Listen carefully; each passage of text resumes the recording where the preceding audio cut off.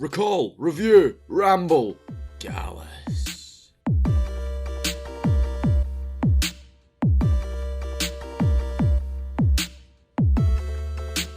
You ready? I'm ready. Ready.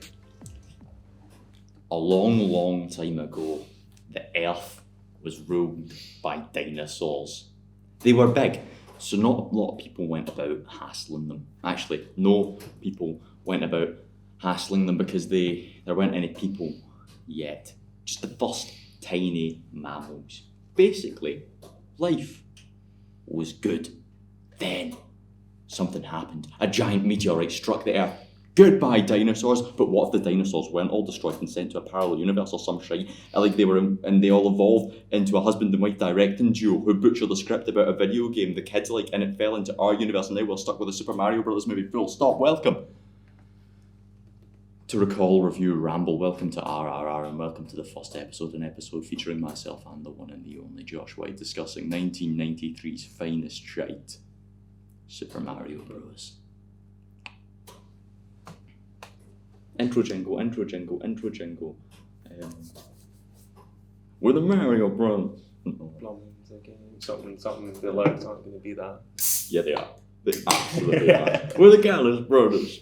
The Gallus Brothers. Podcast our game. Just get Callum show up as Wario for like 3 seconds. Reviewing shitty movies. You know, as a cameo.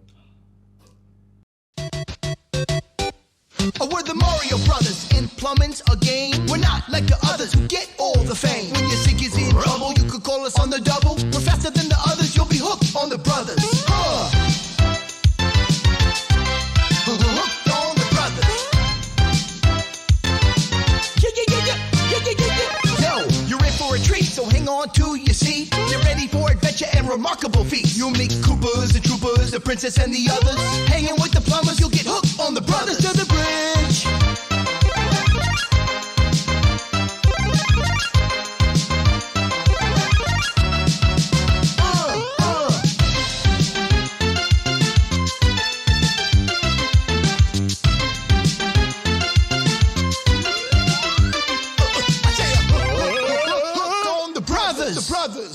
The brothers. But there you go again. Well, see, how do you come down from that?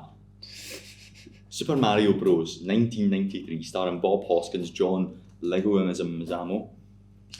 Yeah.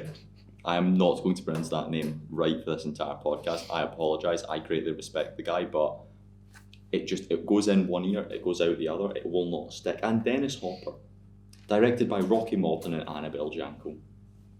They're going to be our best friends throughout this podcast. What did they do? We're going to come to love the directing pair. So welcome to this long-form podcast series. I'll once again say that hi, I am Ryan Robertson, and Joshua White. for the better part of 2 years we have sat down and reviewed shitty movies for an hour on the Gallus podcast of film and TV, and it was good fun, but it died. And from that death birthed this horrible baby, where instead of reviewing a movie every week for an hour, it's one movie a month for fucking hours. As many hours as we can get out of it. The research that I've put into this is insane, and Josh's prior knowledge of Mario is insane. You take that, just take a finger into you're in no man's land, remember, and add that to mine, we get a plus. I forgot where that bit was going. Just add Your knowledge. Add both of our knowledges and you get this. A podcast named after, of course, the greatest movie ever. Apart from this one made. A podcast named after the greatest movie ever made. So, starting's always the hardest part of a podcast, right? Normally we can just get straight into a whippy conversation about something, but this one, genuinely, I do not know what the first thing to be said about it is. I was recently... Good Mario, eh? Let's get a Mario. Like, what's that particular Mario story? He doesn't look like the Mario I know. this is the 8-bit Mario from Super Mario Brothers 1985 video game for the NES. Oh, the original. Yeah, this is the original Mario. The original Mario. This is, the original Mario, if you want to get technical. It's from Donkey Kong. But this is and then Mario Brothers. But those are arcade games, and he was like just a little side character here. This is the first instance of Super Mario. There's a difference. Do you know what he's doing right now in that exact? He's jumping. Exactly. So this is the sprite, as we call it in the video game world. I remember that from computing. Scratch, was it? Yep. Animating the little cat. Yeah, that one. And Ellen Chocolate Show. What?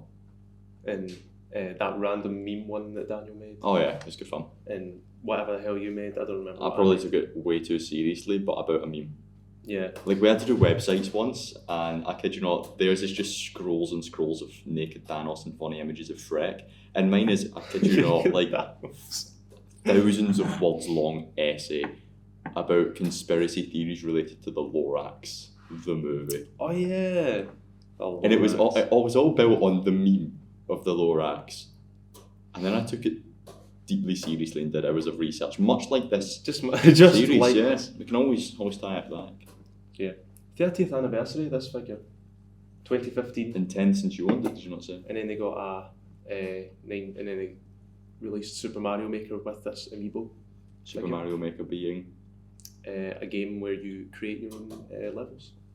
Oh, that's sick. Exactly. I wanted to touch OG Mario.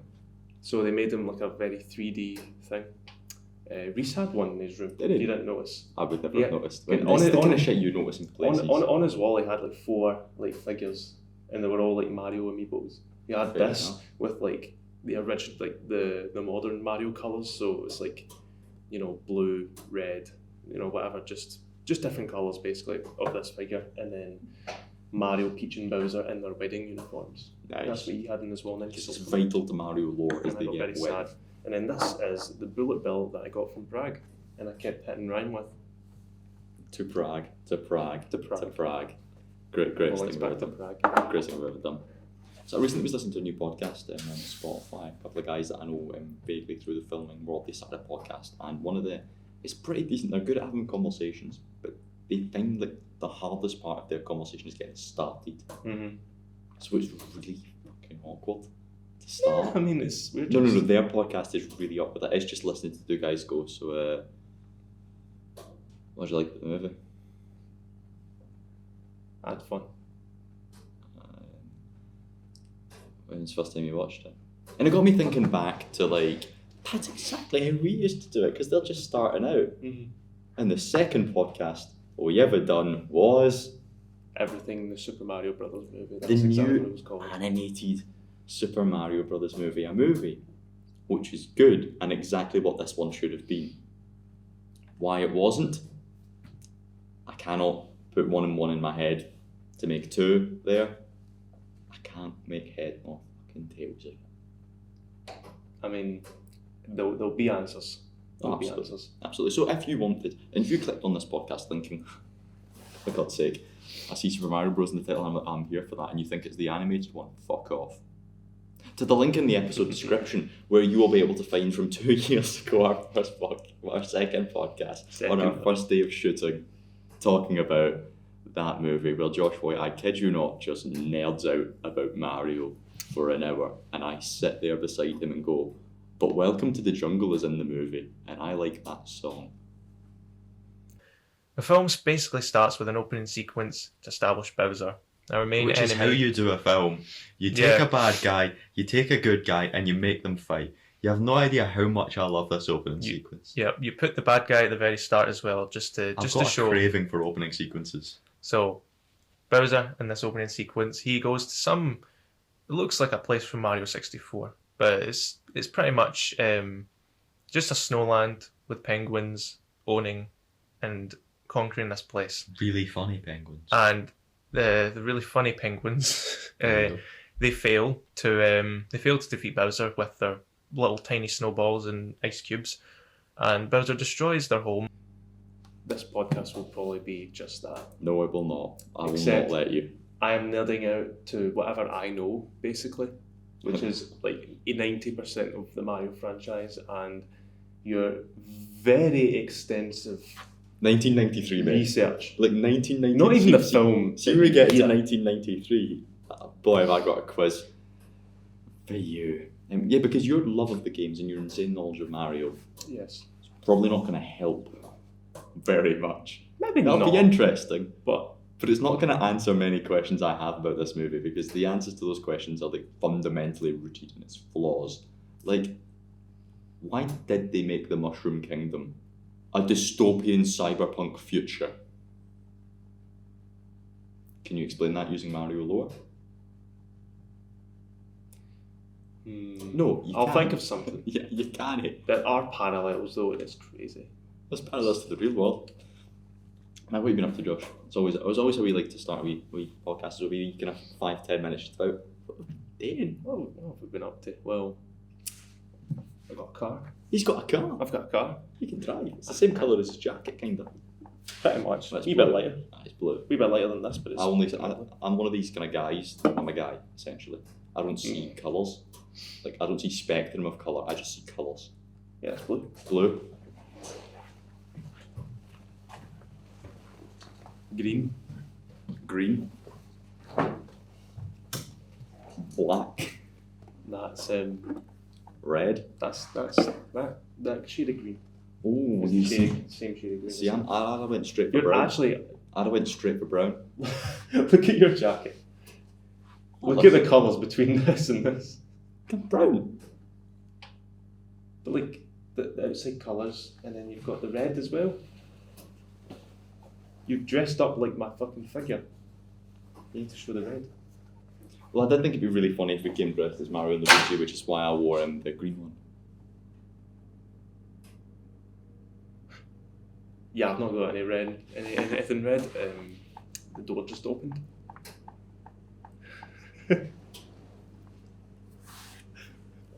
Oh God! What's going on? We're humming. What the fuck?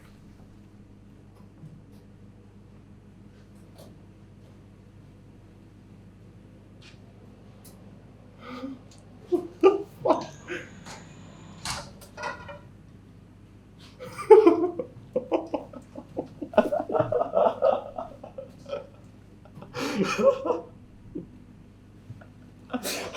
You know, I just tried to shut the door and I got blown open again. This is everything I wanted from the beginning of this new podcast series. I think this is the best way to upsell new viewers. Josh Rice experimenting with it. I mean, it's the fans up there, is it not? Maybe. That thing just brute forced the door, like Well, with its hinges and everything. Oh well. we'll keep paying attention. When that pipes down, we'll close the door and we can get back to our privacy. But I mean, I suppose that's what we've been up to, trying to close a door. You know what they say, when one door closes, one door opens, and I guess a door closed and a door is opened. What door closed? That one, and then it opened again. Yeah.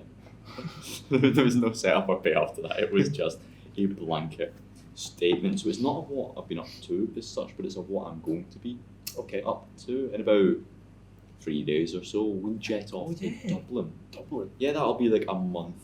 Yeah, that'll be like a month before you see this, because this releases a month after we go.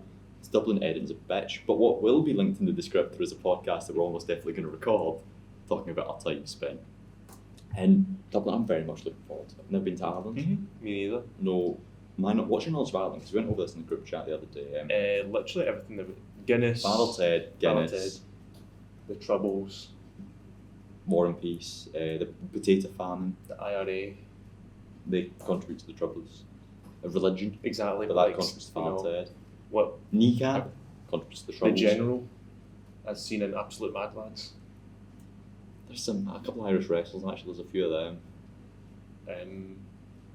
Can I relate Ireland to Mario in any way? No. He's lucky. Luck of the Irish. Leprechauns, that's probably racist. No. Are we being gassed? I thought I was being gassed at work last night. Well, now you might actually be being gassed. And what work were we being gassed?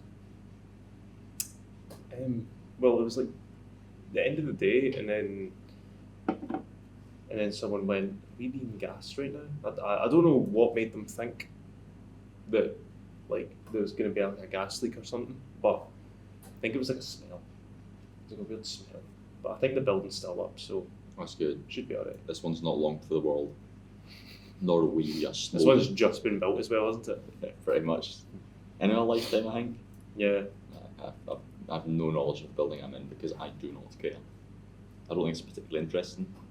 But I think like it's just 4 white walls around. Yeah, it's just. The most colour is these blue chairs. And they're blue. I was going to say they're a bit cyan. Yeah, alright, mate. That's a different colour. Is it fuck? There's only about 10 colours, Josh. Blue, white, green, yellow, orange, red, purple, and see if it's in the rainbow. Black and white. That's your colour spectrum. You've got a choice. Everything else just follows into a version of that. I know, but cyan's always been like a. It's It's always been a colour to me though. That's just you went to Zulu Primary. You've been wearing it for the age of Exactly. 3. That. Even then, I still called it blue. See if we went to who's got Burgundy? Air Academy. Air Academy. We went The to Academy at work. in that one. Whatever one had Burgundy. I don't really. I just consider that red. But since it's Burgundy, you know, the sign, you know, or turquoise. Turquoise. I was think the Burgundy becomes a conversation when you're talking about clothing. colour. Yeah, like Callum's Harrington. Yeah, I think I'll accept discussing variables of colours when it comes to specifically and exclusively clothing. Not the colour of a chair. Or the colour of Mario on his toy. Oh, that's red and green. I've got some hefty colour questions when it comes to this movie. Why did they go mental with putting Luigi in a yellow suit? Why did they put Mario in a yellow suit? So was it Mario in a yellow suit? Luigi in Yeah. a red one? Yeah, I mean, Wario in it. I don't think Wario Didn't exist, Josh White, I don't think. Wario existed for about I think less than a year. Yeah, but you have to basically with the movie. The production of this film didn't exist though. It's the things that they unintentionally did. You have to cut any thoughts on like the real world affecting the film off at like 1991, because from there they've got their actually they don't have their script. Yeah, they had nothing. You said it invented shit in Mario Cannon basically. Like there's Parallels just a couple of things that they did, unintentionally or not, that created canon for the future. Should we save that for the scene by scene breakdown? Certainly. Because this is going to be 2 halves. It's going to be the first half, which is the production stories from hell, and it's going to be the scene by scene breakdown. We go through the movie scene by scene and basically rip it to goddamn shreds. What was your knowledge of the movie before we began this? Just that adventure? I watched it like years and years ago, just years ago when I was Good like time. 7 or 8 or something. I was really young and I literally didn't remember much, like at all. I wouldn't. I've only. This children's film. I'd only remembered the fact that looks like a Mario and that looks like a Does it? Luigi. Does it? Very, very like from the second Small half fat of the man with film. mustache, lanky man, no mustache.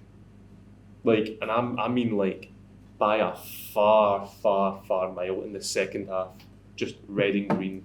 Those two colours together, it's just me though. I've always associated it with that. So if it's something that looks like that, I'll like it because it just happens I mean, to. it might look, but sure as shit don't feel like. Yeah, it doesn't look like them, but like, you know, I got the point that they were trying to. That is a Mario and that is a Luigi. No, that's the Mario and the Luigi. I like. One of them.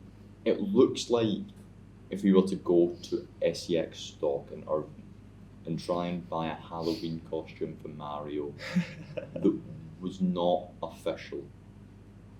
It looks like an unofficial Mario costume that you bought from Poundland, for example. Like something like that. How much did they sell Poundland for, Josh, right? How much did they sell in Poundland? The costumes? No. So Poundland recently got sold. Oh, did it? Yeah. Oh, it's brilliant. So the last night we did the pub quiz in Smith's. Oh, good. And myself and Daniel once again did what we do best, which is be really fucking good at pub quizzes. Mm. And then everyone at the table did what they do best, which is talk us out of putting the right answer, Josh and Callan and the Wellington. But this time it was Conor, Lara and Soph. What did I do? As it, and they were just telling us the right answer. And then you were always strong and right, and you were always just telling us that's this, and we're like, alright, cool, because you're Josh White, and you're smarter than us. But not in the situational pub quizzes. I got an absolute, there was a question where it was like, oh, what's the name of the bully from the in-between us? And I was like, stab in the dark, I think it's Mark. So I wrote down Mark, and they all laughed at me. And then I was like, or is it Donovan? Shit, I think it's Donovan. So I write down Donovan, then Soph scores out both Mark and Donovan, writes down Donovan. I was like, okay.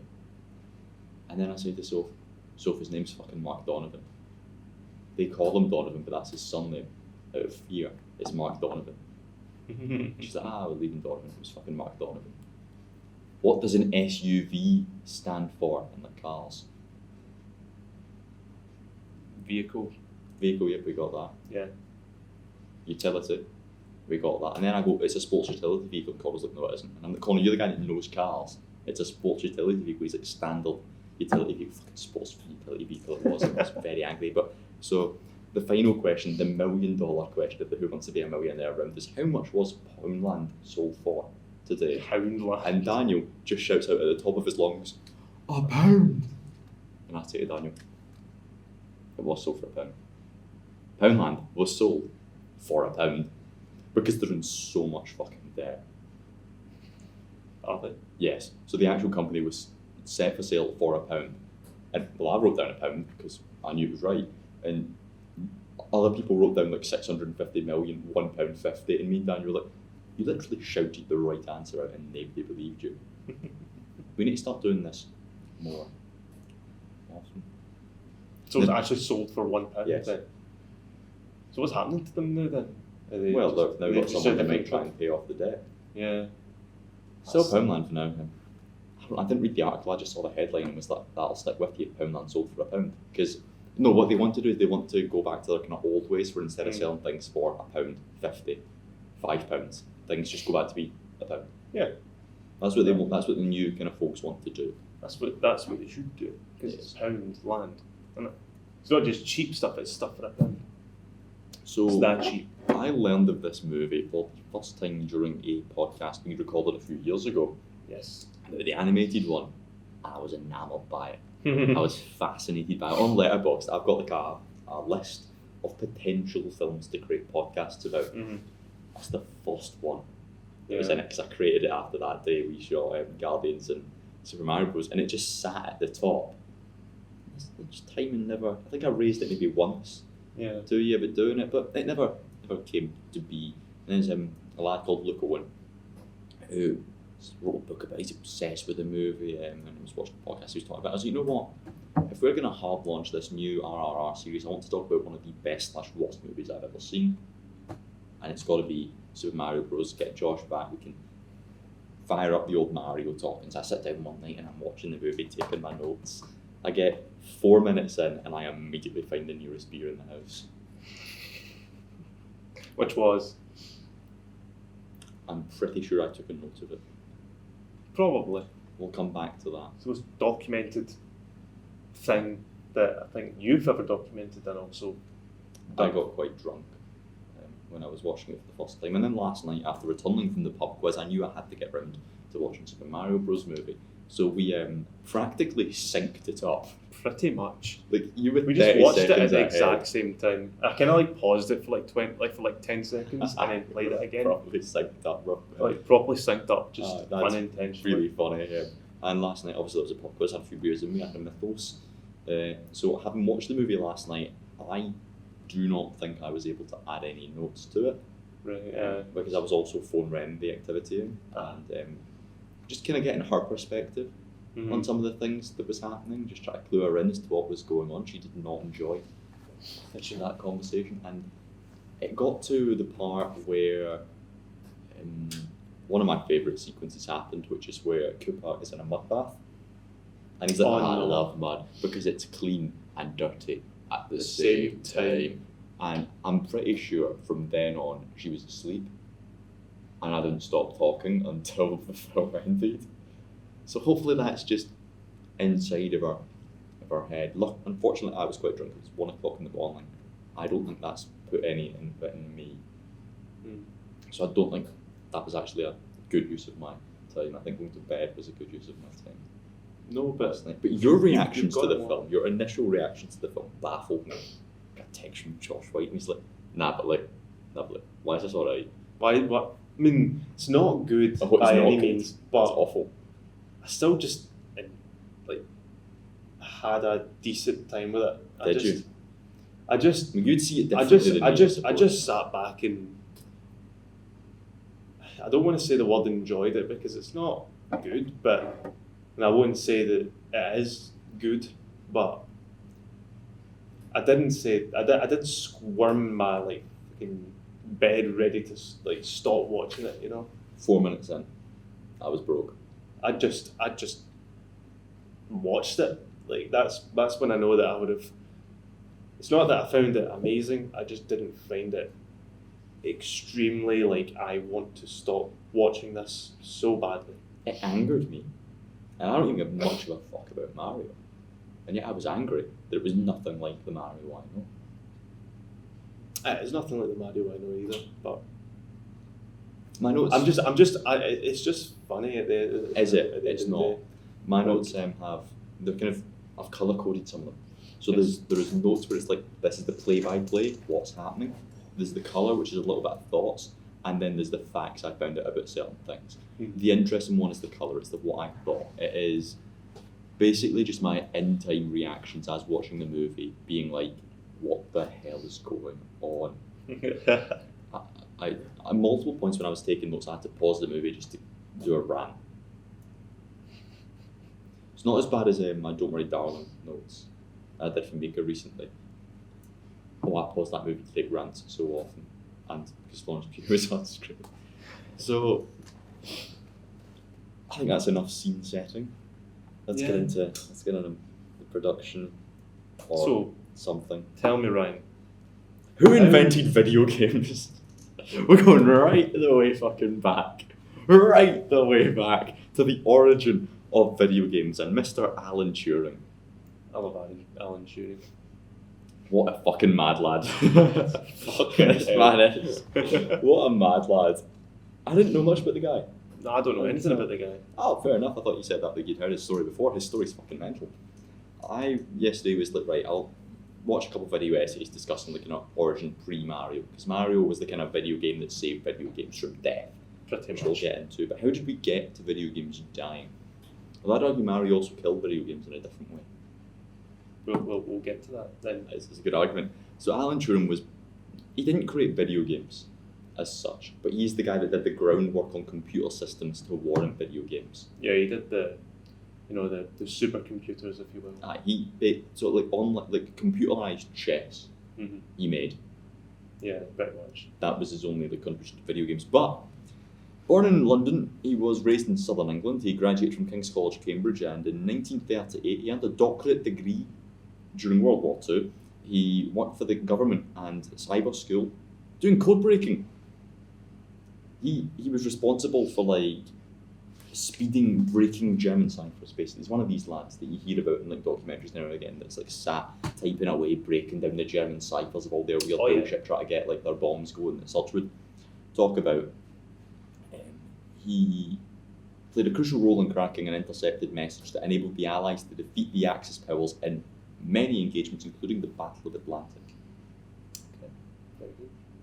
Interesting. He also designed the automatic computing engine, which was like the first designs for a stored programmed computer. It's after this point my mind gets foggy about computing. Yeah, I know very little about computing, which is why all of these buzzwords mean nothing to me. Exactly. But this is where the guy's story goes off the rails. So he's done all of this insane shit, basically. Won the war for Britain. One of the little code breakers. You see a documentary, it's like code breakers won the war and all that. These kind of arguments. Mm. And then he basically created video games. But in 1952, Turing was prosecuted and arrested for being gay. So he was given two choices: prison or chemical castration. And he chose chemical castration. So that's 1952. Okay. Some year that was. 1954, aged 41, he died from cyanide poisoning. likely by suicide. Oh, shit. Although it has been argued that it was an accidental suicide. Hmm. He accidentally consumed too much cyanide. I don't think you can consume too much cyanide. I think even a nanogram of cyanide could murder you. I don't think you can take too much. Following a campaign in 2009, the British Prime Minister Gordon Brown made an official public apology. Gordon Brown. Made an official public When was apology. that? 2009? Oh, 2009. Oh, Oh yeah, I was still in 1952. No, there's 60 years before his death and being arrested and criminally prosecuted for being a gay man before he got apologised to. Though Queen Elizabeth II granted him a pardon in 2013, and the term the Alan Turing law was used to refer to a 2017 law in the UK that retroactively pardoned men who were convicted of being gay. Because being gay It's a is bit not late, a isn't it? crime. A bit late. Yeah.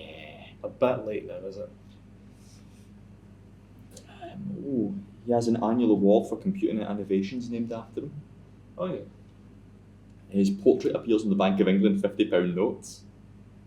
Is it? Yeah. Oh, I'll need to go and find a £50 note if I can. From the Bank of England.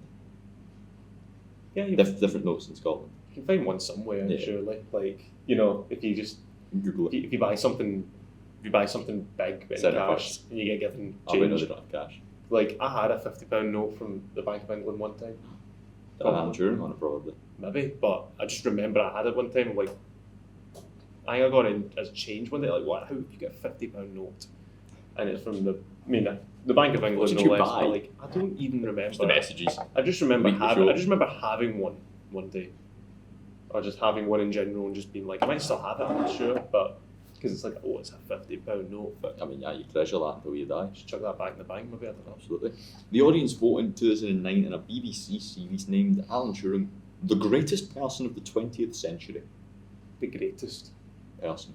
person in the 20th. 20th century, after being chemically castrated. Yes. And dying at the age of 41. A bit late for all of this, isn't it? But at least it happened. At least it happened. At least he is now being recognised for the insanely good shit that he did, instead of just being like, yeah, but he was gay, so therefore we bury him. That's the origin of video games. Then they would make like tennis, Pong. all these weird. Now Pong was about Games. like that. They just made they just made like games instead of curing diseases with these computers. And video games just kind of like they battered on, but nothing really groundbreaking was happening. They weren't really selling. They kind of died a death. Yeah. Until 1983, when we get the Nintendo Entertainment System, which has games like Zelda and the Super Mario Brothers. And Can't you forget Duck Hunt? I'm going to forget Duck Hunt. I don't know what this is, Josh. I googled this. Yeah, I mean, E.T. the video game. Well, That's what caused it. that's what killed video games. Yes. Atari killed it. Because, I mean, imagine you get a box, like a video game in its box, and you see the E.T. from the film and the characters. Wow. You see the real actual characters, right? And you're like, whoa, this looks cool. And then you boot it up, and it's just squares. It's just some random squares, and they don't tell you how to play the game. Atari did a shit job. So Nintendo just made it very plain and simple because, well, it's not a video game system they're creating a toy. That's it. That was their whole point. That's it. They created a toy. A man called no, you know what, actually. Should I? I mean, there was a guy called Gunpei Yokoi. Right. I butchered his name a wee bit, Go for but it. I mean, I'm not going to do much better. I watched like a video essay on him like not that long ago, so it was actually perfect timing to mention him. He was basically the one who like innovated. He was basically the one who innovated like, getting old technology and things that guess could be classed as dated, but turning them like upside down, basically getting creative with it, turning it fun. His thing was toys. He was like when Nintendo was originally like a toy company. Yes. That was when they created like the fucking Ultra hand. So it was like an extendable hand that you can grab things with from afar. Of course, there was the Nintendo Power Glove. The From Power Wizard. Glove. The Power Glove. Yeah, the Wizard. Yeah, 1988 was it? It just an advert for a fucking. That movie's an advert. It was an advertisement for Super Mario Bros. 3. Because the game literally appeared in the curtains. That's how the game like actually starts when you boot up Mario Bros. 3. It just has the curtains coming, and then they have the fucking Power Glove, and then it came out. Not to mention when the NES came out in 1985, they also it came with a robot and a gun. Yes. So because there's a robot a part of this video game system. Rob the robot. Yes, cool. Used in 2 games, but it's a toy. Exactly. It's an interactive thing. You get the NES Zapper, and you can shoot ducks. Which arguably saved video games. It did. It very much did, because it was just an amalgamation of, like, even on the covers, you know exactly what you're expecting. It showed 8-bit. It showed this Mario on the cover, so you know what the game's gonna look like. No, That's like that. the real ET from the fucking movie. You know. But did it not also kill video games for that exact reason? Because now video games are a toy, and this is when the but video games are a kids debate will forever come to. It origins back to that. I suppose it would just depend who you're buying from, because, well, Sega, they are quite, like Nintendo and Sega were the rivalry in the 90s. You know, that was the thing. It was either your Super Nintendo or your Sega Mega Drive. Wasn't live. Exactly. No, it wasn't. Still live. You know, it all became a competition as to how many bits the system had. 4. You know, like one of them had 4. This was 8-bit. The Super Nintendo had 16 bits, and the Mega Drive had 32, and then the 64 had this Nintendo 64 bits, and then What's a bit? I don't actually know. I just know that the more the higher the bit, the better, apparently.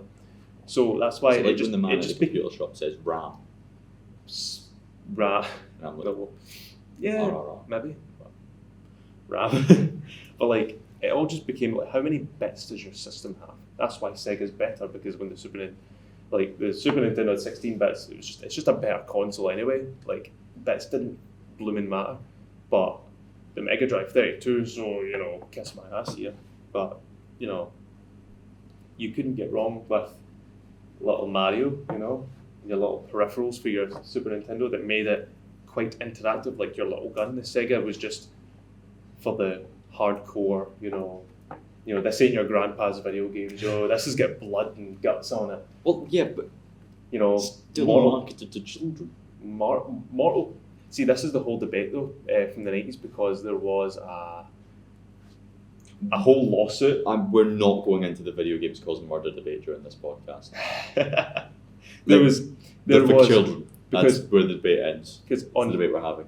the only thing I'll say is that Sega had a lawsuit about, I think it's a game called Night Trap, and it was all about how it would have caused, like, you know, violence, or it was too gory for kids or whatever. I don't know what the age rating was. I think that's when it was because of that they introduced the rating system for video games. So there was a Nintendo like fucking executive at this lawsuit who said, Nintendo, we're not that. Night Trap will never appear on a Nintendo system. You know, you come to Nintendo for your Marios and your Zeldas and your Kirbys, and, you know, not just stuff just for kids, but for everyone.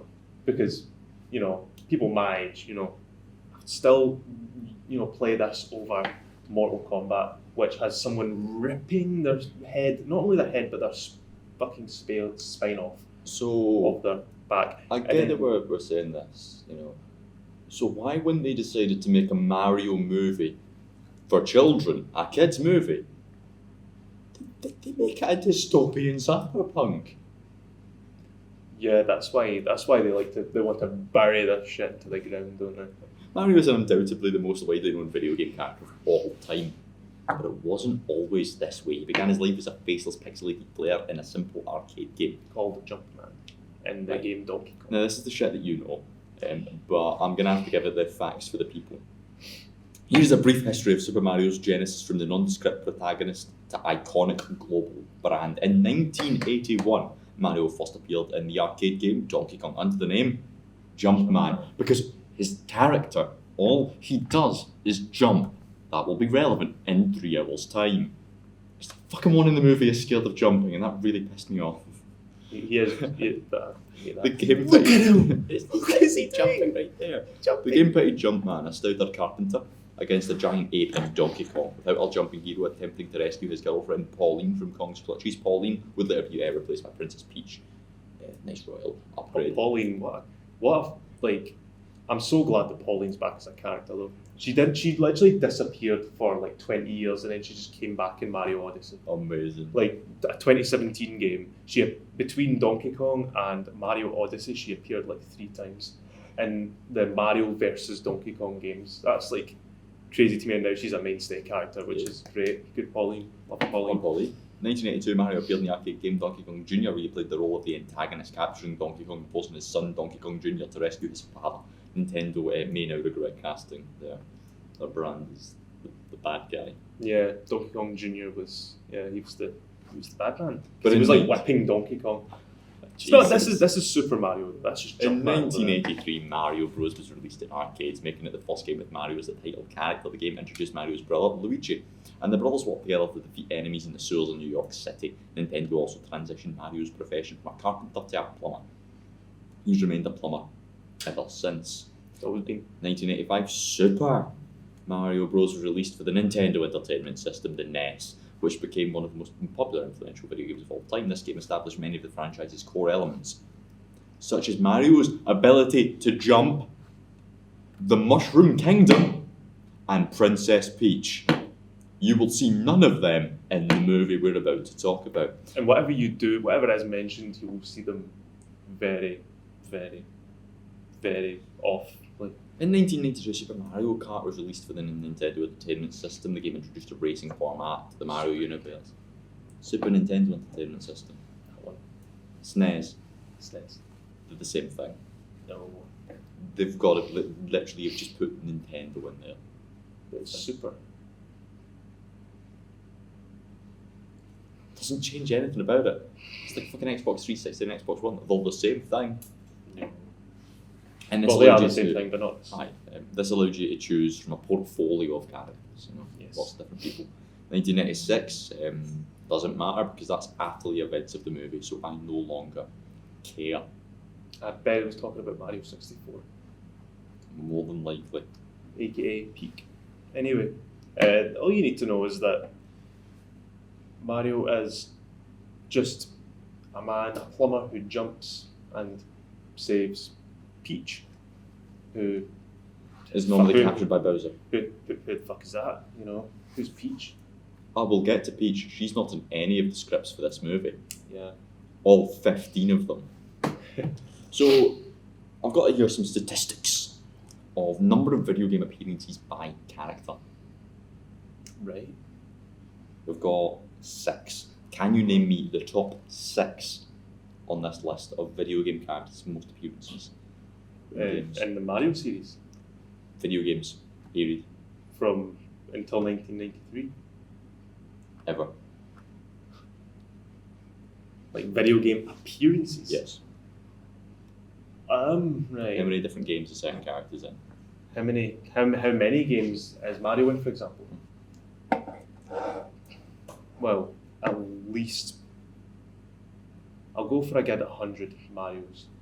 Maybe more than that. 256. 256. He's been in the most.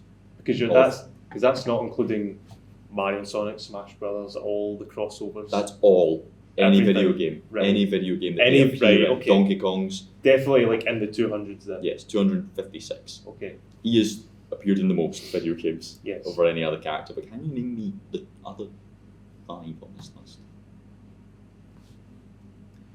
Can other Mario characters count? Video game characters. Right. Anyone? Right, we'll go for Luigi. No. No.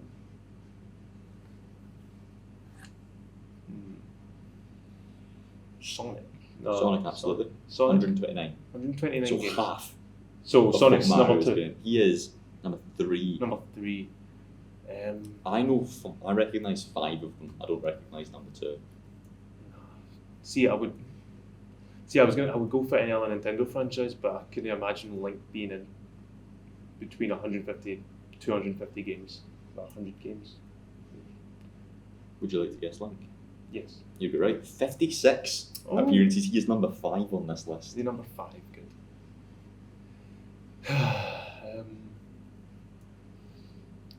I'd argue one of these is gettable if you think like Josh White, one of these is gettable if you think arcade, and one of these, I don't know who he is. If you think arcade, Pac-Man. Yep, 104. If you're Josh White, Pikachu. Number 5 at 48 appearances. But who is number 2? Who is number 2? I'll give you 3 guesses. I don't know a single thing about this fucker. Right, so nothing from the Mario franchise. Let me jinx that. To the degree I'm going to resort to... So you know nothing about this character? Aside from the image that's on my screen. Think back.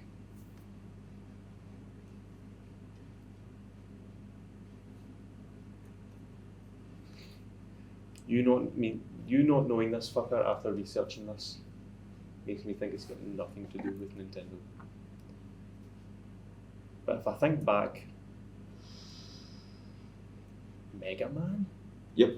Is it Mega Man? Yeah, he's Mega Man. Knew it. He is a 130, he's number 2. See, I which would is never still have thought- half of Mario's appearances. Like, that's... See, I was thinking of old games. I was thinking of Who the old fuck is games. Mega Man? Mega Man, he's just some dude who just shoots things and He's jumps. boring. He's Oh, just a 2D platformer. He's pretty cool though. I like Mega Man. I've never really played him, but I know just that he's made a lot of appearances in like spin-offs and like he's in Smash Brothers, for example, and he's in like Project Cross Zone 2. If you didn't know that game, you know he just gets about, doesn't he? He just gets about. And I know he's a very original old character from at least the 80s, the late 80s, so that was a safe bet, Mega Man. So, yeah, basically all we need to know is that this man is very fucking popular.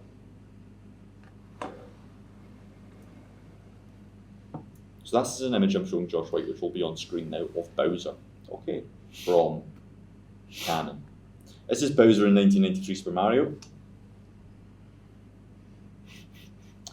That's nice, isn't it? That's Bizarro Bowser.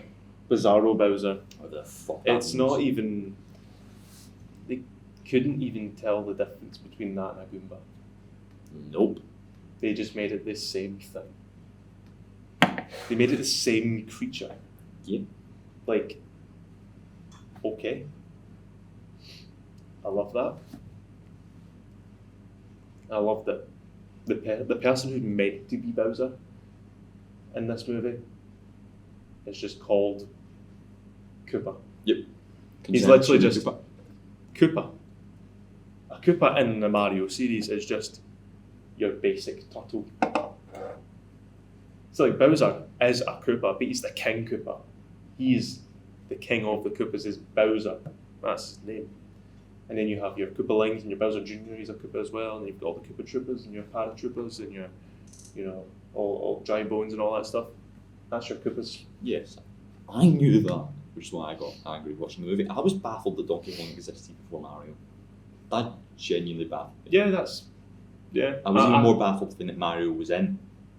I was Donkey Kong pretty before baffled Mario. about that when I was like 7, when I realised that man is Mario, but Donkey Kong has always been a thing. And then they got sued by Universal because of King Kong.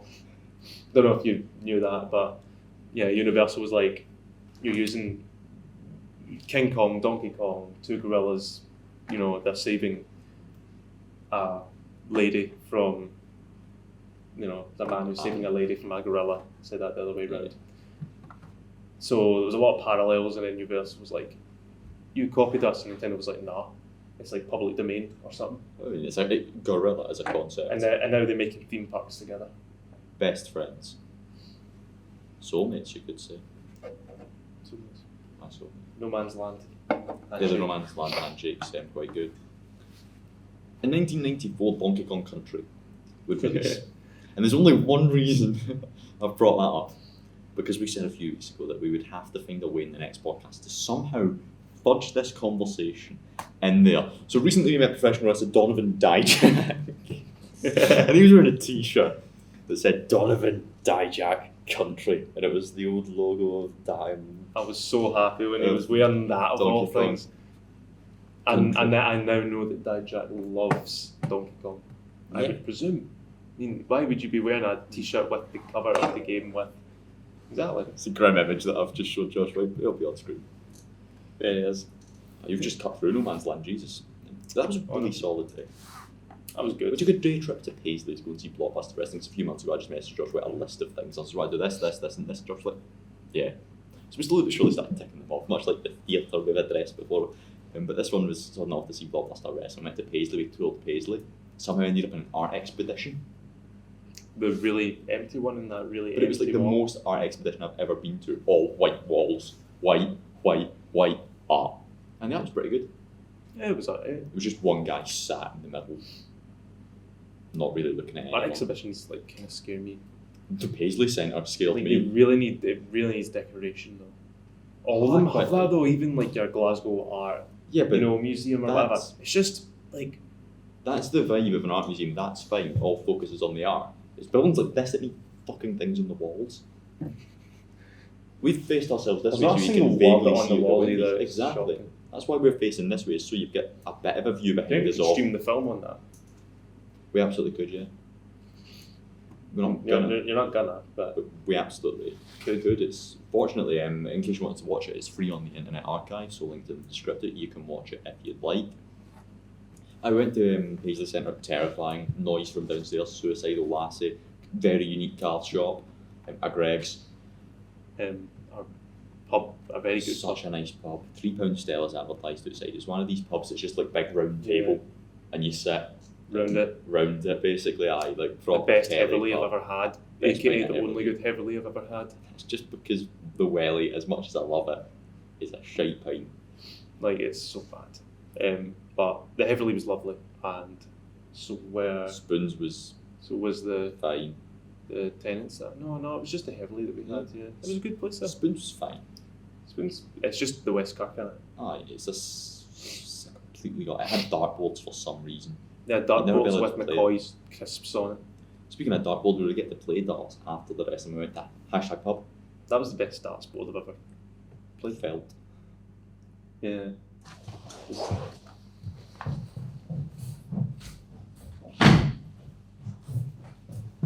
Oh, it's bad. The wind's away. For some reason. Oh my god, that was what the. No. You're about to feel this fucking wrath. Well then, I mean, who the needs wrath a of this building. I'm a guy that likes doors closed. If I'm in a room. Yes. I don't like open doors. Oh, it's so nice. I apologise for the audio for the first hour of this podcast, but just know I overly edited the first hour because of it, and I spent at least 20 minutes of extra time droning out that noise. Whilst I was doing that, I was probably watching the wrestling. Speaking of wrestling, we'd go to the One Ren Centre. What the fuck does it mean? One Ren. What is One Ren? Phone Ren, I know what that means. Renfrew. Shire. Well done, you explained it to me. I'm on the night. I loved this show because we used See, to I go just to them. guessed it and then I Aye. typed it up but I still don't know what the one means. They're the only one. There's only one Ren. We're the ones. Not one, because one is the last 3 letters of the word phone. Oh. Skip that, innit? Skip that. Own Ren. No, that sounds wrong. On yourself. Don't own Boss. Ren. It's got a W in it, not a N in it. No, but phone. But then I just said own because it's the Oh, I think it's the so- Scottish word for like on. oh like own Aye, like Own on yourself. or like Ah, or get owned. You know, horrible. or then just owning a product. Aye, we used to go to these shows all the time, and we were the Waynes running about with the luchador masks on, hitting each other with big hammers. Your dad would pick them up and date me with your shoulders. But it was nice just being able to stand Yeah. and watch this. We go in, we stopped our match from happening because we blocked the Tory. I've got the card here. Don't worry, I've got the card. We can beat through the card. Go to the merch tab. We look at who's standing at the merch, but goddamn Donovan Dijak. And I'm like, this is the American lad. I fucking love Dijak. This is the Donovan. This is the guy. And he's like, the buildings in Paisley are really old. I thought the buildings in America were old, but then I came here to Paisley. Hundreds of years old. Exactly. Man's blown away. I'm loving everything about this. I really wish he was in his massive leather overcoat though, and the Dijak country t-shirt. That would have really sold it to me. Yeah, then we sort of got our seats. We were sat with him, a little girl in front of us who was my favourite part of the entire show. Anything that we said, she said. It was like a primitive creature learning about the world. The first match was Big Damo, ICW Tag Champion, former WWE wrestler, board game enthusiast, battling a man who I am convinced was wearing a dress. And we all made that very clear. And I take great pride in being the first man to shout dress. I take great pride in that. That was my only contribution. The 2 contributions. That was one of them. Big Damo would win. That was nice. Jack Morris from Japan wiped the boy's jumper on his arse. But he's so cool because he's from Japan. He beat Ben Rogers. Don't really know who that was. Kenny Williams came out with an old man. And Kenny Williams... Not that old fucker. Looking like red. He looks like 30, but he's got like grey hair. Yeah. So he looks 50. He's 50, he is 50 odd. Fought Austin Brooks, good lad. And then it was the first half's main event, Arcade Anarchy. Out comes Landon Gentry, Benji and Zoe Knox. I didn't realise this, but I've seen Benji multiple times. He's just gone by a new name now. Oh. And a new gimmick, beating a Tory. They fought Arcade Violence, who came out to Johnny's. The Johnny song has slipped my head. They didn't come out to Bittersweet Symphony. They No, it was that other one. To Johnny... I know the name of the song. It's a belter of a song. Stranger Things Season 4's finale. The second last episode builds and ends on Johnny's song that has 2 names, Separate Ways.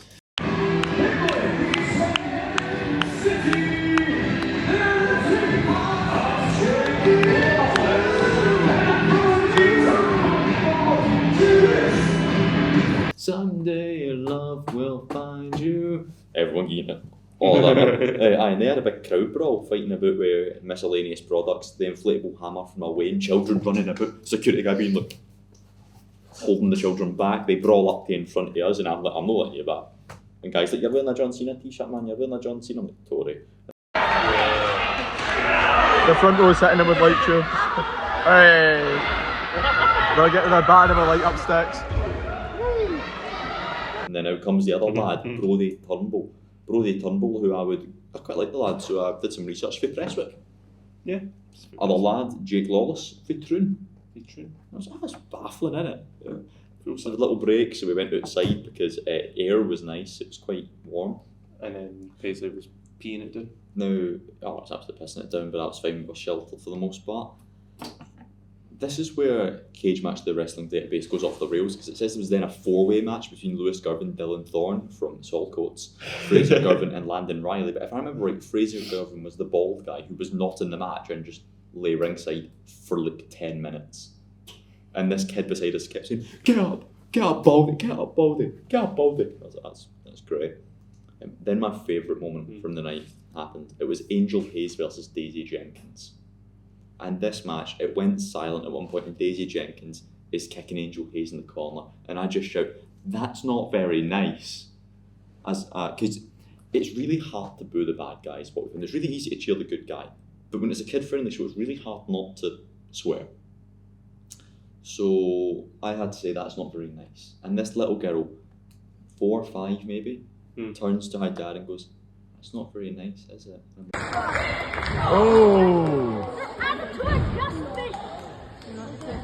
Oh, that's no nice then. No, you gotta give it a chance here. Come on! That's made my night. That is genuinely made my night. The young team came out to their fucking Ecto tunes, and I'm like, I hate that. These are the good guys. We fucking hate these little meds. They are fighting Victory Incorporated. who came out to Bittersweet Symphony. This is the only match that we rooted for the bad guys because, like, Bittersweet Symphony versus Neds. It's a no-brainer.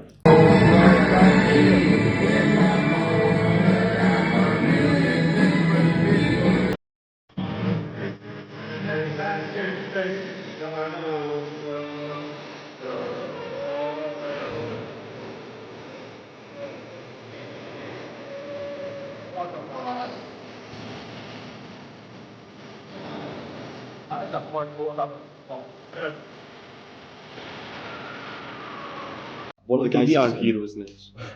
One of the guys on Victory Incorporated is called Ryan Robertson. So I did wrestling training for 2 weeks a few years ago. Right. Was trained by a guy called DCT.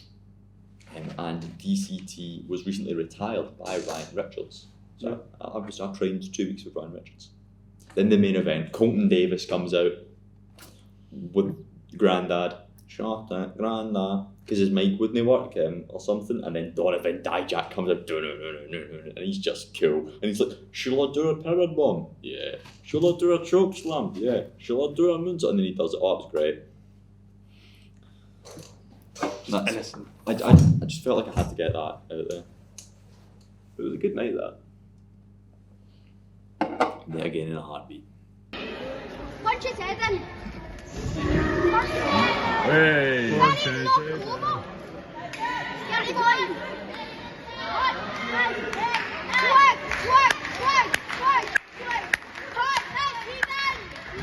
Oh! He's going for that day. Oh!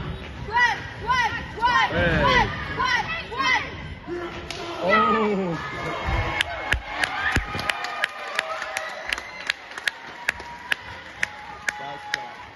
That's a man that's good. So in 1986, The Great Mission to Rescue Princess Peach, the Super Mario Bros. Animated movie, was released. Love this. Like, lost piece of media. Yeah, this is older than the Super Show. Yeah, this is like a Japanese only like anime. Yeah, I remember now. Yep. I totally forgot about that. So I'd like that to movie.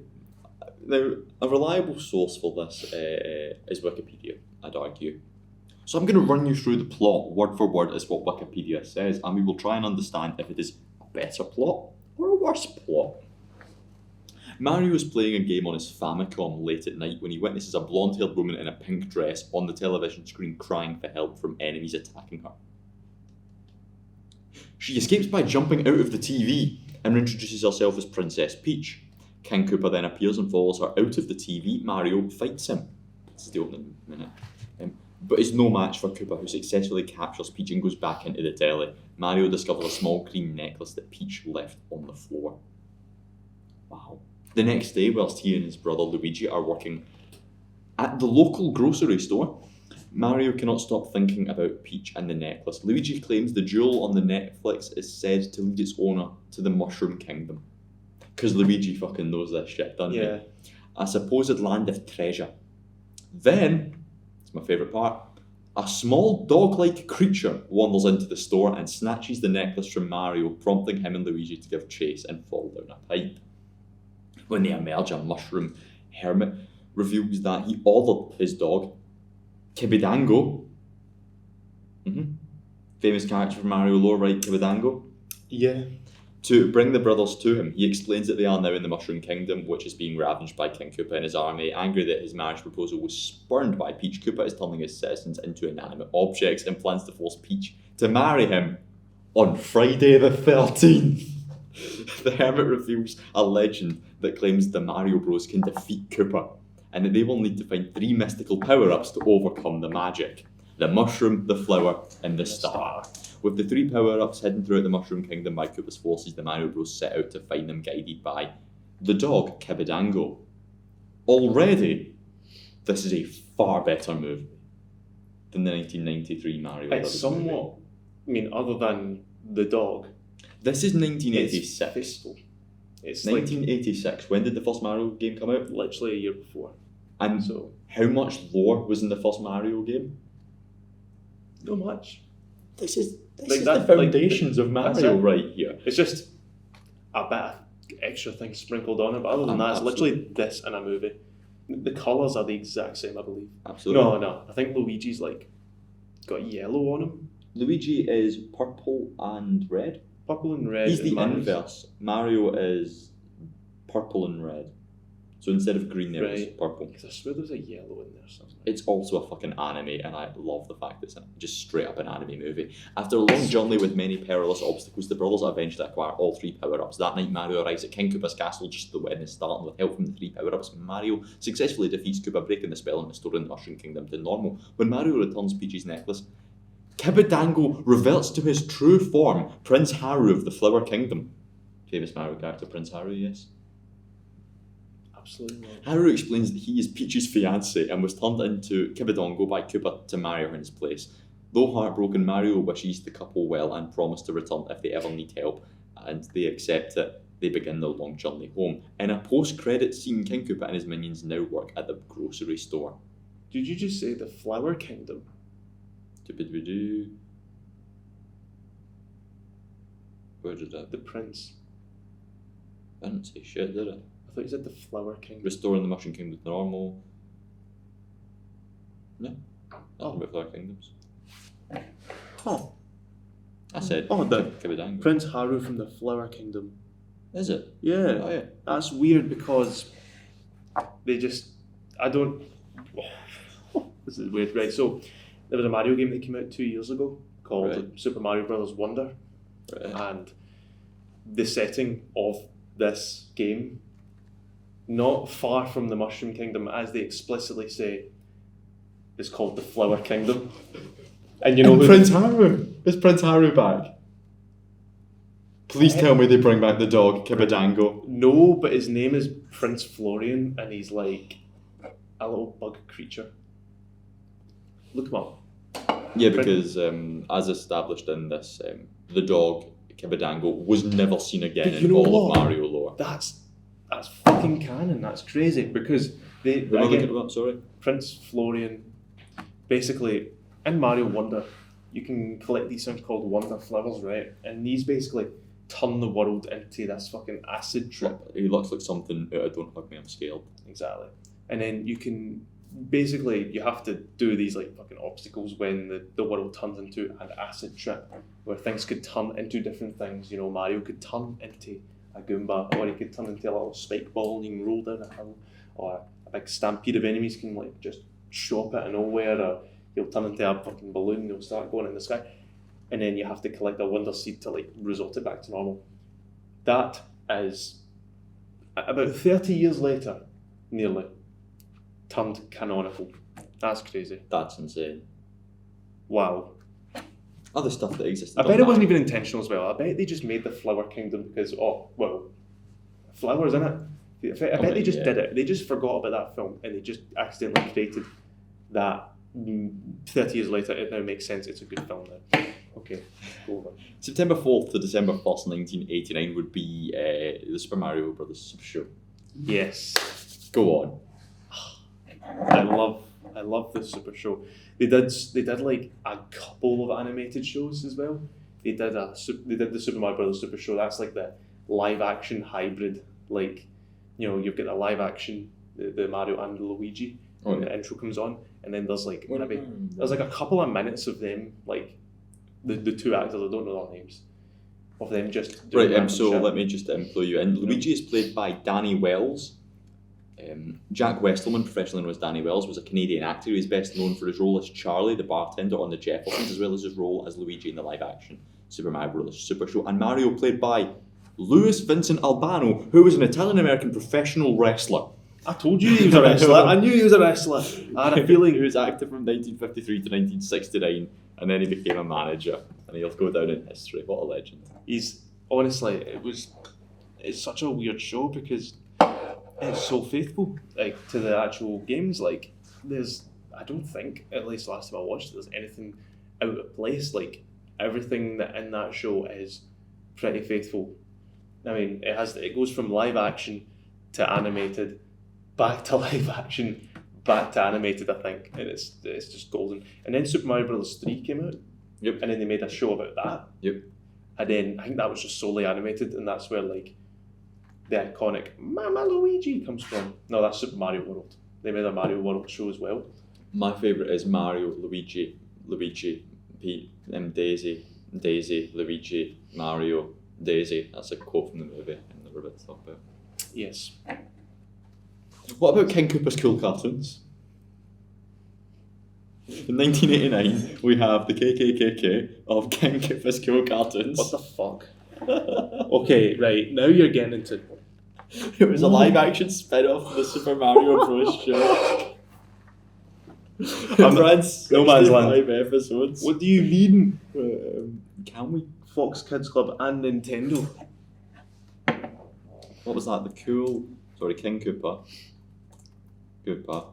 I swear I think it rings a bell now. Cool cartoons. Oh my fuck. Oh no.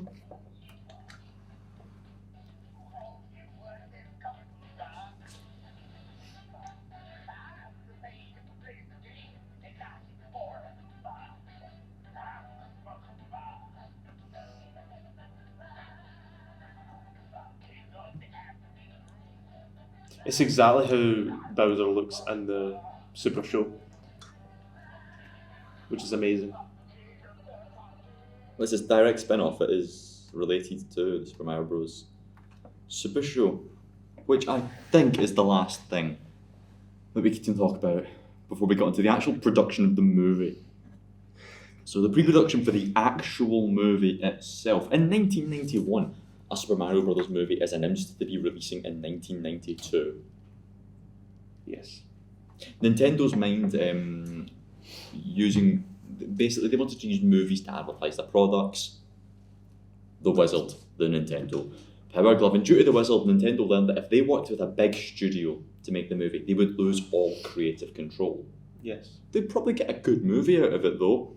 So they were like, no, we want to go with independent producers. Definitely a mistake, because lots of big studios were pitching ideas to Nintendo about this Mario Brothers movie. And Dustin Hoffman was also pitching ideas himself. This is when we have to introduce 3 characters that'll be moderately relevant going forward. Roland Joffe, Jake Efforts, and Barry Morrow. Hoffey said he wanted the movie to have an edge to it and not be lovey-dovey. This is quote. And Nintendo agreed. They didn't want it to be a proper kids thing. They wanted it to be a serious movie, because we're entering the post-Michael Keaton 1989 Batman world. That's a shame. Hoffman, he's back, would meet with the pair, suggesting, I should star in this movie. I could be Luigi. Have you heard who he pitched to be Mario? Danny DeVito. So there's an alternative role for this movie released in 1982, and Danny DeVito was Mario. And they would operate under the Rain Man director, Barry Levinson. That's why everyone wanted him to star Mario in the movie, like 2 years ago. There's a good reason why Miyamoto was looking over this movie 2 years ago and was like, I'm in control here. I don't give a fuck, Illumination.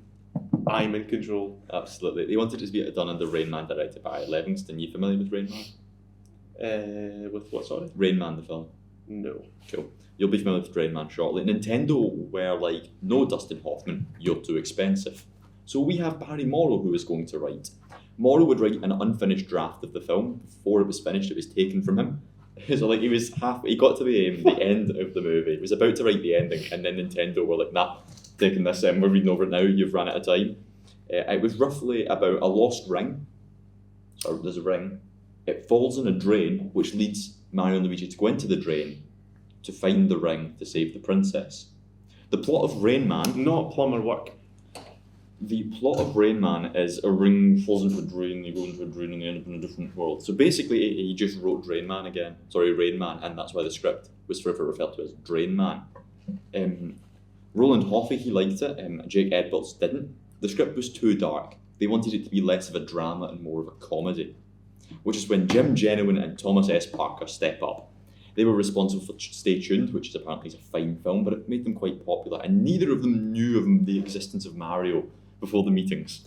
Oh, well, there you go then. That's Jim Jenneman, the writer, would say, we started playing and really kind of fell in love with the characters. There was something charming about Mario and Luigi. So we right away knew that the best way to do this is to essentially do a journey into the world, not unlike The Wizard of Oz. They wanted to make The Wizard of Oz, but with Mario and Luigi. They wanted the story to be about the two brothers and their connection. That was the heart of the movie, humanity at the centre and fun characters, and it would look like the game. But they're not credited in the eventual film because, well, they didn't like what happened. Which takes us to the fantasy draft. So there's about 15 different drafts you can find of this movie on the archive. And this is the kind of big one that everyone says, this is what we wish we got. This one's kind of based on The Wizard of Oz. There was scripts that were kind of based on Ghostbusters. There's a Ghostbusters script. There is a Batman kind of themed script. I feel like they just got what already existed and felt like slapping Mario's face on it Pretty much. would probably help. That's what they did in 1997 when they were releasing the sequel to Super Mario Brothers. They did something so similar. Basically, there was a Japanese game called Super Mario Brothers 2, and it was far too hard. It was it was so fucking difficult. It was so difficult. They didn't release it in America because they were like, well, these are, the stupid Americans will only beat this game like us Japanese folks. So they got an already existing Japanese game, Doki Doki Panic, and they just put Mario's face on it. So they put Luigi's, Toad's, and Peach's face on it, and they released that as Super Mario Brothers 2 here. It's so funny how it's so stupid, and now it's just Mario lore now. I've got a beat-by-beat play of the fantasy draft, also known as the take a look at what you could have won. Pretty much. The film would open with a hooded figure who would drop off a green-eyed, mushroom-locketed baby outside of a church. What? Well, basically, see the film that we got was because new writers came in. Yeah. And they took this and edited it. This is the groundwork of the movie. Present day, we meet the plumbers who are very different. For example, I believe the script says one fat, one slim, one tall, one short. Luigi, he's in love with Hildy. Hildy? Because why would you pick Peach? Why would you do that? We're sticking with Luigi. Hildy, and he has a dream sequence with her. And Mario, he's in debt. That's his character. He's in debt. During a church plumbing job, Luigi just happens to find that mushroom locket from the intro of the movie. And immediately Mario steps up like Del Boy and wants to pawn it, because they're in debt.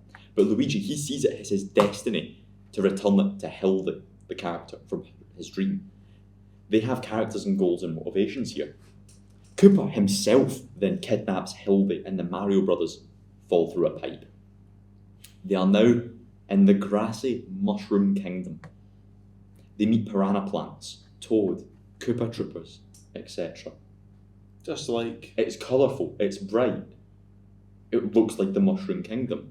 Then an exposition wizard rocks up, and he basically explains that Koopa plans to marry Hildy and become the king to get the crown of invincibility by casting a love spell, which would involve Hildy eating an entire box of chocolates. I'm not joking. Fuck it. The brothers argue, which is when an incredibly ugly hag, that's the character name in the script, An incredibly ugly hag, wants Mario to kiss her. There's then an Indiana Jones kind of chase sequence. A love potion begins to slowly but surely turn Hildy more and more reptilian. Yoshi / Junior hatches from an egg, and the bros get to the pit of no return with a wizard's wand and a red leaf. I'm sure that's related to Mario, yeah. a red leaf. I mean, yeah. Their power-ups, they use the power-ups. Mario meets with Exposition Wizard, who's immediately struck by lightning and killed. Fuck Waldo.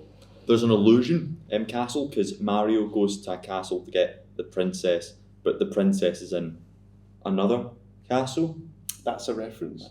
That's a reference to Mario. That's what Toad says when, yeah. See, this script is actually pretty decent. Like, I mean, aside from the chocolate and the ugly hag. And the wizard who just gets killed off. Don't worry, Waldo's fine. 30 seconds. The brothers who get separated at the pit reunite to sing a song at Koopa's stag party. to avoid capture. Stag party. I'm teacher. I've now got a screenshot from the script itself, which I'm going to read. Him and Hildy. I'll have you find. Luigi looks questionably at Mario. They approach the screen. Luigi. Hildy. It's me. Hildy. Koopa, you animal. You promised to keep your claws off me till after the nuptials. Okay, you can look, but you can't touch. Out from behind the screen steps a grotesque wench. Hildy is now a hideous hussy wearing a garish gown and heavy makeup. Mario and Luigi go, Words. whoa. Mario, who got hit by an Avon truck? The bros are captured and they're put in an ice prison. Ice prison. Because, you know, it frozen at night, melts in the day kind of deal. They have to become friends again because it's about the heart of these characters and they are saved by Toad. Koopa then marries Hildy and gets the crown. He comes face to face with Mario on a bridge above lava. Mario tricks Koopa into growing big and bigger and bigger and bigger, and then he falls into the lava and dies. Then the exposition wizard, who got struck by lightning, returns as a butterfly. Thank God. And he reveals that he is Hildy's father. Hildy is free to return to Brooklyn, and the wizard said that Mario's heart is bigger now. Character growth. Yeah. Back to the script. Mario, Luigi and Hildy step onto the outpipe opening. When? Are you ready? This is how the movie ends, Josh. What do you think I'm about to say? The hag from earlier steps out from the crowd, grabs Mario and gives him a kiss, hot enough to melt lava. Mario, stop it, are you... And suddenly, the hag is transformed into a beautiful woman. Mario responds, are you busy tonight? Instantly in love, Mario tries to reach out to her, but a rainbow beam of light radiates from the outpipe, enveloping them, and their image is sucked into the pipe. They return home and Mario isn't in debt anymore. Luigi and Hildy get married and the film ends on him getting with the now beautiful woman, no longer ugly, incredibly ugly hag. What's the name of the hag? We don't know. Well, It's just... I kid you not, if the end credits of this movie would be incredibly ugly hag / beautiful woman. That's what she's referred to in the script. Oh. What's your thoughts? That's a better movie than what we got. It definitely is. It definitely is. I feel like if they went ahead with that, I feel like they would have gotten the opportunity to make changes along the way. I don't think it would have been criticised for not being like Mario. Like it would have been criticised for being bad.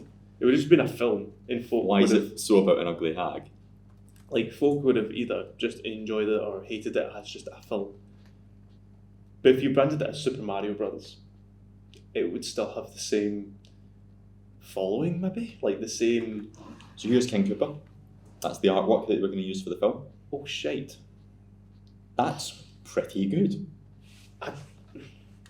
It's definitely better than what we got, Yeah. but it's still very, very... As if you got Koopa, President Koopa, I'll say, and you just put face paint for Bowser on him, which I guess can make sense. Doesn't make it look any better, though. No, it's better than what we got. Definitely, but still horrible. If you mentioned at the time here, some Googling going on. But yeah, I think when it comes to that script, I think, as I said, it would...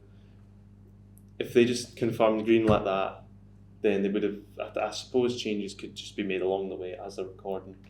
I think that's just how it works, maybe. Like, definitely, like, sometimes if you're just filming something, like, oh, you know what, this could go better, or we could do this with this character more, or we could name it this person again. You know, I feel like that's just the roughest copy you get of that specific storyline. I think if that was continued, it would have been... That could have been good. Yeah, that absolutely could have been good. The producers, they really liked it. It took 4 weeks for them to write the story. Greg Beeman was hired to direct the movie. He made Mum and Dad Save the World, quite a praised movie at the time. And who do you think he was in talks with to play King Koopa? He was in talks with? He was in talks with someone to play King Koopa. See if it's Danny DeVito again. It's funnier. Because DeVito's still in talks to be Mario. I wouldn't have been surprised if it was both. Arnold Schwarzenegger. Can you imagine this script? Dustin Hoffman, Danny DeVito, Arnold Schwarzenegger. fucking universal. I think that's what it would have. People would have loved it after that, just because of that. Concepts for sets and characters were made. So the Mushroom Kingdom set was made, which if you take a look at the bottom corner of the screen there, that looks like a bit like the Mushroom Kingdom. That looks much better Than a dystopian cyberpunk thing. That's what it was going to look like. But unfortunately, remember earlier when I said Mum and Dad Saved the World? Well, that movie fucking sucked. It was awful, it was slated, and then Beeman got fired. And at this point, they'd spent a lot of money on all of these like concept sets and characters, but they didn't have a film to show for it, which is when Rocky Morton and Annabelle Jankel rock up. Because at this point, our actors and crew have already signed on. We just need directors. We've got Dennis Hopper, we've got Lugo, and we've got Hopper. They just needed directors. These two, Rocky Morton and Annabelle Jankel, they were big in music videos and the TV series Max Headroom.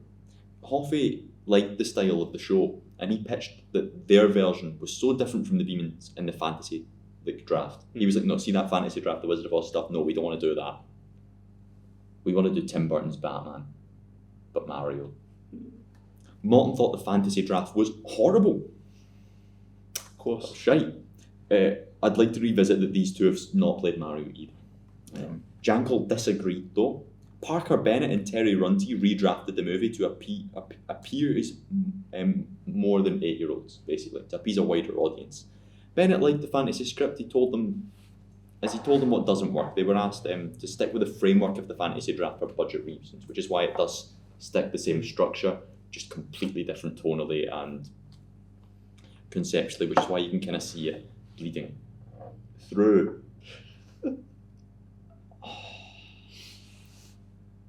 Forrest Gump. Who plays Forrest Gump? Woody in Toy Story. Yeah, the train conductor from Polar Express. Fucking Tom Hanks. Tom Hanks was asked to be Luigi in this movie. Oh, I love that. But he turned it down. No. Wait, no, sorry. It's a better story than that. So Tom Hanks was suggested to be Luigi in this movie. Right. But the producers said no, he'll never amount to anything. This is Really? 1993. 1995, Forrest Gump. 1998 or something, Toy Story. And he would go on to become one of the biggest actors of all time. Imagine the different world where we have Danny DeVito, Tom Hanks, and Schwarzenegger. That would have ended Hanks' career. This movie could have ended Tom Hanks' It's career. the best thing that ever happened to him, not getting casted. Right, so this is when my notes go from being moderately formal to a bit angry onto the production stage. We've got the pre-production. This weird dystopian sci-fi fucking thing was wrote, and Nintendo, etc. wanted to change it because you fucking would, wouldn't you? The directors then threatened to walk Jankel and Morton, who by the way are a husband and wife directing pair. Mm-hmm. Good to know that. So Nintendo just gave up. They were like, you know what? Just do what you want. We actually do not care. Last thing we could have said. The cast that signed on didn't know about rewrites until they arrived on the set. So they still thought they were doing the fantasy draft. Then they arrived on the set and they were like, so dinosaurs. This movie's actually got to be all about dinosaurs and fungus as well, yeah. Fungus and dinosaurs. Fungus and dinosaurs and sci-fi. Desert and everything else. Everything else that you don't know about. The directing pair were described as being bossy and they were disliked by everyone on production. The crew, the cast, hated the directors. Somewhere along this line, Disney acquires the movie. Yeah, I love looking at the Internet Archives and just looking at the screen. Super Mario Brothers by Walt Disney. And they wanted even more rewrites. Good. No, because they made it worse. The dialogue kept being changed on set during production. So Dennis Hopper, he just stopped memorising lines. He had to memorise so many, that's Koopa. He had to memorise so many long monologues. He got one memorised, directors rock him like, yeah, so we've changed the script. So Dennis Hopper roars at them, goes and gets a dictionary, hands it to them, and makes them read back to him the dictionary definition of the word acting. The warehouse where the film was set was so warm because it was peak summer and everyone was just soaked in sweat, which is why they were all so sweaty during the movie. And the shoot went on for 4 months. So Mario and Luigi turned to alcohol to cope, which means Luigi is drunk driving a lot during the film behind the wheel of the van, where he would brake too hard on one particular shot, which caused Bob Hoskins to break his arm, leaving him to have a painted cast on throughout the entire film. Bob Hoskins would refer to the directors as the cunt and the cow. Dennis Hopper had many an argument on set with the directors, referring to them as the most unprofessional people he had ever worked with. This was during a 3-hour rant on set at them, different from the time he made them look up a dictionary definition. This is a different day. Rocky Morton, making me think of directors, Koopa a totally different way and totally different light now. Rocky Morton, one of the directors, would pour hot coffee on a Goomba just to make it look grungier, bundling the actor underneath, and they would proceed to say, "Ah well, it's just an extra." Ah well, it's just an extra. The producers would lock the directors, physically lock them out of the editing suite. They were not allowed to touch the edit to protect the film because the directors were going that mental. But eventually, after complaints, the directors did get a say on the final cut of the movie. When the actors arrived on set and read their scripts, they were dismayed to learn the script was different from the one they signed up for. Most of the actors thought of quitting, and so they tried to rehire Clement and LaFraise to undoctor the script that they wrote, but they weren't available, so they had to rehire Bennett and Runty, who originally produced the sci-fi element, to repair the script. So the production went on. Bennett and Runty ultimately were credited with writing the film. They also served as intermediaries to the producers, actors and directors because no one talked to anyone. Script changes would happen so quickly, the actors didn't bother memorising the lines until the directors called action because they knew it was going to change. According to John Leguizamo, he and Hoskins hated working in the film so much they were constantly drinking throughout just to get through it. This may have been the cause of Leguizamo breaking Hoskins' finger as well during a stunt.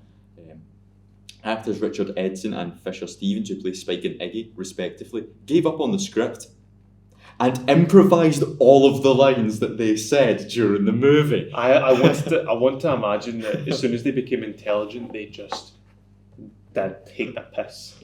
They just felt like saying whatever fancy words. You know that where he does the square root? Yeah. He gets it wrong! Yeah. That's wrong! I was about to go on my calculator. I was about to get on my calculator and I typed it up and it was fucking wrong. I was always going to tell you, you just got it wrong. Unsurprisingly. They bought the fucking calendar on my calculator. The crew During it had it even worse. Morton and Janko would give 2 conflicting sets of directions to the crew as they wanted tasks done as quickly as possible before the pair would change their minds. Probably the most infamous story is when Rocky Morton allegedly poured hot coffee on an extra because he wasn't dirty enough. Not only that, but a stuntman's pants caught fire when a stray spark landed on his lap and an electrician nearly died grabbing an electrified lever, resulting in him having to be kicked away from the source. The production went well past its 10-week shooting schedule to 15. Are you sure it went horribly over, but went well past its shooting schedule. For some reason, Morton and Janko didn't want Mario and Luigi in the iconic red and green jumpsuits until the producers forced them to do so. So that's why, they were not the last half an hour. Oh, just random fucking locker. Oh, here you go, we're wearing this now. Things got so bad that Morton and Janko weren't allowed to help with reshoots for the film when it needed more action scenes. And before the film was even released to the public, that was it. Rocky Morton and Annabelle Jankel's filming careers were ruined. They divorced. Several weeks before shooting began, Walt Disney Company purchased the distribution rights to the film and demanded significant rewrites. Morton said the final result was a script that was not like the script that he and Jankel and the cast had signed onto, and the tone of the new script was not at all compatible with the sets, which had already been built. Leguizamo said it's 8-year-olds who play the game and who the movie needs to be aimed for, but the directors kept trying to insert new material. They shot scenes with strippers and other sexually explicit content, which all got edited out anyway. Big Bertha. No, but in the strip club, there was actual tits at one point. Principal photography began filming on May 6, 1992 and wrapped on July 27, 1992. Contrary to many reports, directors Morton and Janko did complete the contracted shooting of the film, though director of photography Dean Selmer and several second unit directors provided additional reshoots. Morton and Janko would even provide such instructions to what the camera angle had, like what aperture the camera had to be at.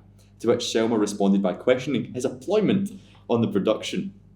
Morton said, I was locked out of the editing room. I had to get the DGA to come in and help me back into the editing room. I tried to get the editor to cut it digitally, but they refused. They wanted to edit on Malovia and Steenbank machines, so the process was laboriously Imagine slow. going into work and saying, what do I do? what am I meant? What do I do? And they just go, Production design Dave Snyder approached them turning the Mushroom Kingdom into the live-action setting of Dino Hatton, also known as Dino York or Koopaville, by taking the elements that are in the video game and turning them into a metaphor and combining with 3D and real characters. Koopa gets a glimpse of Manhattan at the beginning of the movie, according to art director Waller P. That inspires Koopa to recreate Dino Hatton, but he didn't get it quite right. The place is twisted, off balance, and different, and he doesn't even know it.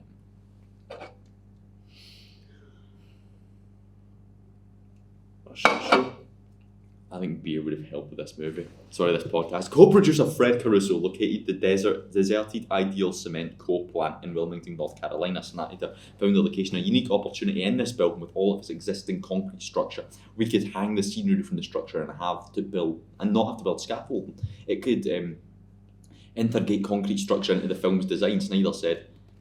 In Blade Runner, a film he was the art director on, the street was one level. He said, I have a street pedestrian walkway above Koopa's room plus 6-8 stories in height. The flexibility, layering levels, it was a major opportunity. You'd never be able to do this on a soundstage. There isn't a soundstage big enough. We've designed this film with the idea of looking at New York on some mind-altering drugs. The intelligent fungus was created from fishing lure base and hot glue by prop designer Simon Martin.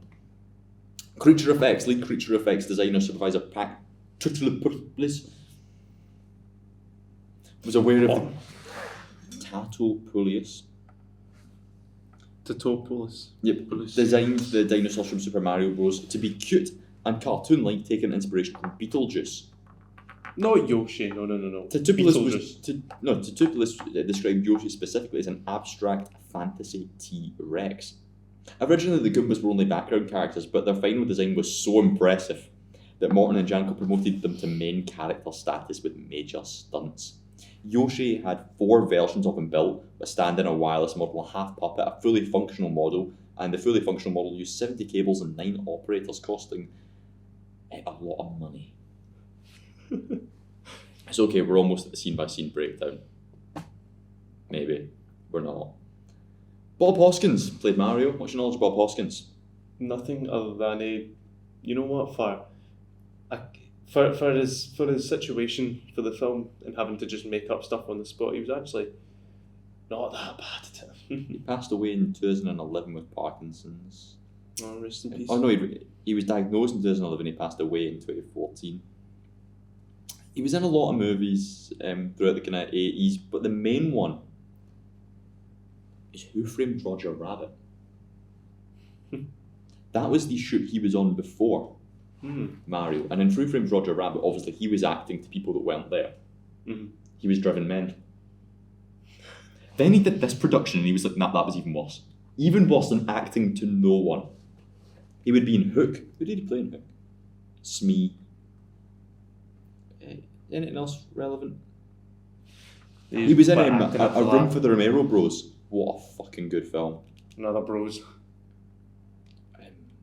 Son of the Mask, Doomsday, the Scottish film. Snow White and the Huntsman. He was in New Scotland Yard. Where's he from? Do you know what British New film? Scotland Yard, as in Is he a Londoner? As in the police station. Yeah, English. Was he actually English? He did a damn good accent. Did he? I mean, it sounded to me at least. I don't know. I don't know a Brooklyn man myself, but he sounded alright, didn't he? What about everyone's favourite actor, John Leguizamo? I hate him very much. What's he done? Who, Luigi? Yeah. Well, I'm pretty sure when the Super Mario Brothers movie was releasing 2 years ago, he slammed Nintendo and he slammed just people in general because you would, wouldn't you? People wanted to see the film and enjoy it because he wasn't Luigi. Well, you would, wouldn't you? No. You absolutely would. No, he's a prick. Imagine though, you probably forgot about the film 20 years later, and he's like, why am I not the Luigi that they're going to be actually faithful to this time? You know, to the actual Luigi that we know and love. Nope, I have to support the man. In 2016, he authored a kind of piece in the New York Times calling Donald Trump a racist piece of shit. I'm in full support of this man. Fuck Nintendo. Fuck Donald Trump. I agree with that, but not. I think Charlie Day was a much better candidate for Luigi. Where's Charlie Day from? Don't really know. I just know he played Luigi in the good film. I'm fully supportive of John Leguizamo's Animal.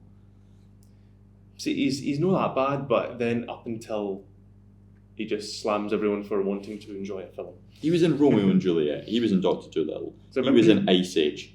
He did call for a boycott on this film, which was on the Super Mario Brothers movie, which is just alright then. Well, again, he's in this film. He's in Super Mario Bros. 1983. You would turn on Nintendo after that, wouldn't you? I mean, after that rocket production, don't give a fuck. Nintendo. Oh, and we'll get to Nintendo. So yeah, what Ice Age card does he play? Because he's in all of them. Yeah, we'll never know. He is in John Wick. John Wick 2. The Menu. The Menu. He's in Ice Age 6 in 2026 when it comes out. He was in Violent Night. So he's still a thing. Absolutely, because the most important role of his entire career was in 2021 when he was in the greatest movie of all time, Encanto. So he was in Encanto. He was absolutely in Encanto, which is why he's one of the greatest actors of all time. He did some theatre performances as well. He's won many an awards. Nominated for a fair few awards. He's technically a charter because of we don't talk about Bruno. Basically, this movie they knew was humped, so they went really fucking hard with advertising. Toys, comics, adverts. Well, I think it would have worked. But do you know what released 2 weeks before the 1993 Super Mario Brothers movie? What did? What's the 1983 Super Mario Brothers movie about, Josh? It's about dinosaurs, right? Yeah. One of the big selling points they were doing was marketing it around, we're going to have revolutionary looking dinosaur creatures. 2 weeks before Jurassic Park was released. And well, that's them humping, innit? At the box office, its budget was around 48 million expected, and its gross worldwide was 20,928,000. 20 million. Yes, How much did it what was their budget? Again? 48 million. 48 million. How much of the worldwide gross was from the United States and Canada? The domestic gross. Like 2%. 20,915,000. So made like I just wanted to like America didn't touch it. made 13,000 outside of the States. Not a single Japanese viewer there. So let me take you to.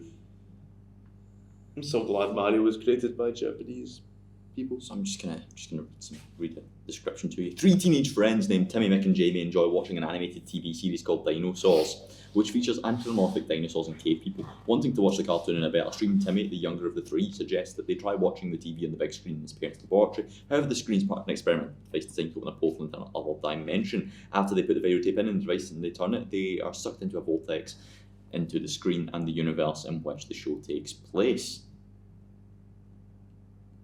That is the description to a film called Adventures in Dinosaur City, released in 1992. It bears grave similarities to the Mario Brothers movie. Just thought I'd sprinkle that in there, you know. The Mario Brothers movie was already made the year before. It was ripping off Batman. This is how you should have done it for the kids. You seen the trailer for this movie, Joshua? I don't really want to. So my notes are, why is the trailer edited like that? It hurts to watch. Luigi!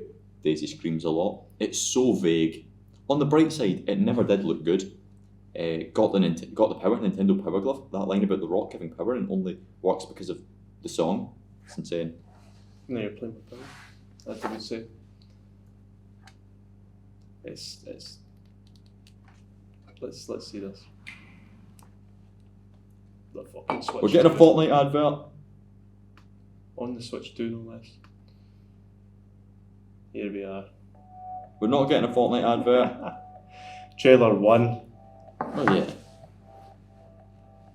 We're going to go through all 20 I love that seconds. Rotten Tomatoes released this. Classic trailers, man. I thought you were going to show me just some random, like some random user that uploaded it like 18 years ago. But no, Honest trailers. Rotten Tomatoes released this. The fuck? Have you got epilepsy yet? Why did it every single letter? I know who it is. Oh, there we go. You got the power! The Nintendo Power Glove, remember? Yeah, you're playing. Luigi! The whole thing was you're playing with power. Power's like a word. Yeah, but this song's not in the movie. And they're super. This song is not in the movie. It's not.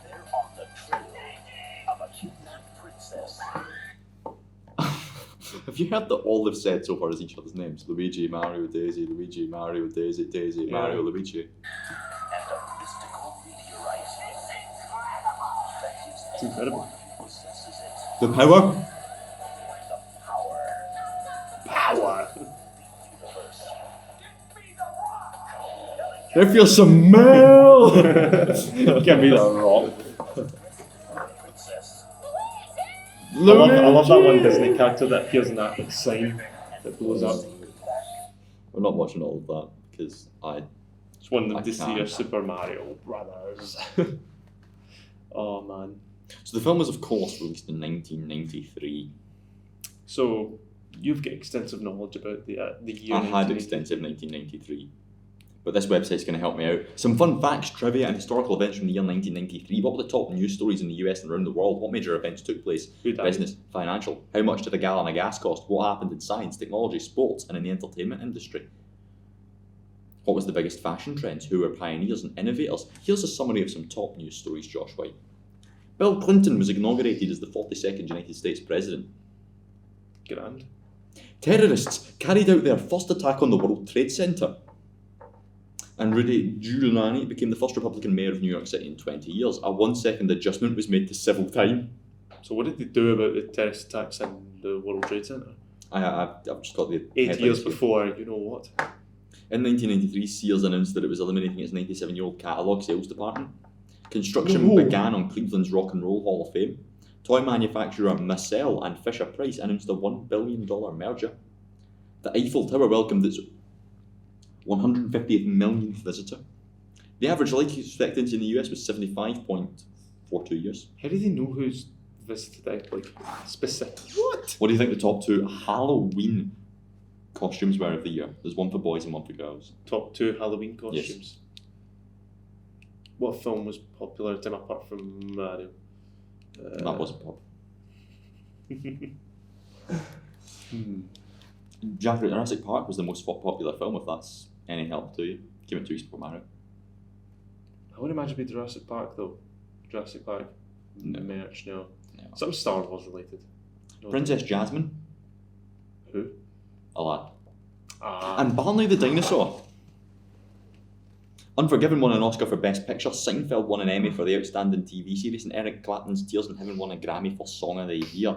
The Food Network premiered on television. Italian film director Federico Fellini passed away, and Hilary Swank was fired from Beverly Hills 90210. One Flew Over the Cuckoo's Nest was entered in the National Film Registry. The Dallas Cowboys were the Super Bowl champs. The Toronto Blue Jays won the World Series, and the Montreal Canadiens staged the Stanley Cup. He was dance champion. Unemployment averaged 6.5, inflation was 2.99%, and the minimum wage was $4.25 an hour. $4.25, jeez. That was when it was like, that was like 30 pence for a pint, that was it. Well, How much was it for a pint? we might get to that. We might. You better Because tell us everything. some grocery average prices in the year 1993 per pound for apples was 99 cents.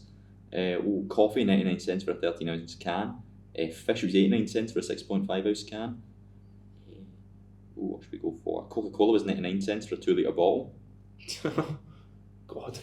It's like £2, isn't it? Well, no, they mean dollars, but still. This one's all about a movie ticket would cost you $14. So that's how much it costs people to go see this at the cinema. Would have spent better maybe buying like 4 cans of Coke.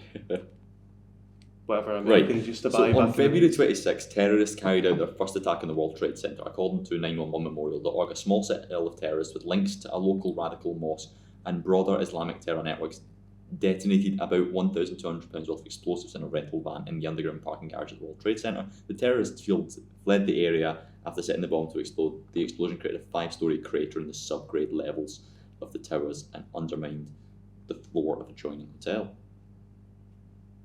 Damn. Didn't even know that happened. Yeah, me neither. Up this Fisher Price again. This is recapping stories now. On January 1st, Very 1993, first day. Czechoslovakia peacefully separated into 2 independent countries, Czech Republic and Slovakia. So why is it like October the 1st of November? So that was to do with the war. No, not the 1st was- of that November, was- the 27th of October. That was Czechoslovakia separating from Hungary. Right, This is Czechoslovakia separating from each other. right, okay. So it's So that's what the Independence Day that we experienced was. Yes. It was from Hungary. Yes. Right, okay. So that was the Czechoslovakian independence. Right. Can I just check projection? Absolutely, aye. Sorry. Absolutely. No No worries. Yeah, it is. I'm out. Enjoy your day.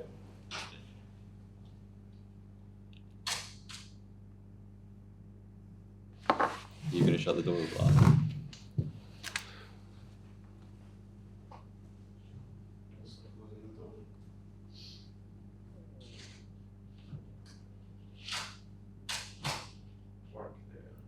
Animal prints, crop tops, they were all big in 1993. What else was big in 1983?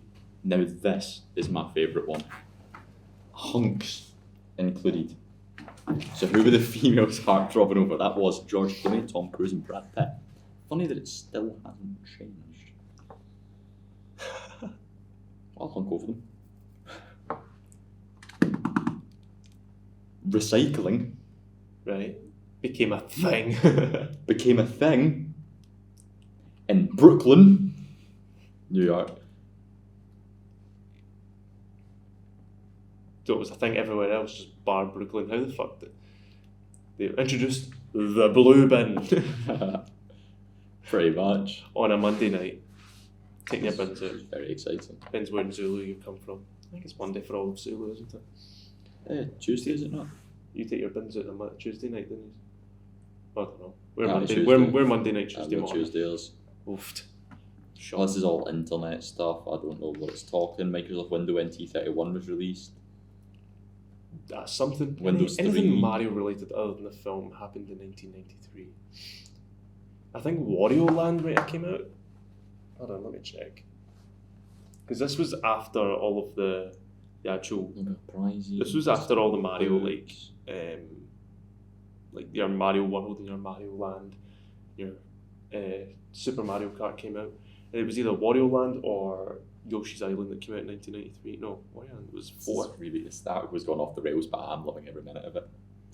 The 11 highest grossing movies of the year in this order: Jurassic Park, Mrs. Doubtfire, The Fugitive, The Firm, Sleepless in Seattle, Incidental Proposal, In the Light of Fire, The Pelican Brief, Schindler's List, and Cliffhanger.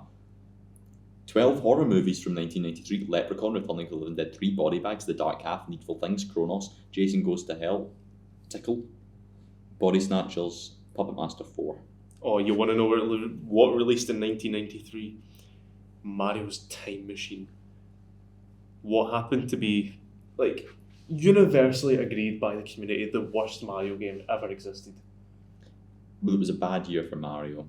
like Mario's Time Machine and like Mario Teaches Typing is considered to be like, I think there's another game that forms this trilogy of just shit slop from Mario in the 90s. So there's Mario's Time Machine that is literally just, I think it came out on the NES and the SNES, but it was more of an educational game than anything. But like, it had nothing to do with Mario. Maybe that's why it's called Mario's Time Machine, but why the fuck is it called a time machine? I mean, hey, you've got Mario there. Yep. Why did it zoom out? I just saw Abraham Lincoln. As you do. So there's Lincoln there. Who the fuck is he? That's Einstein, of course. That is not. Who's that? That Mozart. Liechtenstein.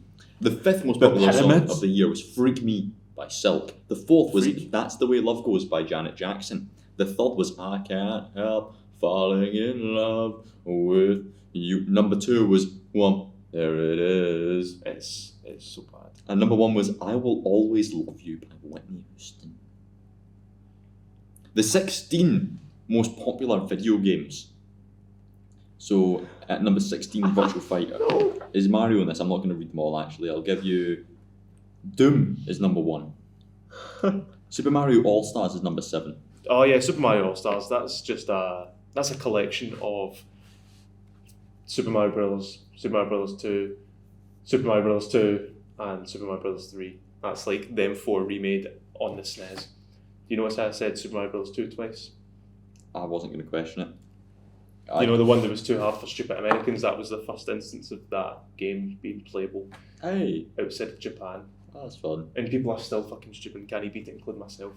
On Mario the Early same- Years came out as well. So I wish I had a game like that. On December 20th, Donald Trump married model Marla Maples. He's married like 16 people, hasn't he? Fucking Yeah. ugh. Oh, this is sad. This is just going to be a list of people that died. Oh. Audrey Hepburn. Andre the Giant. Andre the Giant. Bill Bixby. Anthony Burgess. Jimmy Doolittle. William Golding. General Motors was the largest American corporation. I think my dad met my mum in 1993. It was a good year for the Josh White life. Yeah, they met in the corn ring in 1993, I think. The 1993 rings a bell. It's either that or 1991 or something. But Films I from remember 1993. Jurassic films. Park Schindler's List, Nightmare Before Christmas, Groundhog Day, Dazed and Confused, Hocus Pocus, Batman Mask of the Phantasm, Falling Down, Naked. Naked. Like Naked. Adam Sandler's Coneheads, Wayne's World 2, Sandler. Free Willy. Super Mario Brothers. Yeah.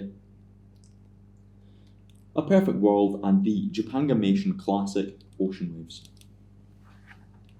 Oh yeah, Ocean Waves. But specifically, on May 28th, 1993, you know, the day the movie was released, what was happening? Well, it was a Friday, the moon was in its first quarter, the number 1 song was That's the Way Love Goes by Janet Jackson, and that was in the United States. But in the UK, it was 5 Live by George Michael and Queen. Good choice. Sliver was the top movie at the box office. Hulk Hogan was the reigning defending WWE champ. The Polish government, led by Prime Minister Hanna Szykloka, collapsed, marking a significant political transition in a post-communist Poland. And Grand. Isaiah Dr. Ross, the American blues singer and one-man band known as the Harmonica Boss, Oliver Cat Squirrel, died age 67. Some year that was. Now, just before we get into the scene by scene breakdown and before we take a break, because this genuinely 2 hours mind-boggling cash, can I hand you over to a man called Luke Owen. Luke Owen is a podcaster I've followed on the internet for many, many years. He Wrestle Talk cutscenes, so he does kind of film reviews, always has. He used to be a critic, but mainly wrestling reviews is where I know him from. But he wrote a book about video game movies, mainly the 1993 Super Mario Brothers. So a lot of the information I have just related to you, and I'm going to relate to you, came from that source. So please support Luke Owen on all his YouTube stuff, support his book, which we'll have linked to in the description, and generally enjoy what Luke Owen has to say about the 1993 Super Mario Brothers movie. What's up, Ryan and Josh? It's Luke Owen here from Wrestle Talk and Cutscene. Looking to talk a little bit about the Super Mario Brothers movie from 1993, which is legit a bit of a favourite of mine. Like, it's not a good film. I think we should be very, very clear. I do not think the 1993 Super Mario Brothers movie is a good movie. However, I love it. One of the reasons I absolutely love that movie with everything that I have is I love how it just goes for it. Every single thing it does, it goes for. It is not afraid to just be wacky and wild and weird and different. Like, it doesn't, at times it does not, it's a kid's movie, but it doesn't feel like a kid's movie at times. They were trying to tap into that 89 Batman, like, oh, it's a little bit dark, a little bit edgy, and it goes for so many things, and it misses every single one of them. But I love its ambition, and I love what they went for. I guess, it's the reason why I wrote a book. So I was reading Console Wars by Blake J. Harris, and I was on a holiday reading that book, and I loved it. And there's a section in that book about the 1993 Super Mario Brothers movie, and sort of like a very potted history of the developments of the movie and this, that, and the other. And on that same holiday, I read David Hughes's Greatest Sci-Fi Movies Never Made. And I was like, man, I really wish there was a book version of Greatest Sci-Fi Movies Never Made about video game movies, because I find them endlessly fascinating. And then I got back from that holiday, and then I think my wife, my girlfriend, now wife, said to me, why don't you just write it? And so I did. And so I was like, but Mario Brothers was my starting point. Like, that was the movie I was like, this is the one I want to write about. Like, this is I want to learn every single thing I can about this movie. And I interviewed a bunch of people who worked on the movie. I interviewed a bunch of the people who wrote the original drafts of the script, and, people, the various different versions and iterations that it went through. One of my favorite stories came from Parker Bennett, who was one of the writers. He wrote trying to get my order right here. He and Terry Runte came in after the new directors came on board, and then that script got rewritten by, I think, like, Ian Lafreniere rewrote a script, but like Parker Bennett then came back, and he have I got that right? Parker Bennett and Terry Runte. I'm pretty sure they're the writing duo. It's been a while since I've talked about these people. But yeah, like, they came back because they were just visiting the set just to sort of see what it was on, because they lived, like, close by. And then they were like, we need you to rewrite the script, because we're in a bit of a disaster, because Disney had frozen out the directors from speaking with Ed Solomon, who they brought in to rewrite the script just before production started. Like, all the pre-production stuff had been started. And then they brought in Ed Solomon because Disney were like, we need to kidify this movie. It's too dark. We need to make this more palatable. So Ed Solomon wrote a script, and the directors were allowed no contact with him. So the script didn't make any sense because bits are missing from it, bits weren't connected. So, like, they had to bring these guys, basically, hey, come on, we need you to save us. And so they were rewriting the script every single day. There's a brilliant LA Times article, if you can quite easily find it online, from the set. And it is just the actors talking about how much they hate the script and how much they hate making this movie and how bad this movie has been made. But there's one of the stories that's not in there, is one of the ones that Parker Bennett told me, which is that they were rewriting the script, and Dennis Hopper was just so mad because he'd rehearsed and, like, memorized the script and the big speech he had to do, and then they came on and gave him a brand new speech. And he was so mad, and he shouted at them, and he made them go and find a dictionary and look up the word acting and read it back to him. Oh man, I can't even imagine. He was like, you have no idea. You've never lived until you've had Dennis Hopper be so mad at you that you have to go and find a dictionary and look up the dictionary definition of acting. What a mad little movie. I absolutely love it. It's a perfect film that has got nothing right about it. Oh, so awesome. Thanks, Joshua. We do that on the Nintendo Directs. They do that switch noise, and then it transitions. It's pretty fun. And just before we go into the scene by scene notes, thank you very much, Luke Owen. That you're just an entertaining man.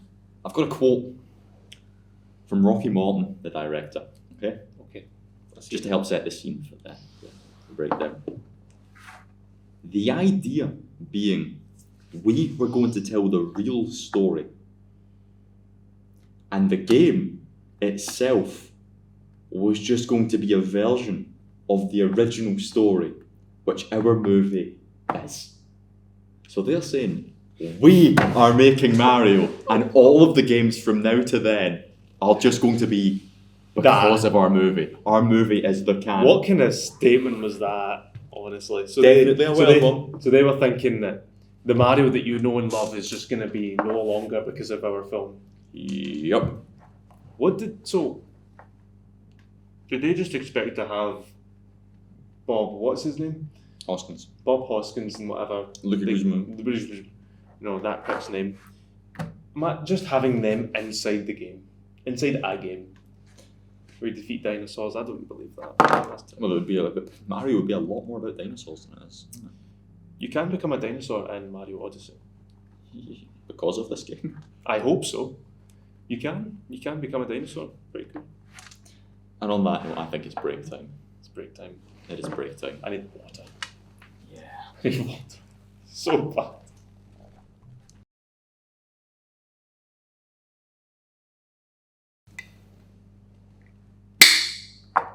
Ow! I don't know what I was doing. I was meant to open it and then it just made that noise.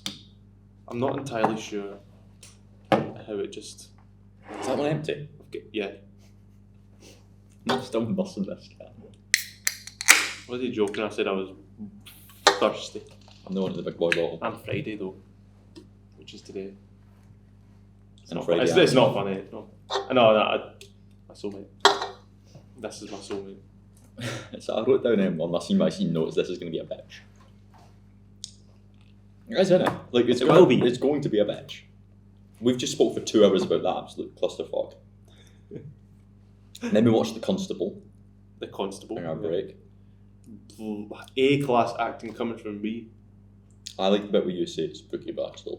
And I like the bit where you point at McDonald's the wrong way. I wish I said spooky bitch instead. See, that's the reason I was drunk. That's why I pointed over there. Well, Madison's not drunk. Does that explain any of her actions? How did she end up with your jacket? This is the behind-the-scenes information I want to know. She was just cold. So it's not a character trait, no? Sorry to burst your bubble, but no. Everything costume should be done for character reasons, not because you're cold.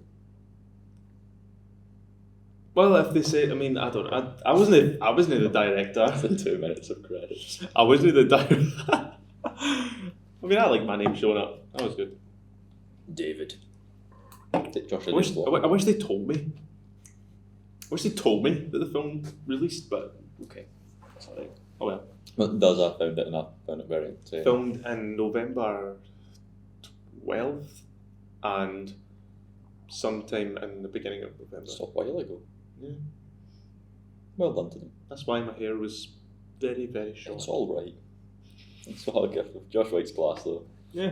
I like Rab when he just stands there and waits, gets hit. But I hope the second half of this podcast is a bit nicer than the first. I hope God does not try and kill us and blow open the door. I hope a random woman does not just interrupt us. This should go better. 65 million years ago, we get the intro jingle. It's the only Mario, like, they truly, like, they just stuck it at the beginning of it. They don't have, I know that. Did they have, like, new music at all? No? Like, did they produce new music? We'll get to the soundtrack, don't worry. That comes at the very, very end. Right. I'm just willing to rant about how they couldn't have just... Nah. They couldn't have just... That doesn't... We've literally just spoke about how fucked the directors were in the head. That's not happening. Then there's some animated dinosaurs, some like pixelated dinosaurs in Brooklyn 65 minute years ago. We then get a voiceover which speeds up and it's really rushed, and it's basically just the opening exposition about how a meteorite crashed into the Earth, the one that killed all those dinosaurs, splitting Earth into two. creating one where humans would evolve from fucking something, and one where humans evolved from dinosaurs or Just something. literally just Earth after dinosaurs, but With nay, dinosaurs. like the humans just didn't happen. Okay, nothing like that. It's just imagine the meteor just hit the dinosaurs and that was it. Just the Earth just became a ball after that. I think that's just what that might mean. Yeah. But it doesn't necessarily explain how it split into two worlds though. No, and then a woman runs with a baby and she takes it to a big house. It's the classic trope of woman drops off baby at big house. And the baby grows up to be very important. I thought you were going to go down a different. I thought you were going to go down the same route Ryan Drunkenly went down there. And what did Drunken Ryan say? We'll get to that. This is like the Ruby Sunday trope from New Doctor Who. Ruby Sunday dropped off at a church on Ruby Road, and then fostered, so on and so forth. But so this is when I get to this. I watched a video about like kind of occult symbolism in this movie. Mm-hmm. Right, so this lizard creature is dropped off at nuns, a representation of the Catholic Church. Okay? Right. That'll be relevant later. Fuck it. Now they've got a spooky box, and in it has a slimy baby. One of the most unpleasant looking babies I think I've ever seen. I was like, that thing's horrible looking. I mean, like, any baby apart from mine would look kind of just... Well, Ryan's noticed no way that'll Kinda- ever grow kinda up ugly. to be pretty. That was my colour commentary on that. There's no way that'll ever grow up to be pretty. The woman then runs into some pipes. Whoa. What's she doing in the pipes? Anyway. Who knows? Then a man in the sewers who is Koopa is crushed and killed. Is she dead too? What the fuck just happened? What the fuck happened? Because he comes out of the shadows, then she kicks a bit of wood, which comes down, crushing the cave that they're in the sewers. So he's dead, she's dead, maybe. Well, he lived. What the fuck was that? What actually... Beat for beat, that's what happens. She kicks it, then fall, dead. Cuts to living room in Brooklyn. Pretty much. Pretty much. So it's been 4 minutes. 2 minutes was credits. That prologue didn't make sense. 2 minutes was credits. One of them was 65 million years ago. One of them was 20 million years ago. That was a minute for 65 million. It's a minute for 20 years ago, sorry. And they're into the movie. Because it's not like nothing's merged or anything. Like, why are they... What? How often do mums give birth in movies to children and then die? It's quite common, that. That's like a very common trope in movies. So far we've hit with two massive tropes, and we've combined them into one. Yeah. Mum dies, and oh man, at this moment I still hate that baby. Just conceptually, this wasn't even related to what it could grow up to be. Just didn't like it. Because I know fuck all about Mario. So I assumed that baby was Mario the first time I watched this movie. And you know what? It wouldn't surprise me if the directors thought that too. I feel like they don't know themselves what it was. Brooklyn! Now. The TV is on. And it does some exposition about, digging in different dimensions. In holes and... It literally just says all of this is real. Pretty much. And no one bats a fucking eyelid. Yeah, because... Brooklyn. It's Brooklyn 1993. Brooklyn. You would bat an eyelid. I mean, if they've got an entire site dedicated to digging holes and... Yeah, all I'm that gonna stuff. dig some holes. You know that. Singers, Walt Disney. Let's go down, let's go down. Walt Disney Pictures. Let's go down. We meet the Marios. Mario doesn't believe in the telly's crap about other worlds, and Luigi does. he has a plumbing gig to attend. On their wall they have framed plungers and a framed picture I have assumed Mario Senior, their maybe father, or maybe Mario's father, because is Mario the father of Luigi in this movie? Because I know Luigi said to Daisy, like, he's my brother, he's my father, he's my everything, he is my brother, but he's like my father as well. He's like, he didn't really explain much. I took the age difference, isn't it? Yeah. But at the same time, it's like, did they really give a shit when they were doing that? Like, they really go like, oh, just make them brothers, it's fine. I feel like they didn't really give a shit about age difference. So I could just assume that what Luigi said later on was factual. That he's like my father, but he's also my brother.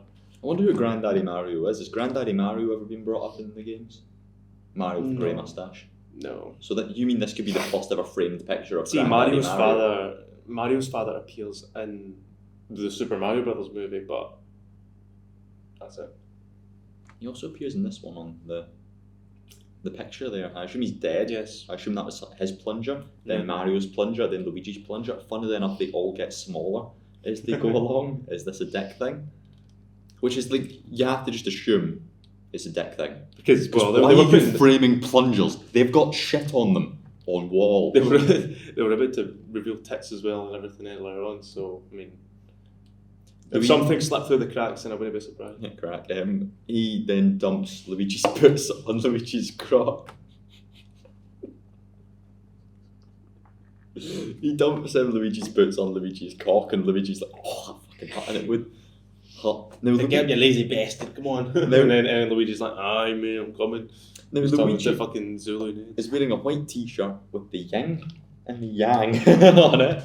Why not, man? Because there's two worlds to this movie, right? Yeah, man. The yin and the yang. And he's wearing that t-shirt. Anyway, it's a decent touch, I guess. That'll be relevant later. So Mario starts talking about rent. Rent. Oh, rent. Starts talking about rent and how they need to pay rent, they don't have the money, in a conversation that legit time travels.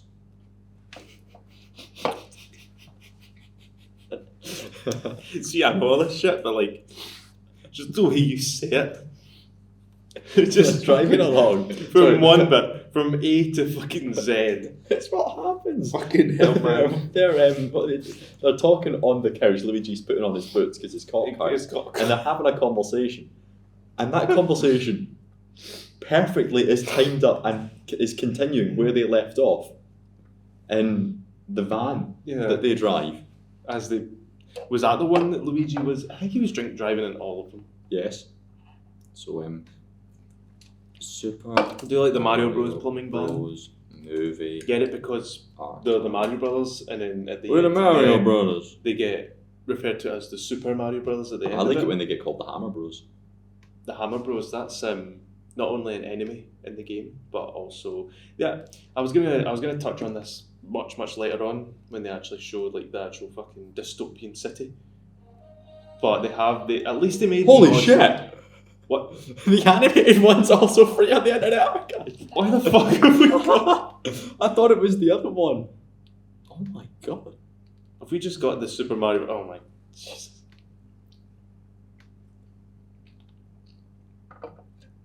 Just have both on standby. Yeah, they have like in the main city. They've got like.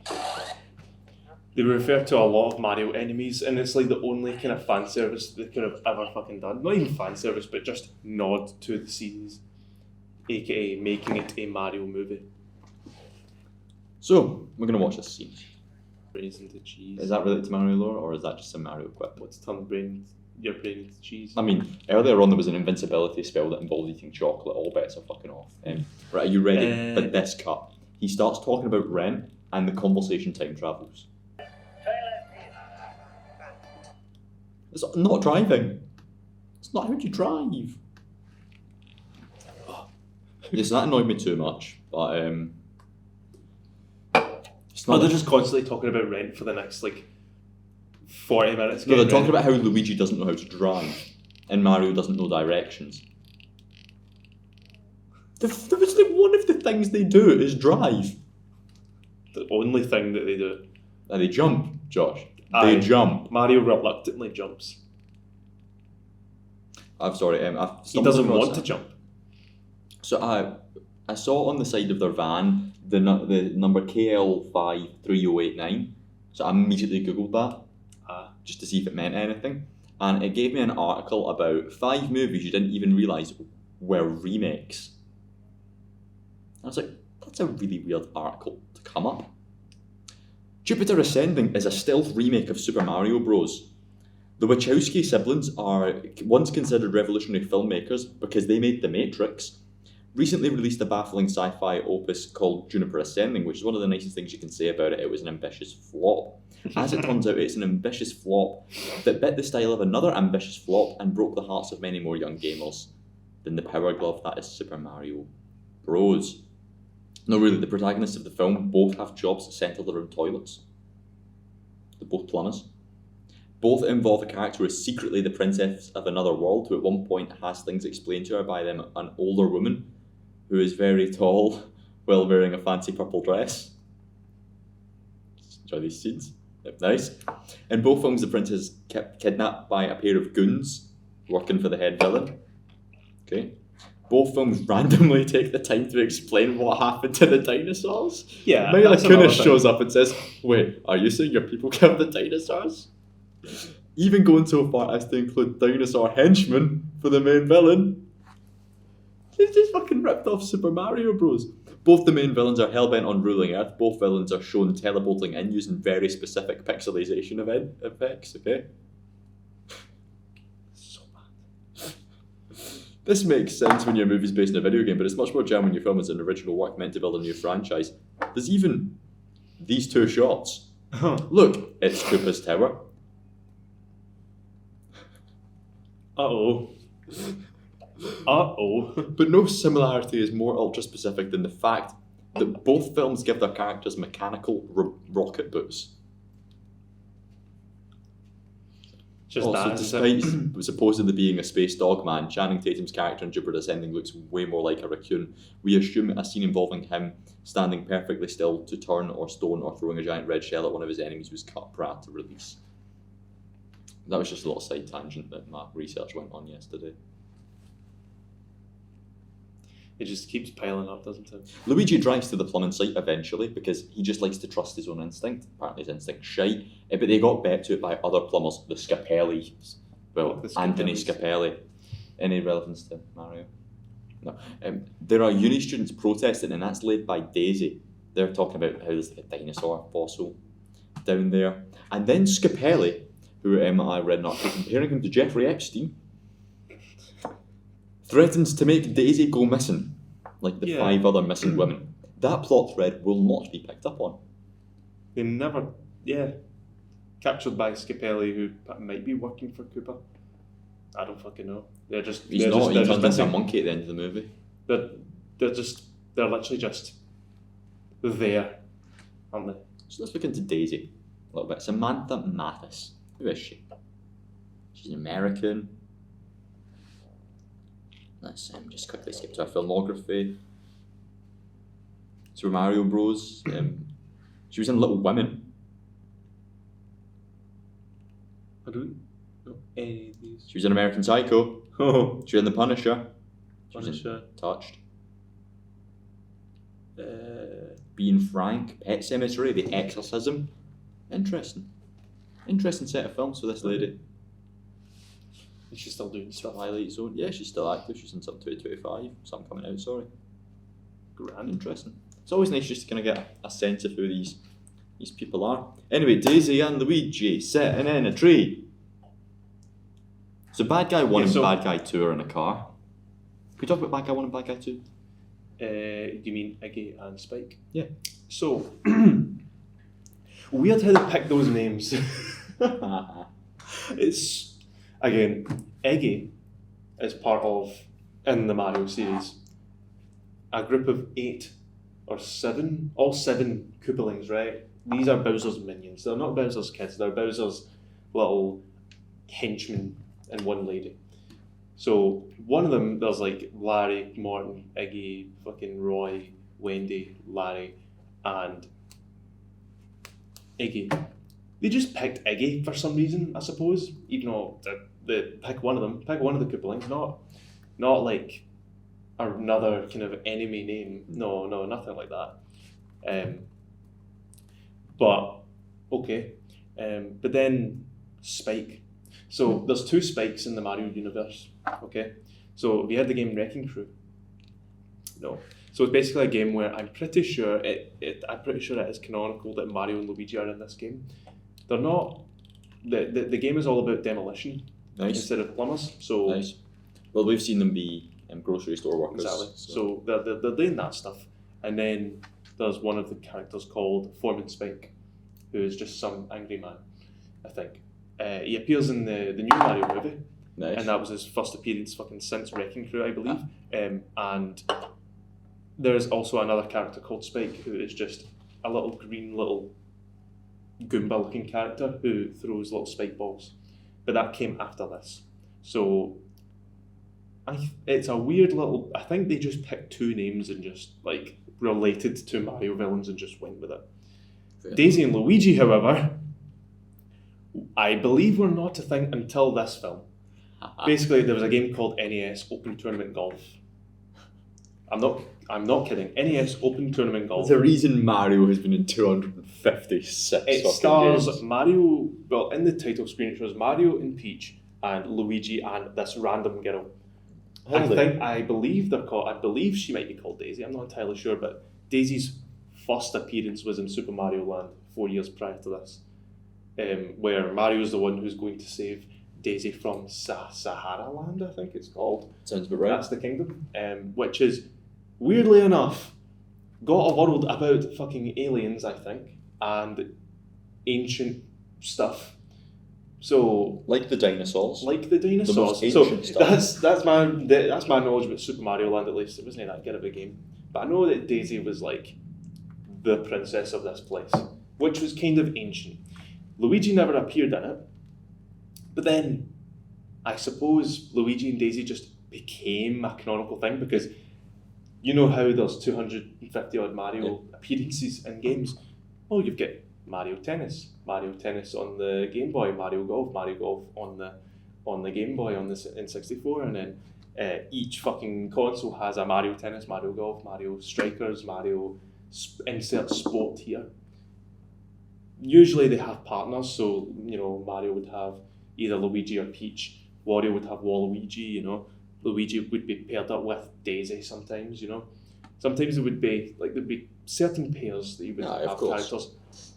And then Mario Kart Wii came out, and I think it was the first instance of Luigi and Daisy being, like showing them. There's like a course called Daisy Circuit, and it's like a very romantic setting. And then there's two massive statues, one of Luigi and Daisy dancing, and then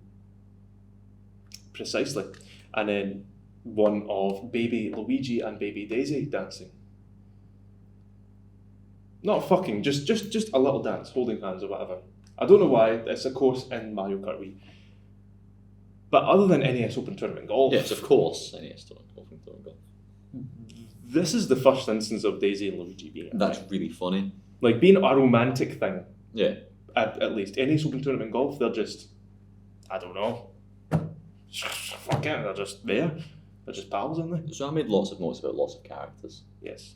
But I hated these two so much that I didn't give enough of a fuck to really make any notes. I say what happens to them, I have very few feelings. Other than I hate both of their hair.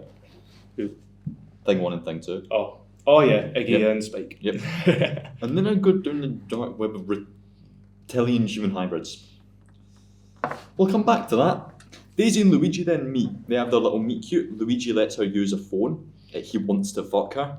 But Daisy makes the first move. Are you going to invite me to dinner? So Luigi invites Daisy into his van. And then Mario ends up doing it for Luigi because, you know, Luigi's a bit... This is awkward. Mario saves it. They drive together and they arrange a dinner date for that night. It's exactly what would happen canonically, though. That's the thing. Luigi would just be like, "Oh, Mario," and I can't talk to this girl, and he's just like, Luigi, you know, don't worry about it. I've got the dialogue exchange, if that helps. Yes. Luigi, trying to make conversation with Daisy after first meeting her. Are you okay? Princess Daisy, I got a few problems. Luigi, well, you know, we got a van. That's good for you, mate. Princess Daisy, confused. It's nice. Luigi, no. I'm asking you if you want a ride. Oh, but a ride. It's broken though. Princess Daisy goes, well, turns to leave. Luigi goes, your name's Daisy, isn't it? I overheard your name's Daisy. I've never heard that name around here. It was really nice too. I've heard it because it's like the flower and everything. Not that I hang around flower shops or anything like that. That's awful. That's awful. Anyway, it's date night, kidnap night. Mario's girlfriend shows up and is never addressed again. Fucking Daniela. Her name is. Daniela. What the? She's just a woman in a red dress. She's just a woman that appears like an hour and a half later, and then Don't worry, I look forward to her. appears for another combined minute or two. Daniela. Yep. No character. Princess Peach. No, Pauline. No, not even. Aye, Pauline would have been a better No candidate. incredibly ugly Because hag. Peach, on the other hand, is from the Mushroom Kingdom. Peach isn't from Well, the Mushroom Brooklyn, Kingdom isn't real, so... or from any alternate universe. Like Peach, whether she's from, she's not from fucking Brooklyn. Pauline is though. Mario was the one who saved Pauline from Donkey Kong, and Pauline in Mario Odyssey is the fucking mayor of New York. So what's happened there? She's not the mayor until much later on in the series, but Pauline was still a character. Well, she'd had to be Pauline. She hadn't been touched in about 12 years. She's still not going to be touched by Mario in this movie. No, definitely not. Even if she had no resemblance to Pauline whatsoever, see if you just named her Pauline. It's just a name, innit? Big Bertha. We learned a fish. You named her after a fish. We learned that Daisy was the baby from the start. Yeah. I immediately want to take back my ugly baby comments. Yeah, of course, because Because she's got. Yeah. She has the crystal round her neck. The crystal that's very important. Luigi is a white yin yang t-shirt. Okay. Yes. He is now wearing a black yin yang t-shirt. I don't know what it means, but why? This is interesting to me. I don't There's why also my occultist friend on that weird thing was talking about how he wears his zipper, his red zipper like this, so you can see the top of the yin yang like that. But what you actually see is an eye. Right. So they all looking all-knowing eye. I was like, fuck, man. Why though? Mario and his girlfriend leave. The bad guy thinks she's Daisy in disguise because they're fucking flats, and they kidnap her once Mario drops her off. Daisy may be pretty, but she is a nerd, so I hate her.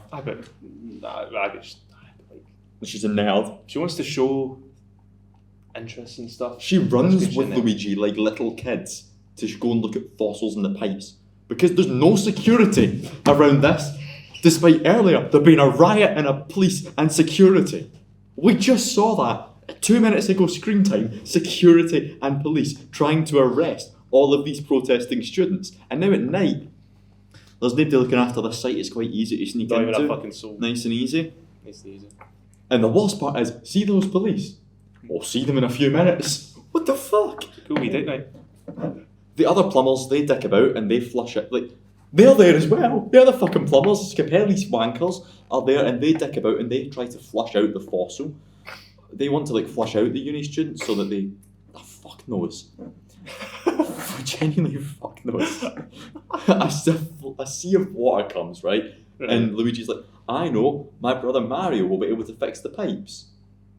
So they then drive off, get Mario. Mario then comes, fixes the pipes. Then the bad guys knock out, thing one and thing two, knock out the bros. They sneak up behind them. Oh. KO'd. And then they steal Daisy. Then the bros get straight back up. They fucking no-sell it. And they hunt Daisy. And Mario says something along the lines of, I am going to kill them. I am going to murder them horribly. Should we get that line up, actually? Yeah, he did. He was legit just running down kill this them. pipe, or whatever. Yes. He never had this kind of intention throughout the rest of the film, being this murderous. It's a children's movie, He was and more of a Mario pussy after is this. genuinely out for blood. Out for blood 1 minute, and then the next he refuses to jump. You know what? That's actually faithful because Mario jumps, but Luigi jumps higher. If he plays Luigi, it just makes sense. No, it doesn't. It doesn't. Is that what you were talking about, Scapel?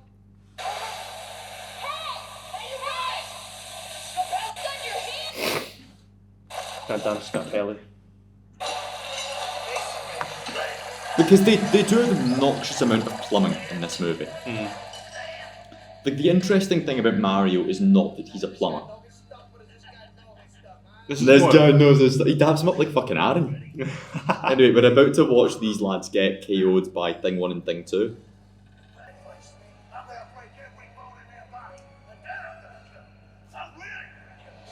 I'm going to break every bone in their body, then I'm going to kill him. I'm really gonna kill him.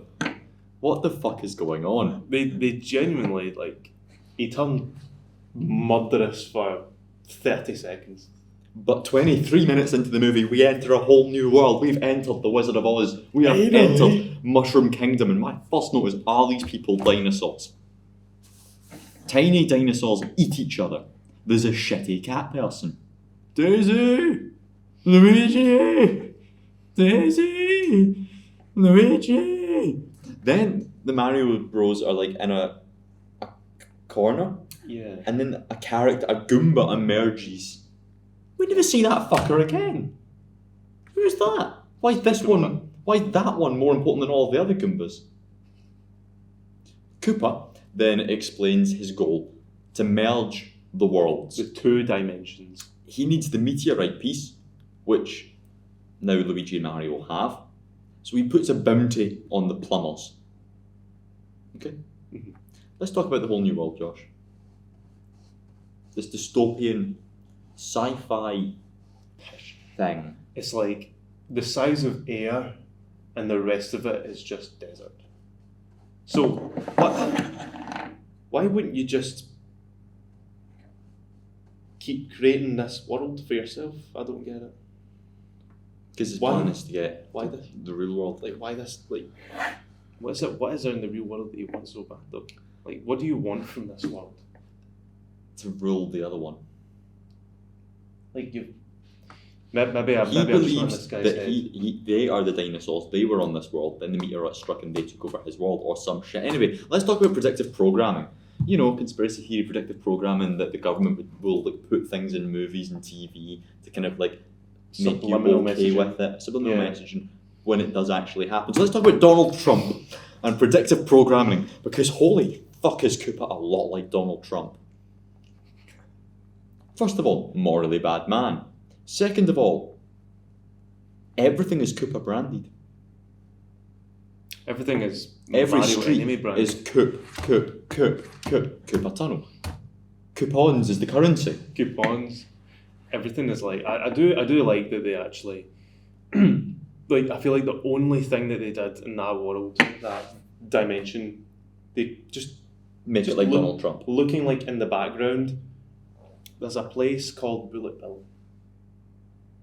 There is a Bullet Bill shown on screen. Mario holds one at one point, does he not? Exactly. But there's also a shop called Bullet Bill, and then there's a Hammer Bros tattoo place, and there's a place called Thwomp, named after the Thwomp. I don't know what. Thwomp. There it is. So like, what do you think? What kind of industry? What kind of, like, if you entered a building called Thwomp, what would it be?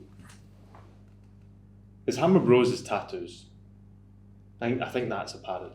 Bullet Bill's bullets, maybe. But there was a queue for this Bullet Bill place, so what the fuck? I don't know. Dinosaur massages. Dinosaur massages? Thwomp. Thwomp. Because Thwomps do this. You're a dinosaur, you're just kind of lying there and you Mario goes underneath the Thwomp. Oh, are they the big squares? Yeah, the big squares that go. Maybe it's like an escape room. Or like an obstacle course. Something like that. Yeah, so Donald Trump seizes power, you know, basically the harsh way. Yeah. Has his own Trump Tower. True. And as a wife, not a wife, who's like, doesn't give a fuck, but Like he's got 16 like wives. and he essentially makes the world worse. He creates a horrible crime-ridden world so that he can keep power. Pretty much. A Gran then tries to steal the rock, but Big Bertha flies in and takes it away. I'm not going to elaborate. The fish, you mean? Because the fish, Big Bertha, featured in Super Mario World, is a fucking massive fish that swims in the water and eats Mario and kills him. So you have to jump, which Mario doesn't do in this film. You know, you've got to jump to stop the Big Bertha from eating you. There's Dennis also a Lee Big Bertha Hopper. under the water where go on. Dennis Lee Hopper was an American actor, filmmaker, and photographer and visual artist. He was considered one of the key figures in New Hollywood. He earned prizes from the Cannes Film Festival and Venice International Film Festival, as well as nominations for 2 Academy Awards, a Primetime Emmy Award, and 2 Golden Globes. That man plays Koopa. He started acting in 1954. Let's see if there's anything about Mario on this, shall we? I hope not. 1983, we'll have to go down a wee bit. 1986. Is this his film life, or is this... I don't know, but if we just scroll down a wee bit, because it's like 1986 on, I'm crossing the void. Can you please divert attention for a spell? I have. Okay, fucking no, hell. what we found. Hopper starred as an Adel short order crook and cracker in the Neil Young Dean Stockwell low-budget collaboration Human Highway. Production was reportedly often delayed by his unreliable behaviour. Peter Blinskin states in New Hollywood History, Easy Riders, Raging Bullets, that Hopper's cocaine intake had reached 3 grams a day by this time, complemented by 30 beers and some marijuana. After staging a suicide attempt in a coffin using 17 sticks of dynamite during an art happening at the Rice University Media Center, and later disappearing into the Mexican desert during a particularly extravagant bender, Hopper entered drug rehabilitation program in 1983. Wow. 30 beers a day? 3 ounces of cocaine. What's that the equivalent of, like? Is it ounces? Did I get that right? I don't know. Is it no grams? 3 grams? Yeah, 3 grams. 3 ounces would fucking kill a man. Yeah. This is like... That'd be quite expensive. This is like, I don't know how many ounces. Will it say ounces? Well, the tubs of curry sauce are 4 ounces. Yeah. Chippy. So, roundabout... Yeah, that would kill you. That would kill you if you took that in like a week or a year. He was a painter, he was a poet, he was a photographer. Dennis Hopper is a very interesting man. He did everything. And he was also a very angry man, for good reason. Well, I think the drugs might have had something to do with that. Maybe. Rightfully pissed off at the director, at least. Yeah.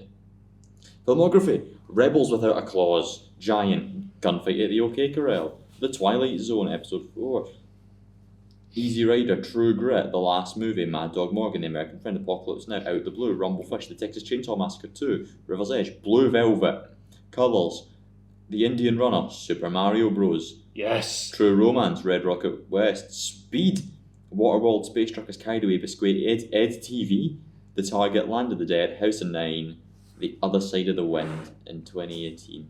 So posthumously as 2018. He wrote the better part of 10 books. He had about 15 expeditions. When did he die? 2011, I believe. Jeez, oh. Yeah, he won the Palme d'Or. Palme d'Or's like nominated, for the Palme d'Or, never mind. Yeah, that's Dennis Hopper. That's Koopa. Cooper. You think I give a fuck? I mean, I don't really either. It's just funny. The Marios get arrested and interrogated. All the kidnapped women sitting in a room. Take one out, you'd never fucking notice, would you? It's not that they're getting characters. The Marios get arrested, as well as a busker who's like singing an anti-Trump Cooper song. Sorry, I got it wrong. Predicted Mario Sunshine. Mario gets arrested in that game. The Marios then get gunged. Oh, by the way, a fungus is killing the city. Just in case we didn't mention. Not only is killing the city, but one that they trust later on. Trust the fungus, Josh. Trust the fungus. Trust in the process. A fungus is killing the city, by the way, in this dystopian universe. Yeah, cool. Mugshots. They think they're going to be shot. It's a funny visual gag. Then the Marios are locked in a cage, and the busker said that the old king was de-evolved into the fungus, basically. But he's just a mad conspiracy theorist. Yeah, he's just happy he's not. Then the Marios are integrated because they're outsiders by Larry Lazard of Lazard. That's just Koopa. Larry Lazard. Of Lazard, who is Koopa, who There interrogates is- them about the rock. So it's okay. Larry, he is also he's also a Koopa-like character in the games, along with Iggy. They did just got nothing to do with the Koopa-lines at They all. just drew lines in that, yeah. They just drew lines. Larry Lazard of Lazard, who's lying about his name for reasons that doesn't matter because within about 30 seconds he's going to reveal he is King Koopa, says that he's a bad guy. They lost it. They lost the thing to, of course, Big Bertha, and the de-evolver is set up. Right. The busker is de-evolved into a toad. He's fucking Toad, isn't he? Okay. He's giving a harmonica. Okay. Why is he so big? Why are they so big? Are you talking about Toad. the big things? Talking about Toad. Toad and de-evolved into a Goomba. Yeah, but he is Toad. Toad. That's Toad, I guess. It's Toad to you. There's vomit on the floor. Mum's The busker spaghetti. is de-evolved to a Toad. Yeah. He de-evolved into a Goomba, isn't he? Yeah, Goomba, but they call him a Toad. No, He's the Toad. it says Goombas. He's a Toad character. Because Is that of course Toad? he is. Just random, just random, just get Toad is a lumping busker. Toad is a busker in lumping a this name movie. into just a character, into at least you know what? The Goombas are brown. That's it. They try That's to all de-evolve that the Goombas Goomba. have going for them. Then as they try to de-evolve Koopa, they make their escape. The Marios zipline away whilst being shot by fireballs. And Ryan very conveniently timestamped this moment because I want you to... I'm still on date night, kidnap nights yet. Oh no, we've gone well past. Look at... Okay, so Luigi in this scene is going to display some insane fucking core strength. And also, look at the feral creatures climbing on the cages. On a zip line like that, the way you would immediately go like that, the sheer core strength that he is displaying in this is fucking otherworldly. Feral. On one hand, Look at the different heads of the fucking dinosaurs. Oh, yeah, I don't even know what's a Goomba anymore now because they've got one's got the Goomba head, and one of them's got a dinosaur head. Yeah, Luigi says he's going to drive. So they get into a police car, and Luigi's able to figure out how to make it work. And Mario's like, how did you do that? Because I play video games, Mario. Video games are cool, Mom. They're not making kids violent and monsters. They give kids core strength. Like, did you not just see me on the zip line? Video games are good, not just for That was just a children. message. Not just for children. A message is sent by Koopa, whatever his fucking name is, that says use of unnecessary force is authorised on the aliens. Right. Okay? They then do some driving. They outdrive some people for a bit. A bit of Mario Kart going on. There is then a sign that appears because they're heading for the tunnel. It reads danger, tunnel not finished. And then they go straight through it, I presume. I'm just going to show you this, Josh, right? This is a screenshot from the movie. Can you please spell the word finished? Danger tunnel, not FINNISHED. Put another N in there for some reason. Finished. Put another Finished. another N in Not there. finished. Finished. I found that too amusing. Too amusing than it had to be. Absolutely. And this is when we're about to do it in No Man's Land. They establish a funny handshake. Whose side are we going to? Yours. No Man's Land. I need your other hand. Oh, wiggle. Fuck is this? They established that as a Why? funny handshake. Then they drive Funny. straight out the... Well, that is funny, Emma laughed. Out the other side of a pipe. But the fungus saves them. They are now in the desert. Concept. The desert.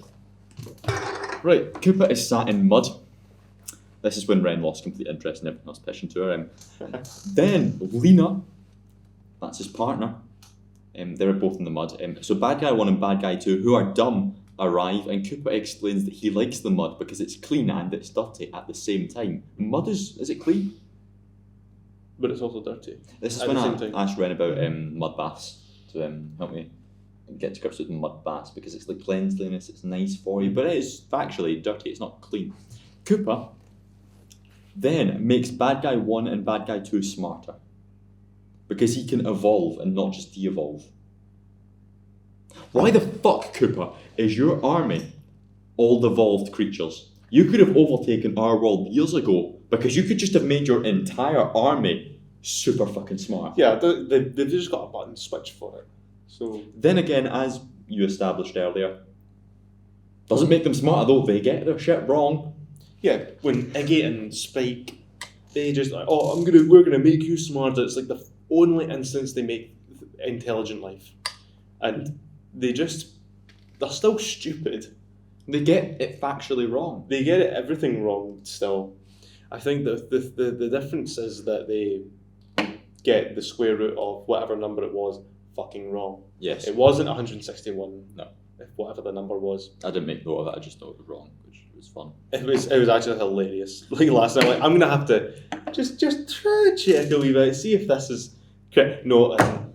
No, it isn't. He's just talking shit. He's just talking shit. It's amazing. Absolutely. But like, you could have just made everyone. No, not even made anyone intelligent. The only thing that's intelligent about them right now is that they're just British now. I don't know, like. Because Brits are smarter than you fucking Boston You dinosaurs. know, they just call things like preposterous and then like, give it a day. You know. But why does he have an army of dumb people? Is it because he is dumb? No, is it because Trump wants to rule? So therefore, if they were smart, they'd probably overwrite him and like step up and fight back. Something so he like keeps that. them dumb to keep in line. That's why Subliminal he message. evolves people that step. That's because Toad was anti him, so he evolved exactly. them. So he's like actually much more continuing the Trump parallels. Seizing power, being controlled. But why doesn't he make himself smarter? Anyway, they then make handheld de-evolution guns. Koopa then learns that humans evolved from apes because, well, can't evolve from dinosaurs. We're the dinosaurs. So what did they evolve? Apes? Ugh, filthy beasts. Who discovered this anyway? Like, who discovered the world is split in two? Who researched that? Who does Koopa know about? How does Koopa know it? Like, I don't. Who figured this fucking shit out? You imagine you were just classic. You evolved from a dinosaur. Then I guess one of them fell through a drain. I'm going to assume it's like Daisy's mum, who's dead 20 years ago. So like no one told Koopa because he's like Who half told lizard. But like who told him when he was just a thing? Like Yeah, who figured this shit out? What's the other Good story question. what is the story to this movie? Other than like don't think about it. It's just happening. Yeah, just consume, be dumb. Anyway, More parallels you see. to the desert. After a bit more Koopa. Because is he the main character of this movie? Who's the main character? You're on watching this movie too. The main character. There's so much Koopa. Loads He's of got Koopas. like 10 plot lines. He's the only character that has clear goals and motivations. We'll come back to what's Mario's motivation? I was gonna say there's no motivation one. because well No, they just put themselves in that situation all because of Daisy. Anyway, Literally, that's Luigi's motivation. We'll come back to this. I've got a full-on rant about it. Koopa the Creep is the title of my next slide. Grand. Lena goes to the women's cell and retrieves Princess Daisy, who now has learned she's a princess. Didn't know that until then, huh? I guess everyone just accepts things in this movie because she's like, oh well, because she's been living in real Brooklyn for a while. She doesn't know this world existed. But then look at Angelica, right? Daniela, and the Brooklyn girls. Look at this 90s ass looking group of women in this cell. Fucking love them. Koopa talks with Daisy. Is Daisy the daughter of the fungus? Was my comment.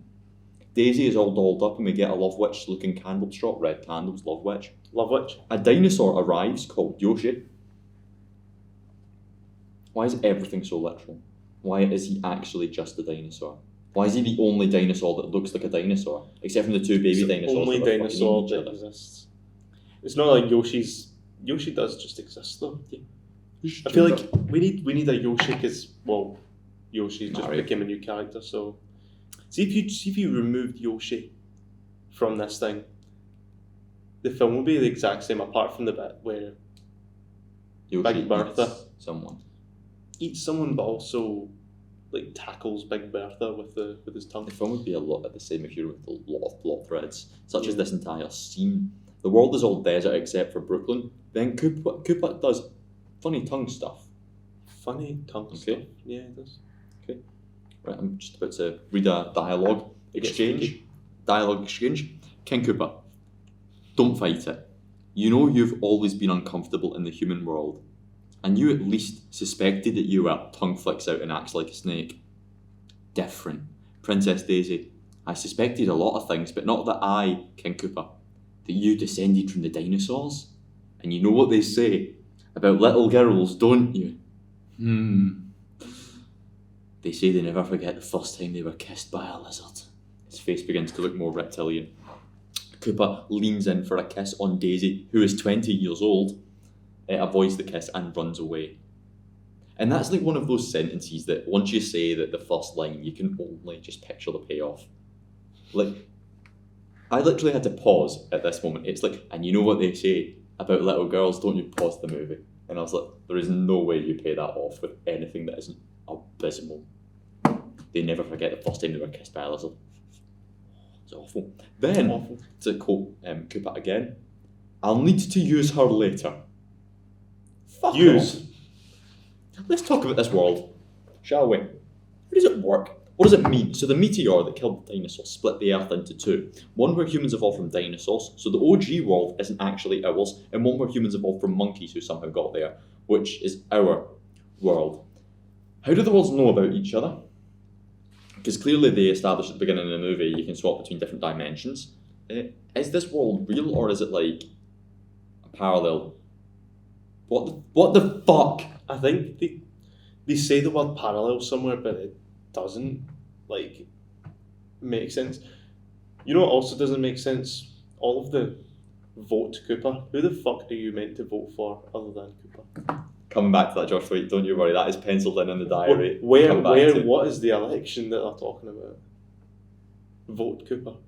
Donald Trump giving people a sense that you can vote against. No, fuck it, you've got to stay in power. Also, subliminal message from the Trump, fuck Trump. Fuck Koopa, I've literally just went on this scene is a Donald Trump fucking scene right there. Never forget the first time we were kissed by Donald Trump. Awful. Abysmal. Yeah, so like, Koopa, when he goes back to, when he comes to get Daisy and Daisy's mother who run through to Brooklyn, sees Brooklyn when he's trying to get her and decides to style Dino Hatton after Brooklyn, right? Why? Anyway, the bad guys who have been sent to the desert just fall into a hole and are stuck. The Marios wrap them up with like a kind of gay band. They then hurl childish insults such as butt breath. Then the Marios and Bad Guy 1 and Bad Guy 2 agree to work together to get the rock back from Big Bertha off the club. Wide shot of the city. The Statue of Liberty. They attack some guys with plumbing weapons. Yeah. Where the fuck did they get them from? And then they head back to the city. Daisy. I don't know if it was before or after, but Luigi just lost everything. Yep. He's using his fist at this point. Yep. He should have been, but well, he does that like later on. He just uses his arms and legs just to boot some Goombas. Daisy is now locked in the tallest room of the tallest tower with Yoshi. Finally, some fairy tale shit. Finally, something moderately fucking Mario related. Locking a princess in a tall ass fucking tower. The Marios acquire a yellow and red suit and they go to a sex club. Sex club, sex club. Fun fact, they hired actual strippers. Mario fails to chat up Bertha. He's like, watch this, I can't resist. And he looks at her tit, bopped in the face. The kinky bastard then asks to be punched again, and now Bertha's into it. She's like, dance with me. There's a lot of fire, like, emblazing around this club. Why? No one of them named after a fish. Anyway, Mario and Bertha dance as Mario tries to get the rock by legit eating her tits. They're like dancing and he leans down and actually, I mean, I guess she didn't mind it. This is a children's film. Mario then magically gets it on his second attempt. Now, one of the basic filmmaking things is the rule of thirds. Fail, fail, succeed. It's the same with jokes. The rule of thirds often works. A joke's not funny the first time, it's not funny the second time, but if you pay it off in the third go, you've done it. Bertha is sad because Mario ditched her. Some Goombas arrive. Bertha helps the Marios escape with the Stomper boots. My favourite Mario prop. Are these all made up characters? Is Bertha in the game? Is Lena in the games? Who the fuck's Lena? Doesn't it ring a bell to me? The attack on Kate Ever. So they leave the sex club and some genuine lines of dialogue here. Cops. Goombas. Daisy. The Rock. The Tower. Ah. It's cool. We then meet the Fungus's face. Mushroom Kingdom is name dropped at this point. Once. Yep. There's an insult where Koopa calls him a slime bucket. Then we get to the most batshit mental side plot to this movie with our main character, Koopa. When he orders a pizza, I like that, like, fucking half an hour later, which, I don't know, canonically is at least a couple of hours, there's just like, during the final showdown, it's just brought up once. What? Why? It's the only joke like that ever in the film. the Mario's cut about the Joke like pipes and inside the tower, of course, because they're plumbers, and then they decide to freeze the pipes, to freeze the city. Something like that. They sound like not racist mafia people. We gotta freeze the city. But, come on, Buster, we gotta go, get the suits on. They open a cupboard and find their signature Mario Luigi outfits, and then they do The thing. the handshake. Keep counting, Josh, that's twice. They hide behind a lot of Goombas in one of the biggest lifts I have ever seen. That lift's fucking huge. It's the size of this fucking room. If you're fitting like 8 Goombas in it. Yeah. And 2 of you. And then they make them dance. I hate this scene. It's my least favourite scene in the movie. The dancing Goomba It's scene. just such wasted time. It's like 4 minutes long. What's happening? At least it's proving that they're stupid. I swear to fuck Daisy was saved by Toad about 30 minutes ago. I genuinely thought that happened. Like at least they're proving that the Goombas are not intelligent. Josh, do you know the magic kettle? Do you know of the magic kettle? Tell me. So I was talking to this film at Emma at work, and I showed her Mario and Luigi in their costumes, and she said, "Ryan, that reminds me of the magic kettle." And I was like, "Holy fuck! You have just triggered like a core memory." The Magic Kettle, an educational kids show all about songs beloved in Scotland. Right. Where they would find a kettle and what was inside the kettle, some magic, and it would cut to a song. You'd find different coloured kettles, they all mean different things. It was live. And she was telling me about the red light, green light man from this. And she said that that's what Mario and Luigi look like. So if we take another little side tangent here to the magic kettles, red light, green light, and driving theory. Because I kid you not, I passed my driving theory test thanks to this. Is this why you got full marks? Absolutely. Very well done, by the way. Thank you very much. I thought it was very funny. So what could possibly remind you of the Mario movie? It was like the outfits. Yeah, the outfits. So we're about to meet the lollipop lady, your lollipop gal. The lollipop lady, lollipop Molly, the lollipop lady. You lollipop gal.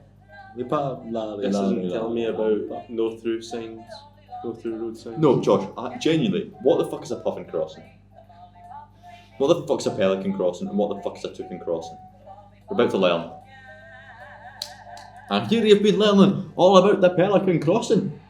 Have you met my son Willie? Say hi, Willie. Ladies aren't always around to help you cross the road, and I hear that you've been listening to a song about the pelican crossing.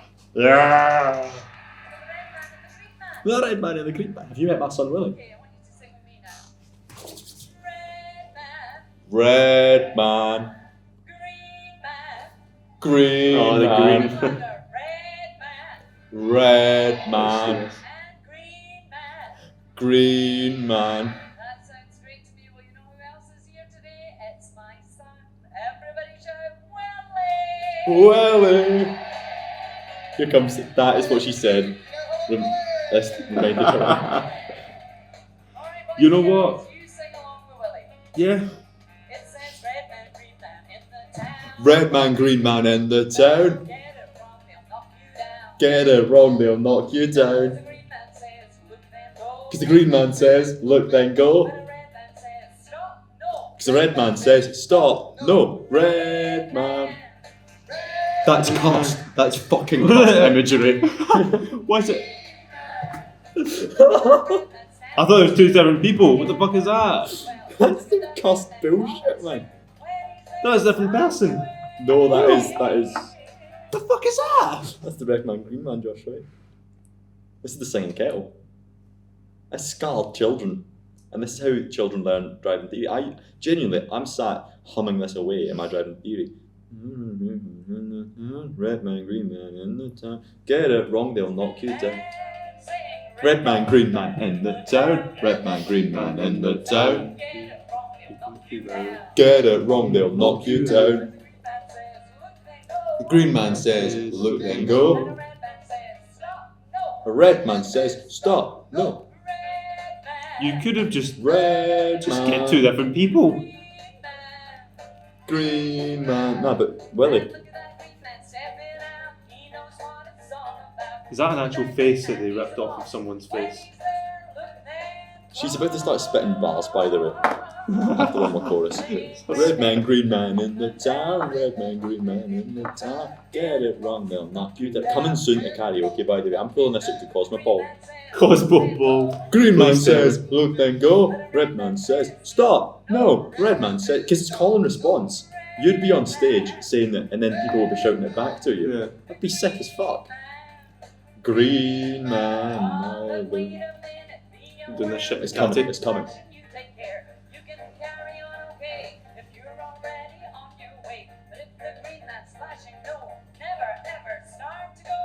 She's like, if the light is flashing orange, if you're on the crossing, you can keep going. But if it's like, she's genuinely explaining driving theory. One more time. That's just spitting bars. Red man, green man in the town. Red man, green man in the town. Get it wrong, they'll knock you down. Get it wrong, they'll knock. What is Gals for the karaoke? Said, stop and go. Green man says, look then go. Red man says, stop. No. Red man says, stop. No. Red man. Green man. Green man. All this. Red man, green man, red man is out of sync.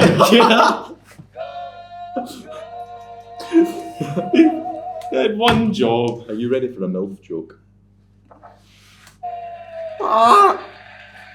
This is my Willie. Hey, Ma, that's a really important job you've got now. It's true, Willie, it's true. A lot of responsibility. And you know something? All my friends think you're great. All Willie's friends thinks his mum's great. And are you ready for Willie's mum's big Casa shutdown? Do you know something, Willie? I am great. Look at this man's response. Cinema. Look at Willie's response. They knew everything behind it. They Right. knew. Just keep watching because it goes off the rails really quickly and gets quite They fucked up. knew. Well, listen, we better go. So, this way, green man. Go this way. Go. Can't come, Mom. I'm not green man. I'm red man. Josh White, the red man and the green man have gained sentience from each other. They are different people. They're different stuck together. Willie cannot move when he is Red Man. Willie can only move when he is Green Man. So who can decide? How do they agree on each other? Come on, I'm not Red Man, I'm Green Man. Right, back in the nonsense village. Red man, green man. Oh. Cheerio. Some cussed shit, man. Many roundabout. I know, like, genuinely, if you were to watch the entire hour 50, I reckon you could pass a theory test.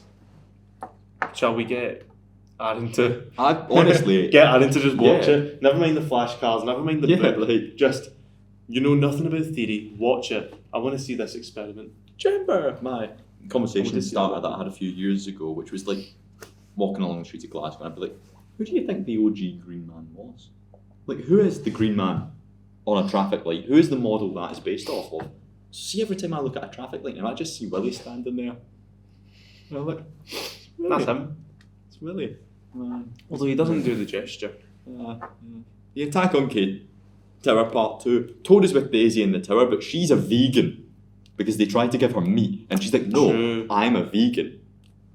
Toad has a harmonica, and I think it's a joke, but it's also only there so we can know that that one's Toad and all the other ones are just Goombas, yeah.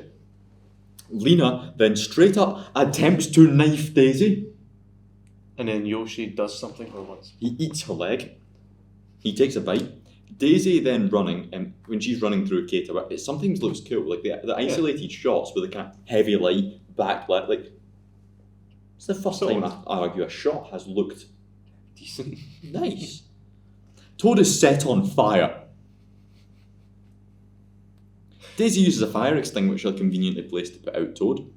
Why is the Might as well fucking give him his misery. I don't like Luigi. Me neither. There's then the trampoline hook fly shite scene. Mario doesn't want to jump. Then I lost my mind because Mario and Luigi have not mentioned going home yet and have just accepted everything put in front of them. Leading to... They haven't slept. How long do you think this happened for? Like, see, It imagine everything. Imagine they're in the living room, you know, like Luigi getting, you know, This has hit been about by 48 the hours Bobby, straight. like on a Monday. This would be like Tuesday night, you know, at this point, or like Wednesday morning. Yeah. Like they haven't slept a wink. It was at this point I questioned the point. I paused the movie and I ran. Needs and wants. Okay, so a fundamental of filmmaking is it's built on characters who have needs and wants. Yes. Okay, and they have motivations. So characters want something. Yes, and that's what their motivation is. And they need something. They do not get what they want until they realise what they need. I.e., in the fucking fantasy draft, Mario wanted to save Princess Hilda in that one. They wanted to save Hildy, but what he needed to do was to come to terms with his underlying, like, self-hatred and lack of a heart. And that is shown on screen through the ugly hag. Strange as it is, it at least gives Mario character growth. What does Mario want in this movie? He's bored. He wants Daniela? work. Daniela, yeah. Does Mario know she's been kidnapped? No. What the fuck? He Mario wants nothing. The biggest thing you could say is he wants to save Daisy. Like, because it's not even like we know what Luigi wants. Luigi wants Daisy, but Mario wants to save Daisy. Yeah. But what Mario needs, what does he need? Is to trust his brother. Pay rent. No, because Mario at the beginning of the movie, they're driving in the car. And Luigi is driving all over the place to get to the destination. And Mario's like, oh, I drive now because you don't drive the right places. Mm-hmm. Luigi's like, no, just trust me when I'm driving out of the tunnel. And Mario doesn't. Trust me when he needs to jump. Luigi's more the main And character. then Mario establishes. Well, that's what happens when you do a fucking Luigi and Daisy film and not a Mario and Peach film. And then Mario establishes that trust and gets the need when he trusts the fungus because Luigi told him to. Which therefore means he gets his want, which is to save Daisy. But that's grasping at fucking straws. Luigi's want's simple, Daisy. But what does he need? Confidence with women? Aye, with women, full stop. Because he's confident in all other fields. Every other field, Luigi's confident, but not with women. Daisy, what the fuck does Daisy want? She's just a nerd. She just. Right. The thing she wants, she just wants to like, oh, this is a rock, this is a dinosaur, haha. You know, that's just. Ryan peaked here, Josh. What did Ryan put? Daisy wants. What the fuck does Daisy want? To be saved? Answers? Daisy is the audience. We want to be fucking saved and we want answers.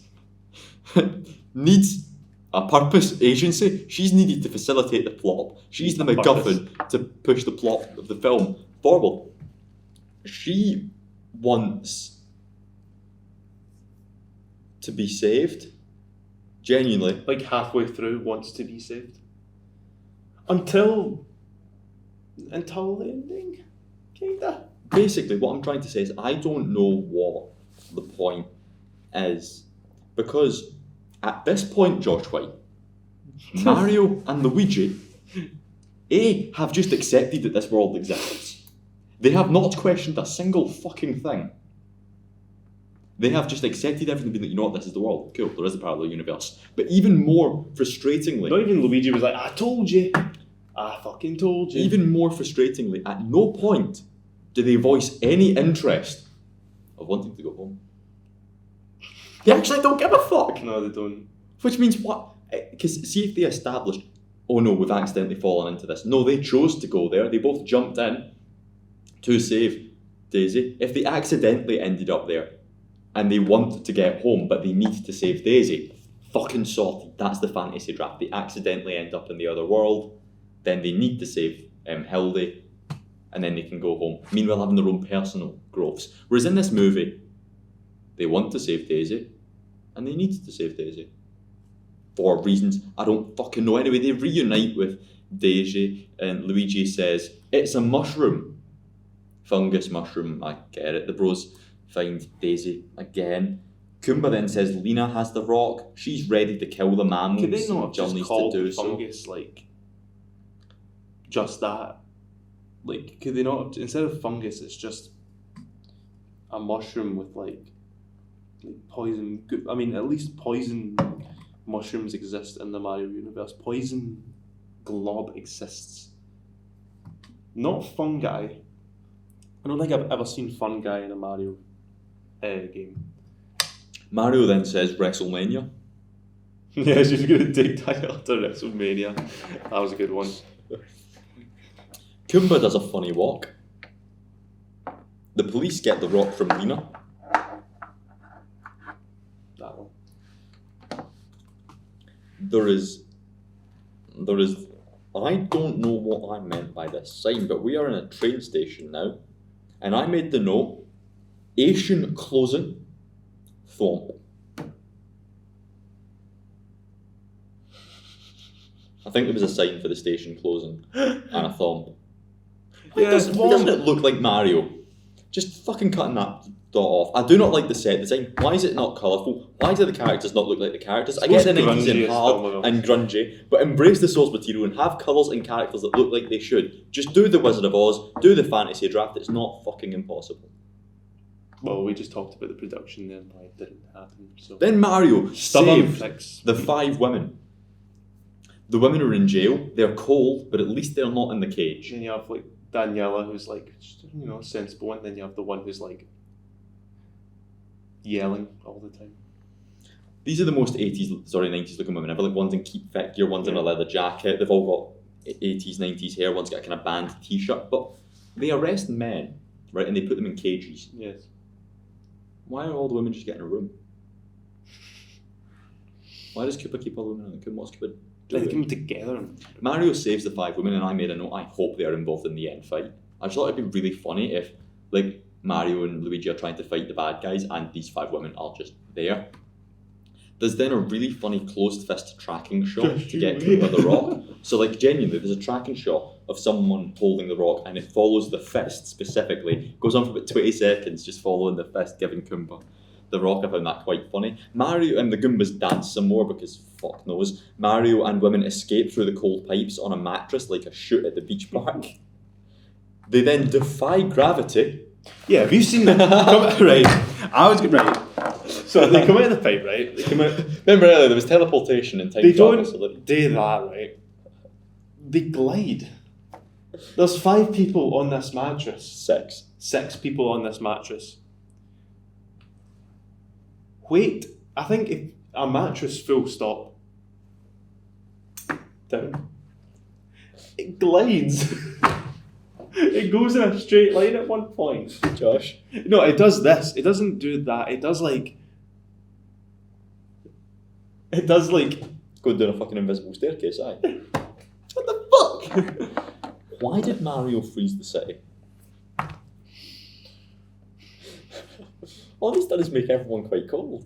Why the fuck did he freeze the city? There's then Fuck more knows. dancing and Goombas and another pizza joke. Yes, the pizza's finally arrived. It's a Mario versus Koopa face-off. Bullet Bill rocks up. Luigi then says, "Trust the fungus." Lena then is electrocuted and falls. She has the rock. She has Hocus Pocus style hair. She has the rock again and she runs down the kind of Coraline otherworld tunnel. Mario uses a little walking bomb. Bubble. Bubble. And Mario pretends to have the rock. The bad woman Lena tries to use the rock. So she like puts it on and she's like, unlimited power. The perfect time to cue in, I got the power. But it legit blows her skeleton off. Literally eviscerates her. Yeah, she disintegrates. It is now in the wall, just in skeleton form. Oh well, that's a shame. The 5 women and Daisy go away, Luigi. They establish that only Daisy can withstand the power because... How? How do they know that? How do they know? Well, how do they know she's the princess anyway? Anyway, now the meteorite and the meteorite pieces are reunited. So it's time for the merging. Let's take this time before we get into the merging to talk about the Koopa signs. In one of these signs, just a giant Vote Koopa. Vote Koopa. Koopa wants you. Elect Koopa for jobs is another one. There's one where Koopa kisses a baby. Just propaganda. Elect Koopa sign, okay? There is one that I caught where it just says elect Koopa. But Koopa has a chainsaw on the sign. Anyway. The merging. Kumba and Mario start to Mr. Stark, I don't feel so good. Doesn't. Yeah, they do. Alright. They then merge with the real world. Oh no! The Twin Towers! They're falling! Predictive programming. The Twin Towers will fall. Even not funnier, but there was a terrorist attack in the Twin Towers of the year of this movie's release. They turn Scapelli into a monkey. And I'm like, man, there's Donkey Kong right there. And everyone just laughed. And our boy Koopa goes, monkey! Monkey! In the same way that Callum at In Time Escape Room is hiding the fucking monkey whenever he sees it, go, monkey. Or I mean, Daniel in Salzburg just being like, monkey! Like Mr. Tumble. Monkey! Just baffled. Everyone laughs. Why does everyone laugh? Why? Dinosaurs have just shown up! Dinosaurs have just shown up. A lizard, a human, has just shown up and turned someone into a monkey. In front of everyone's eyes and in front of national television. It's alright, we'll see that rerun in 3 weeks. Then they unmerge. And then they all laugh. They unmerge. So Josh White, 1 hour, 30 seconds and 52 seconds into this movie, they merge. That's what the movie's been building to. Mm-hmm. At 1 hour, 32 minutes and 1 second, they unmerge. There's a cutaway during this to Daisy and Luigi drilling out the meteorite piece. So the merge, what this movie has been building to, lasted on screen in total 60 fucking seconds. You know what also lasted less than 60 seconds. The My final God. showdown. Koopa beaten to slime. Because Koopa turns into an actual beast. And then they use the fucking NES zapper gun for 10 seconds and it turns him to slime. They use little there's a, I don't know, is this the NES zapper or is it the Super Nintendo? Chekhov's walking bomb goes off and Toad begins to play the song that makes the Goombas dance. The walking bomb blew up. Koopa is then de-evolved into an alligator and then a dinosaur and then slime. So remember earlier when I said the Super Scope, they use that Do you for 10 seconds. Remember earlier when I said that one of the original scripts was inspired by Ghostbusters? Yes. They then Ghostbuster Koopa, turning into slime using guns with like rays like that. Yeah. And that's when my note comes in. It took me an hour and 32 minutes to make this note. Why wouldn't you make it Bowser? Why wouldn't you have Peach? It's a lot of valid questions. Celebrate the end of the film. Come on, the bros fly about as the crowd cheer. But you know what they don't do? They don't do the fucking handshake. How did we get from... Okay, so Josh, do you remember the start of this movie? Well, sorry, 20 minutes into the movie when they go to Crime Hatton. And it is crime-ridden everywhere. It is apocalyptic. Everyone's fucking singing and cheering. How the fuck did we get from there to there? And laughing at monkeys. Exactly. I'm so confused. Koopa's pictures are already being painted over. I found that quite funny. Daisy's dad spawns back in his royal clothes. You know what? I'll see his reaction. I like him. I think he's one of the better characters. I mean, Yes. Daisy's been the best one. Cause But like, his reaction to all that, I know he's been watching this whole time because he is like still alive and sentient, but he just kind of like, he was just like, oh, I'm here now. Huh. he loves those plumber boys. He just doesn't give a fuck. If you turn them back to slime, I think he would still not give a fuck. Daisy magics up a portal between the worlds and says that she's going to stay in the other world because She wants where to know she's her meant father. to be. She wants to get to know her father. You've literally been there for less than a day and you've lived in the other world for 20 years. Fuck's sake. Luigi and Daisy kiss. Luigi! Can you imagine them? Like that, is that... Imagine like calling him, Luigi! No. What the fuck? I've went to like all aspects of married life. Like, can you imagine all the different tones? So there's the sex tone. You know, because like when they're having sex and they're moaning, but they're just saying, Luigi! That's plenty. And then there's obviously the, yeah, Daisy! Luigi! The fuck you doing? And then there's oh Luigi. And then there's they're very pissed off. Do you, Luigi, Daisy! To Daisy, Luigi! To be your lawful wedded wife. The bros Like they say it the real exact well. same way. Why is it so rushed? Why was the entire final scene 3 minutes long? The entire final fight scene, 3 minutes long. The final showdown where Well, Koopa turns into an actual Koopa. I'm talking last gets 10 seconds. gets electrocuted. Woman gets electrocuted, then gets fucking fried. The merging and that is within 3 minutes. And yet we spent 4 minutes in a fucking lift with the Koombas dancing.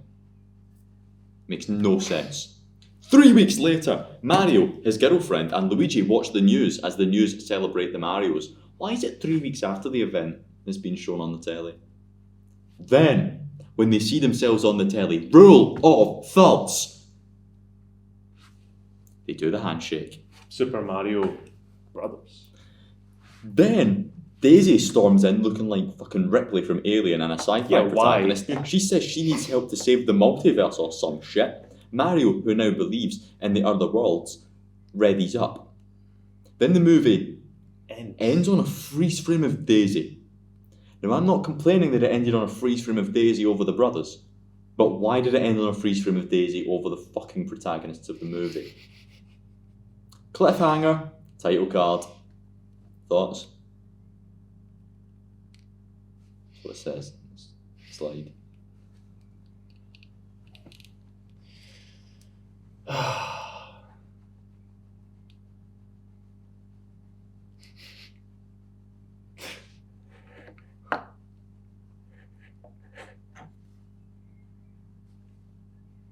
Deleted scenes.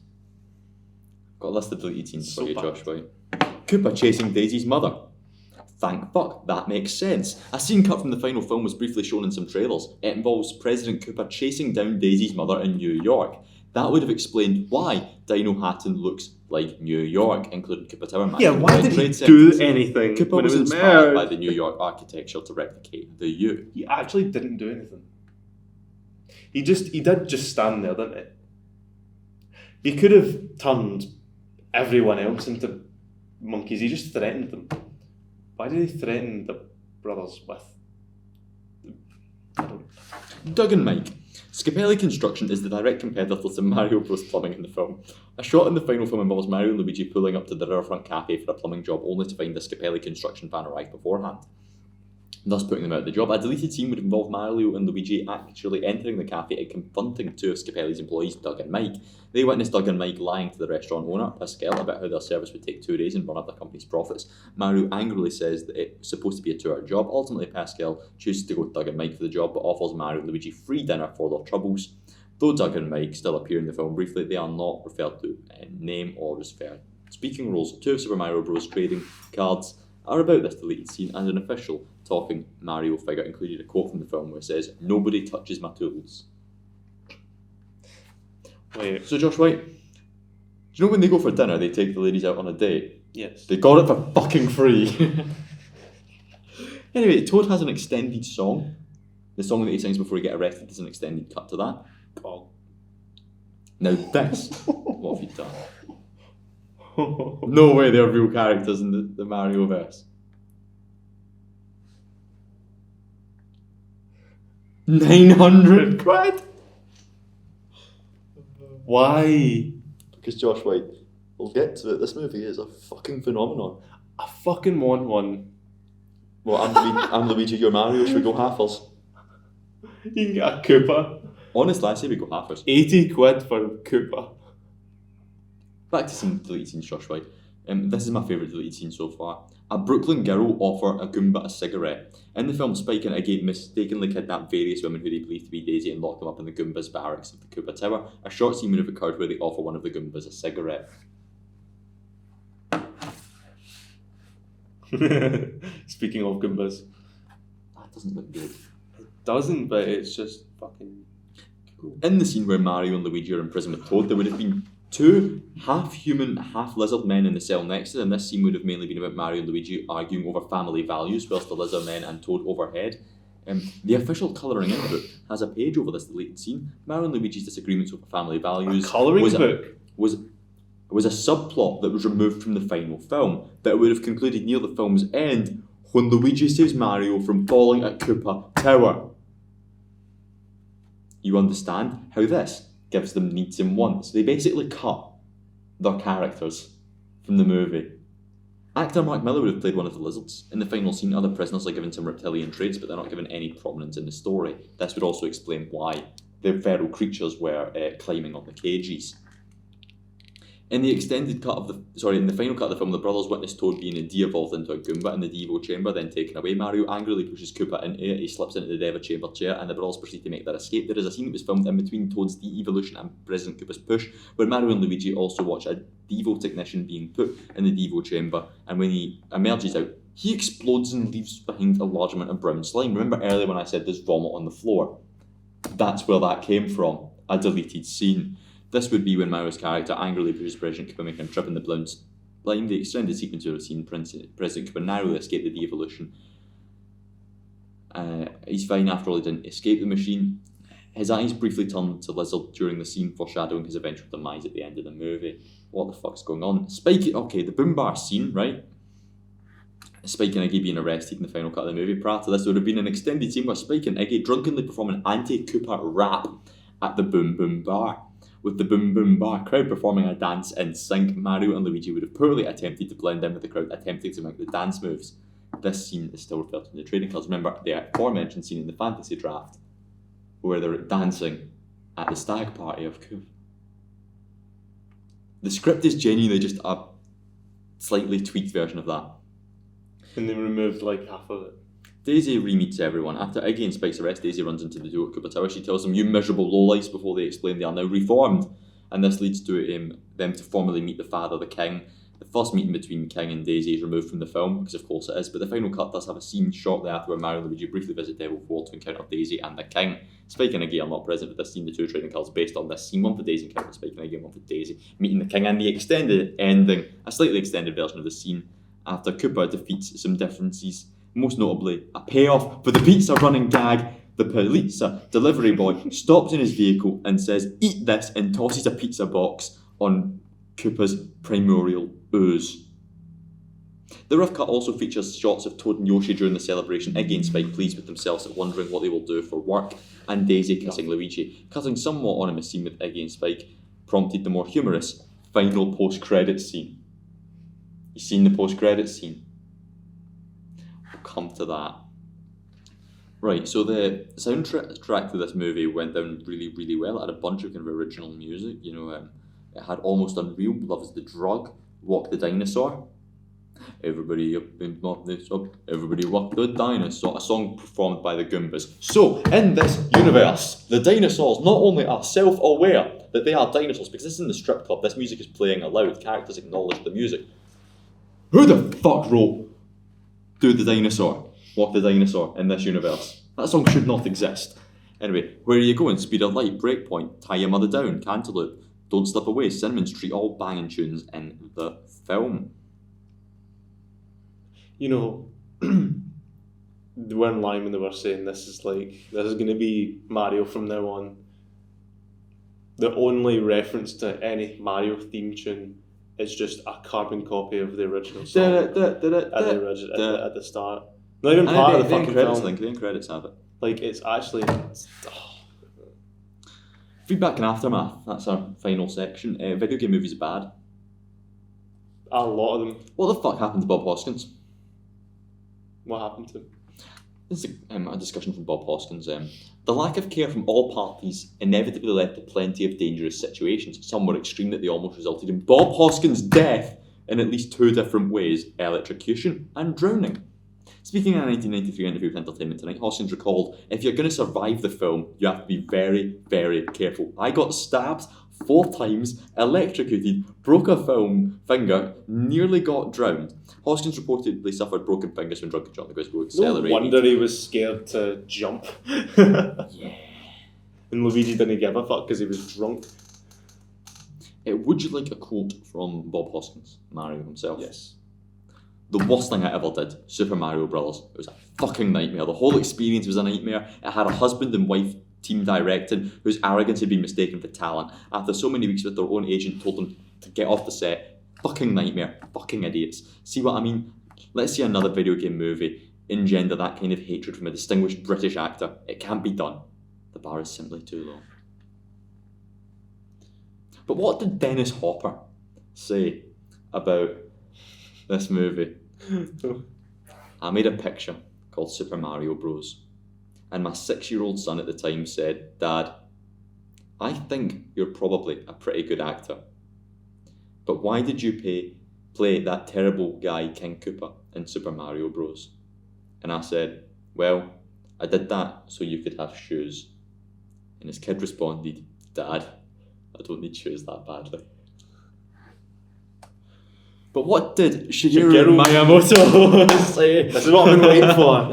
About this Piece of shit. He's a Mario creator. What did Miyamoto say? Well, my inspiration. When we first initiated talks about a Super Mario Bros. Movie, I tried to emphasise the point that the Mario Bros. Games are fun as video games. And if we were going to make a Mario Bros. Movie, that it should be entertaining as a movie and not a translation of the video game.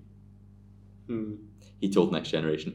"I think that they tried very hard in the end. It was a very fun project that they put a lot of effort into. The one thing that I still have some regrets about is that the movie may have tried to get a little too close with what the Mario Bros. Video games were. And in that sense, it became a movie that was about a video game, rather than being an entertaining movie about the characters." Interesting. Interesting coming from Miyamoto. I wonder if he that did a changed complete over 180. time. Well, of course, they did originally want to, burn and hide all copies of the movie. Yeah, because, well, if it was Illumination that just did it full stop, the film would have been shit. It would have been the same. I imagine. It wouldn't have been that Mario.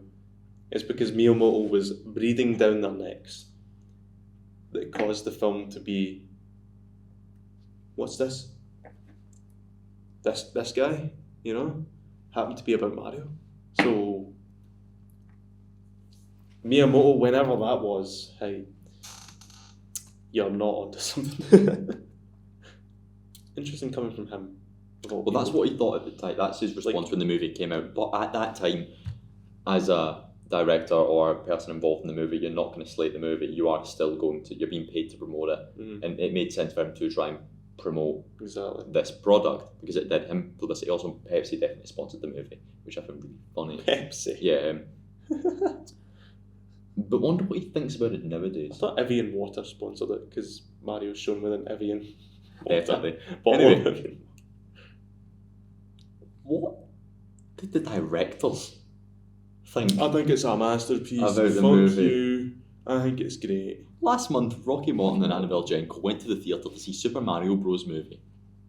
A movie they directed 30 years ago and haven't watched since.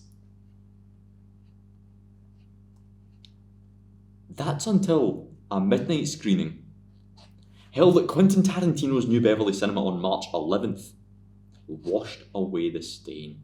2021? 2022? Something like that, yeah. Yeah. My thought was that there would be more than 10 or 20 people there, Morton told Variety, but it was jam-packed. There were people queuing up around the block for extra tickets. During the film, Morton says the audience was laughing and clapping at all the right places. They weren't doing it ironically. It was genuine. You sure? Yeah, it was definitely ironically, mate. It was like being at a film festival, Jan Collins, amazed that dozens of fans approached her for autographs and selfies. It was vindicating. It took 30 years of a bad feeling to be wiped out in one evening. The screening came after Quentin Tarantino, one of the most legendary directors of all time, shouted out Morton and Jankel on his podcast, in which he reviewed the pair's first film, DOA. I think Quentin Tarantino understands where we're coming from creatively, Morton says. It's certainly a quirkiness that didn't fit nicely with the Hollywood scene at the time. The timing of Jankel and Morton's Day in the Sun Is Not Lost on them in April. 5th Universal released Super Mario Bros. Movie, goes on for a spell. Released 30 years apart, the two films could not be more different. The 1993 film, which meant to be a prequel to the 1985 Super Mario Bros. Game, featured a parallel universe populated with humanoid dinosaurs who live in the city of Dino Hatton. When NYU archaeologist student Daisy, who was later revealed to be the descendant of the dinosaurs, blah blah blah blah. Another Janko quote is, "We were never trying to recreate the original game. If we were, we would have made an animated movie," which makes a good point. But what about this? Perhaps the biggest advantage of the new movie is Nintendo, which had zero involvement in the 1993 movie. Not only is the gaming giant a producer on the 2023 movie, but Shigeru Miyamoto, the creator of Super Mario Bros., co-produced the film with Melandri and was involved in every step of the way from casting to animation to developing the story. Nintendo's distance to the original film is something that in hindsight Morton regrets, saying, "If I had a relationship with Miyamoto and I brought him on board, if I'd have been the producer and he understood what we were doing, we would have let many of the things that happened in the movie happen. We would have been a team, and it would have been a very different film." But the reception to the movie spooked Miyamoto and kept Mario off the big screen for 3 decades. Miyamoto said, "We were fearful of all failure past IP adaptations where there's a license and a distance between the original creators and the creators of films." Without specifically referencing the 1993 movie, he added, "The fans get outraged and mad because the studio didn't do justice to the original work. We really didn't want the backlash." Essentially, Miyamoto didn't particularly care about the 1993 Mario Brothers movie. Not really. Because it didn't matter. It was that all over the place. He just knows he would cook later on, you know. He just knows that it would avenge, you know, later on. Because he was heavily involved in this new one. I think it was 2023, yeah. So, interesting points. Did you call it the end credit scene, sorry, to the movie? No. Okay. When we came back to frame on the Zoom call, we began discussing a pivotal scene at the end of the movie that the producers cut out. One that could have dispelled a lot of criticism surrounding the film's loose adaptation of the game. Are you ready for this, Josh? This was genuinely their get out of jail free card was originally going to be the end credit scene. After Mario and Luigi complete their crazy adventure in Dino Hatton, 2 executives from Nintendo turn up at the Mario Brothers apartment in Brooklyn, and they want to hear their story because it's on the news. And they're making a video game out of it. Martin says, it'll explain the reason why the film doesn't follow the story of the game. It got lost in translation. The Mario Brothers told the Nintendo executives the story, and it was misprinted. The film is the actual story, and at the end of the film, Nintendo executives come up to make a game based on the events of the film, which is the first Super Mario Brothers movie. Whilst the film has since cultivated a passionate following, Martin said we were abandoned by Hollywood after the Super Mario Bros. Movie. They would go on to start making like TV shows and shit.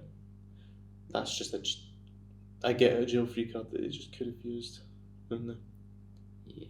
Yeah. I mean that's perfectly fine to me.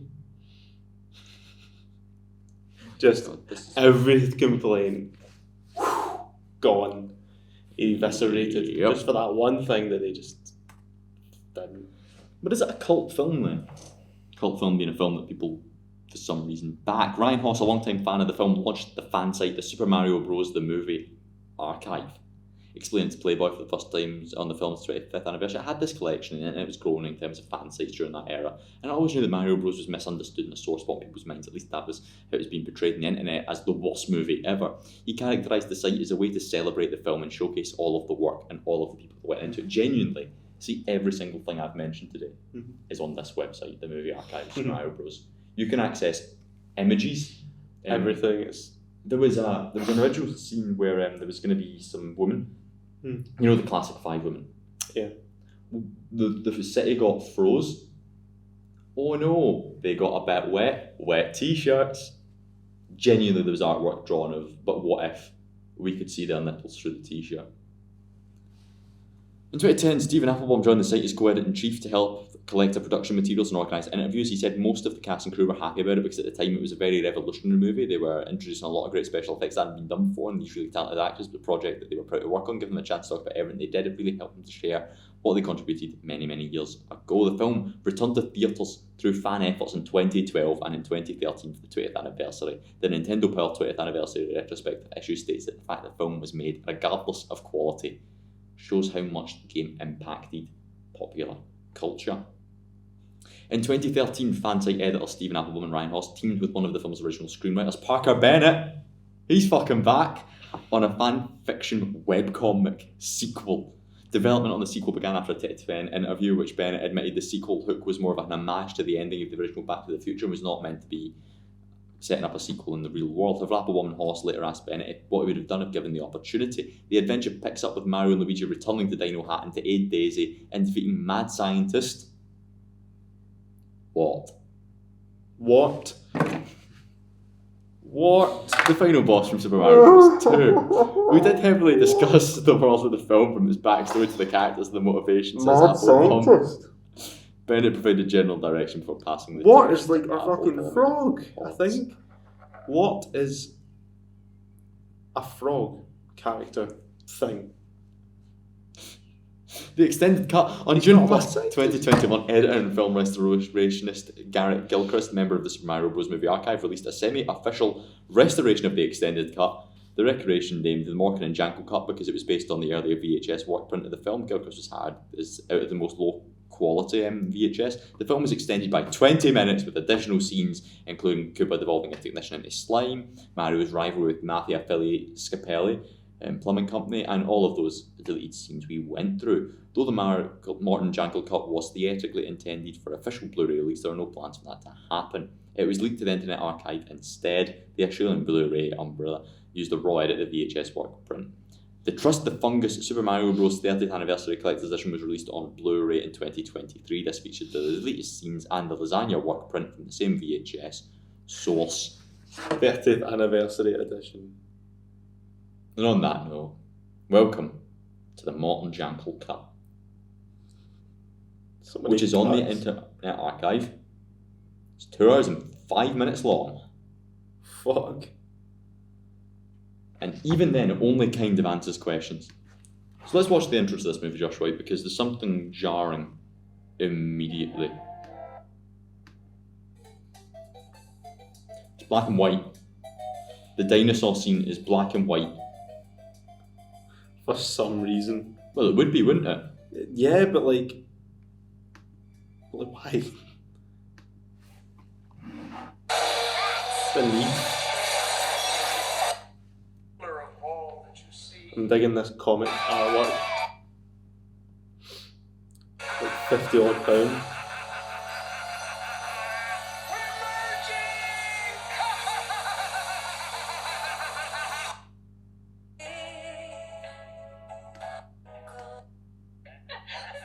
This is amazing. Look at all this shit it comes with. It's one of the movies of all time, I'd argue. Let's just watch the ending of the original cut. They've still got the power bits on, by the way. It's so pretty. There's Yoshi. Who was there in the final scene in this cut? She uses magic. It's fucking magic. That's the Luigi wave right there. That's the Luigi wave, look. He's still doing it. I'm not helping it. She's barefoot. That's Toad. Why did you have to point out that she's barefoot? If she is barefoot, why is she barefoot? Who knows, man?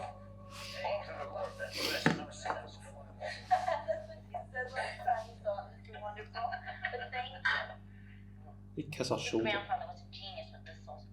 Luigi, you gotta stop moping around. Come on. Luigi. He's wearing his yin yang top again. He's wearing the white yin yang top again. Courageously crossed the dimensional bridge and managed to return the missing Brooklyn girls and save a parallel world from a ruthless dictator. Best I ever seen of that movie. I call them the Super Mario Brothers. Said it. Said the line bar. Cinema. Ooh, they do the handshake on screen there. There you are. Luigi, Mario! Daisy! You gotta come with me, I need your This help. movie canonised that Mario's surname is Mario. Yeah. And Luigi's surname is Mario. Still no answers if their brothers are father and son. Still ended on a free stream of Daisy though, didn't it? The extended cut. Wow. So sci-fi, the logo. Why is the logo there? What is next for video game movies? Because there was a rumour going around that video game movies were cursed. This being, all of them are this being the first. A shit ton of them. This being the first video game movie. It would be followed up by Double Dragon and Street Fighter. Which weren't any better. Mortal Kombat Annihilation. Equally a shite. Resident Evil. I know only People a kind of couple like games that are good. Like Doom, movies. shite. Silent Hill, hated. What about Final Fantasy VII? Advent Children? I've heard that's Max Payne, very hated. good, apparently. Tekken, disliked. We get like Assassin's Creed, disliked. It was only 2019 that they when we got get to already. the likes of Detective Pikachu and Sonic. The Sonic. Would I argue they start getting I say good? that the Sonic film's been consistently alright, consistently fun. Then again, there's Uncharted, which was shite, Five Nights at Freddy's, which was fine, and Borderlands, which was all fucking shite. But you've also got the Super Mario Bros. Animated movie, which was very good. Very, very fucking good. Very the amazing. Minecraft movie, which, I mean, is at least praised, and Until Dawn this year, actually, which I've not heard much about. But Josh, what happened next for Mario? What's next for Mario? Yeah. Well, this year's the 40th anniversary of Super Mario Brothers. I mean, so this is the 30th anniversary edition of Super Mario Brothers Amiibo, as I said earlier today. So who knows? I don't know what's happening for the 40th anniversary. We'll have to find that out in like September time. That's when they roll out stuff. So the Switch 2 has just released. Mario Kart World has just came out. £80, nearly. Is that bad or good? Very bad. £75, so it is for a physical copy of Mario Kart. When any Switch game before was like 50, which is still a bit too much because Nintendo don't discount their prices, and Nintendo was just a very pair of greedy bastards right now. So I'm not getting a Switch 2 until at least the prices are dropped, or if I can get it at a very, very discounted price. Because I've got a card. But other than that, Super Mario Brothers movie 2 is coming out. Yes. Next year, I believe. So is there's also a Zelda movie. A live action one. This is our fucking MMU, the Mario movie universe that we pitched at the end of the Super Smash Bros. Universe. Yeah, the Super Smash Bros. I'd love that. I cannot wait. We'll get to that. But it wouldn't work because, well, man, animated Mario movie and a live action Zelda movie, would that even fuck it, yes. Like, would it? I don't fucking know. Like, anymore. Do it. Why the fuck not? You would have to make a Kirby film. You'd have to make a couple of Zelda films. You could cut Kirby, like Black Widow didn't get a film. Kirby could be Black Widow. Yeah, but like, you know, Earthbound, that's very story orientated. You could fuck it. Earthbound. Or Spellbound. The folk that made Teen Titans Sonic even, because Sonic is in Smash Brothers, so fuck it, throw Sonic in there, he's already got films. Universal, I guess. So there's plenty to be had with Mario so far, but on April 21st, 2023, following the film's box office success, that being the Super Mario Bros. Movie, Nintendo stated that there would be more films based on their properties, although they did not directly confirm a sequel at that point. Until June 2023, Pratt stated whilst on a new sequel, the sequel would come soon. Development in the project was put on hold due to the 2023 Writers Guild of America strike, saying that it would resume once the writers felt comfortable moving. In November, it revealed they were planning on making a larger franchise around the film, well as confirming a sequel on March 10th, 2024 as part of Mario Day celebrations. Miyamoto and Andrew officially announced a new Super Mario Bros. Movie along with the release date of April 3rd, 2026 in the US and more dates throughout April for other territories. That's in a year, boys. Jellic and Fogel were returned as co-directors and screenwriters respectively. Melandri stated that Illumination's team was in the process of storyboarding and developing sets designs for new environments. In October 2024, Keegan-Michael Key teased the sequel will be broader in scope and feature new folks and old favourites, and some folks that he thinks are really deep cuts. So see if the fucking dog, King Patra and Prince Juan returns, but also as we pitched, it's this one. That's when you bring in Daisy. This is when you bring in Wario. You bring in Wario. You bring in Yoshi, because Yoshi is confirmed. Yoshi end credit scene. End credit scene confirmed. I want Wario to be there. See if Bowser didn't show up once. I won't give a fuck. Koopa. Your Koopa Troopers will appear. On May 13th, 2025, NBC Universal listed the sequel under the title Super Mario World, which was later removed. Yeah, that's not happening. Possible spin-offs. In February 2022, Day expressed interest in reprising his role as Luigi in Luigi's Mansion film. That would go hard. I like Luigi. Reiterated his interest in March 2023. April 23, Rogan expressed interest in a Donkey Kong Country, forming the basis of future work stalling. Donkey Kong's getting like a fucking overhaul right now. Like they've totally redesigned them, and they're it's like, I would say it's major. It still looks really, really differently. They've really just the original Donkey Kong they've had for the past 20 years. It's just a totally new one, and they're releasing a new game. So I think that's like whatever. I think Donkey Kong's got a big future ahead of him as well. Okay, they're also looking into a Princess Peach spin-off. That would be. She was the MVP of the last one. Like she was Mario's mentor basically. So I think something like that would be pretty cool. They've released a game on Princess Peach like a year ago, like last year. Fair enough. Capitalise on that. Yeah. I've got a wee Sight and Sound review from the time in 1993. I'd like to read to kind of draw this to a close. What upsets people most about the idea of this film is it's a failure of cinematic nerve. It seems to embody. It's as if Hollywood decided it can't beat the Japanese gaming giants in their sinister hold over our healthy Western youth, so it might as well join them. It is more constructive to see Super Mario Bros. As makers are inclined to in the great tradition of comic books and superheroes' life. Wow, what a sentence. When producer Roland Hoff watched his son play the Nintendo game, which the film surprisingly loosely is based on, it began to seem like a very creative thing to try and bring these cultural icons to life and dramatise the imagery of the world of their adventures. If keeping Mr. Hoff from making more overblown tosh is the mission, then who are we to argue? Product placement has taken the cinema by stealth. In the case of Super Mario Bros., the reverse is true. The welcome surprise of this film is it doesn't just slavishly obey the dictates of the gamers. Man, I hate reviewers and the right talking in a fucking posh voice. Devisers' peculiar imaginations. The plot does embody the freedom from logic that is one of the gaming world's biggest selling points, but it does do so surprisingly in a cinematic way. Production designer David Snyder boasts that there are more than 100 game elements in the film waiting to be counted by a keen-eyed and dedicated fan who will make their hearts sink among non-devotees but movie transporters. Not suffering from Nintendo finger might derive just as much pleasure from ticking off the absurd numbers of references in the checklist, including Robocop, Superman, Star Wars, and The Wizard of Oz. The film it just goes on to talk about the films, younger films, and it ends on Trust the Fungus. Trust the fungus.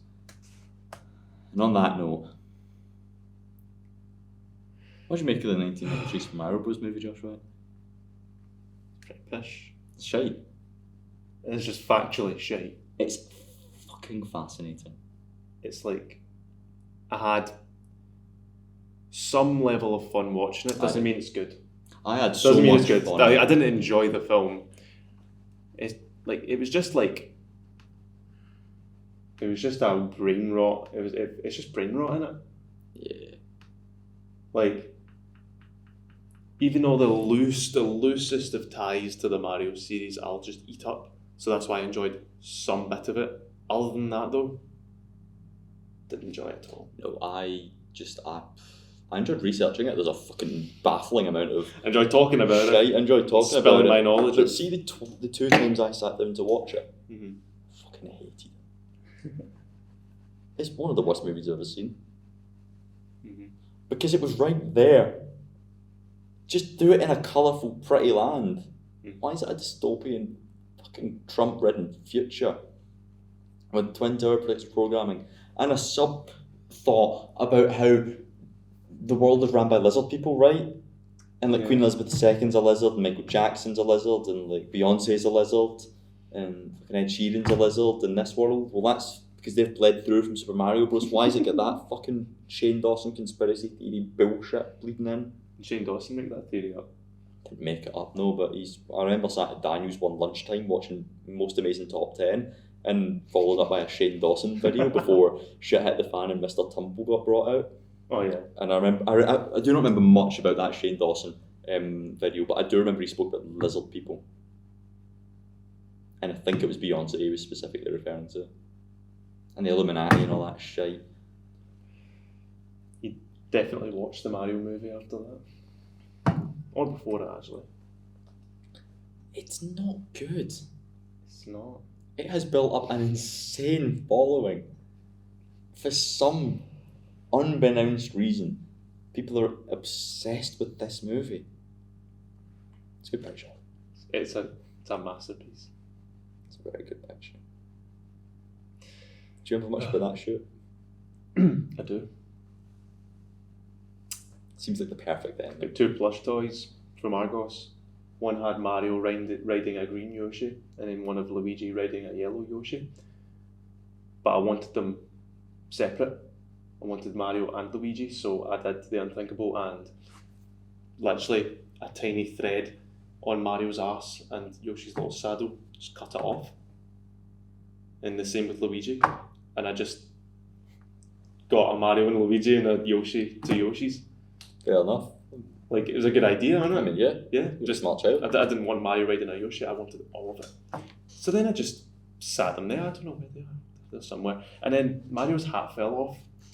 So I can take Mario's hat off, but I don't know where it is. So It's a cracking photo, by the way. It's a cracking photo.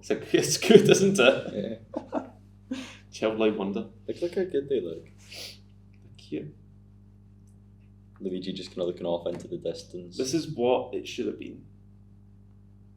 But What, you mean the 1993 Mario movie should be shot on a staircase in Zulu with Mario and Luigi? would have been better. Is our solution to everything just put it in Zulu? We mention it every time. Well, we are very simple creatures, right? Exactly. We love what we love and we hate what we hate. Mm-hmm. I fucking hate this movie. I fucking love Daisy. And I fucking love Daisy and Mario, of course, and Bullet Bill, and everything just other than this film. Just bury it. You should have done what Miyamoto said. Just bury it. She's been buried. My life would be Burn burned it. if this movie did not Burn all exist. copies. And on that note, there was a bunch of links in the episode descriptor, right? for a bunch of websites and videos that I used for research and all the sources of all of these 100 slides and singing kettle or whatever and so on and so forth. There's a lot of sources. There's Donovan Dijak, probably his Twitter or some shit. Ratio. Aye, that was fun. It's a good chat. It's a very good chat. This is the future of the podcast, Josh White. Mm-hmm. It's genuinely day long. Just sit down, over research, because I cannot wait for the day where you rock up with your laptop, you've got a PowerPoint of notes, I've got a PowerPoint of notes, and we just ramble about Pish. I have no idea what film we are going to talk about next on the RRR podcast, Recall Review Ramble. It has been 4.5 hours. You are right. You can add these for our next movie, Josh White?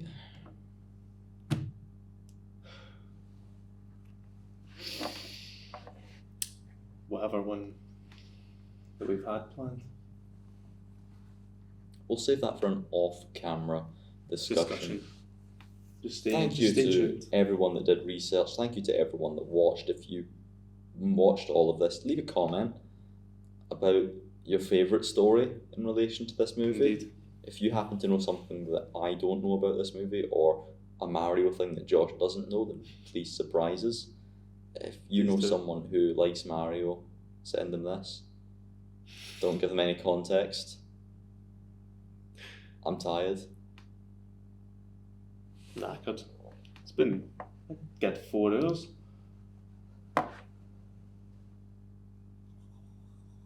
Recall, review, ramble. Gallus, you could do it.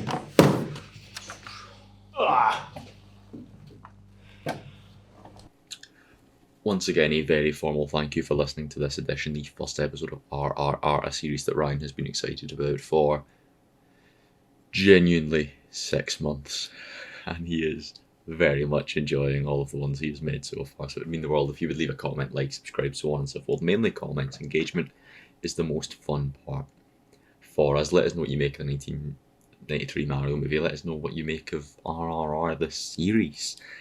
And well, with that being said, also, check out the future ones and share them with your pals. But with that being said, welcome to RRR and let's go.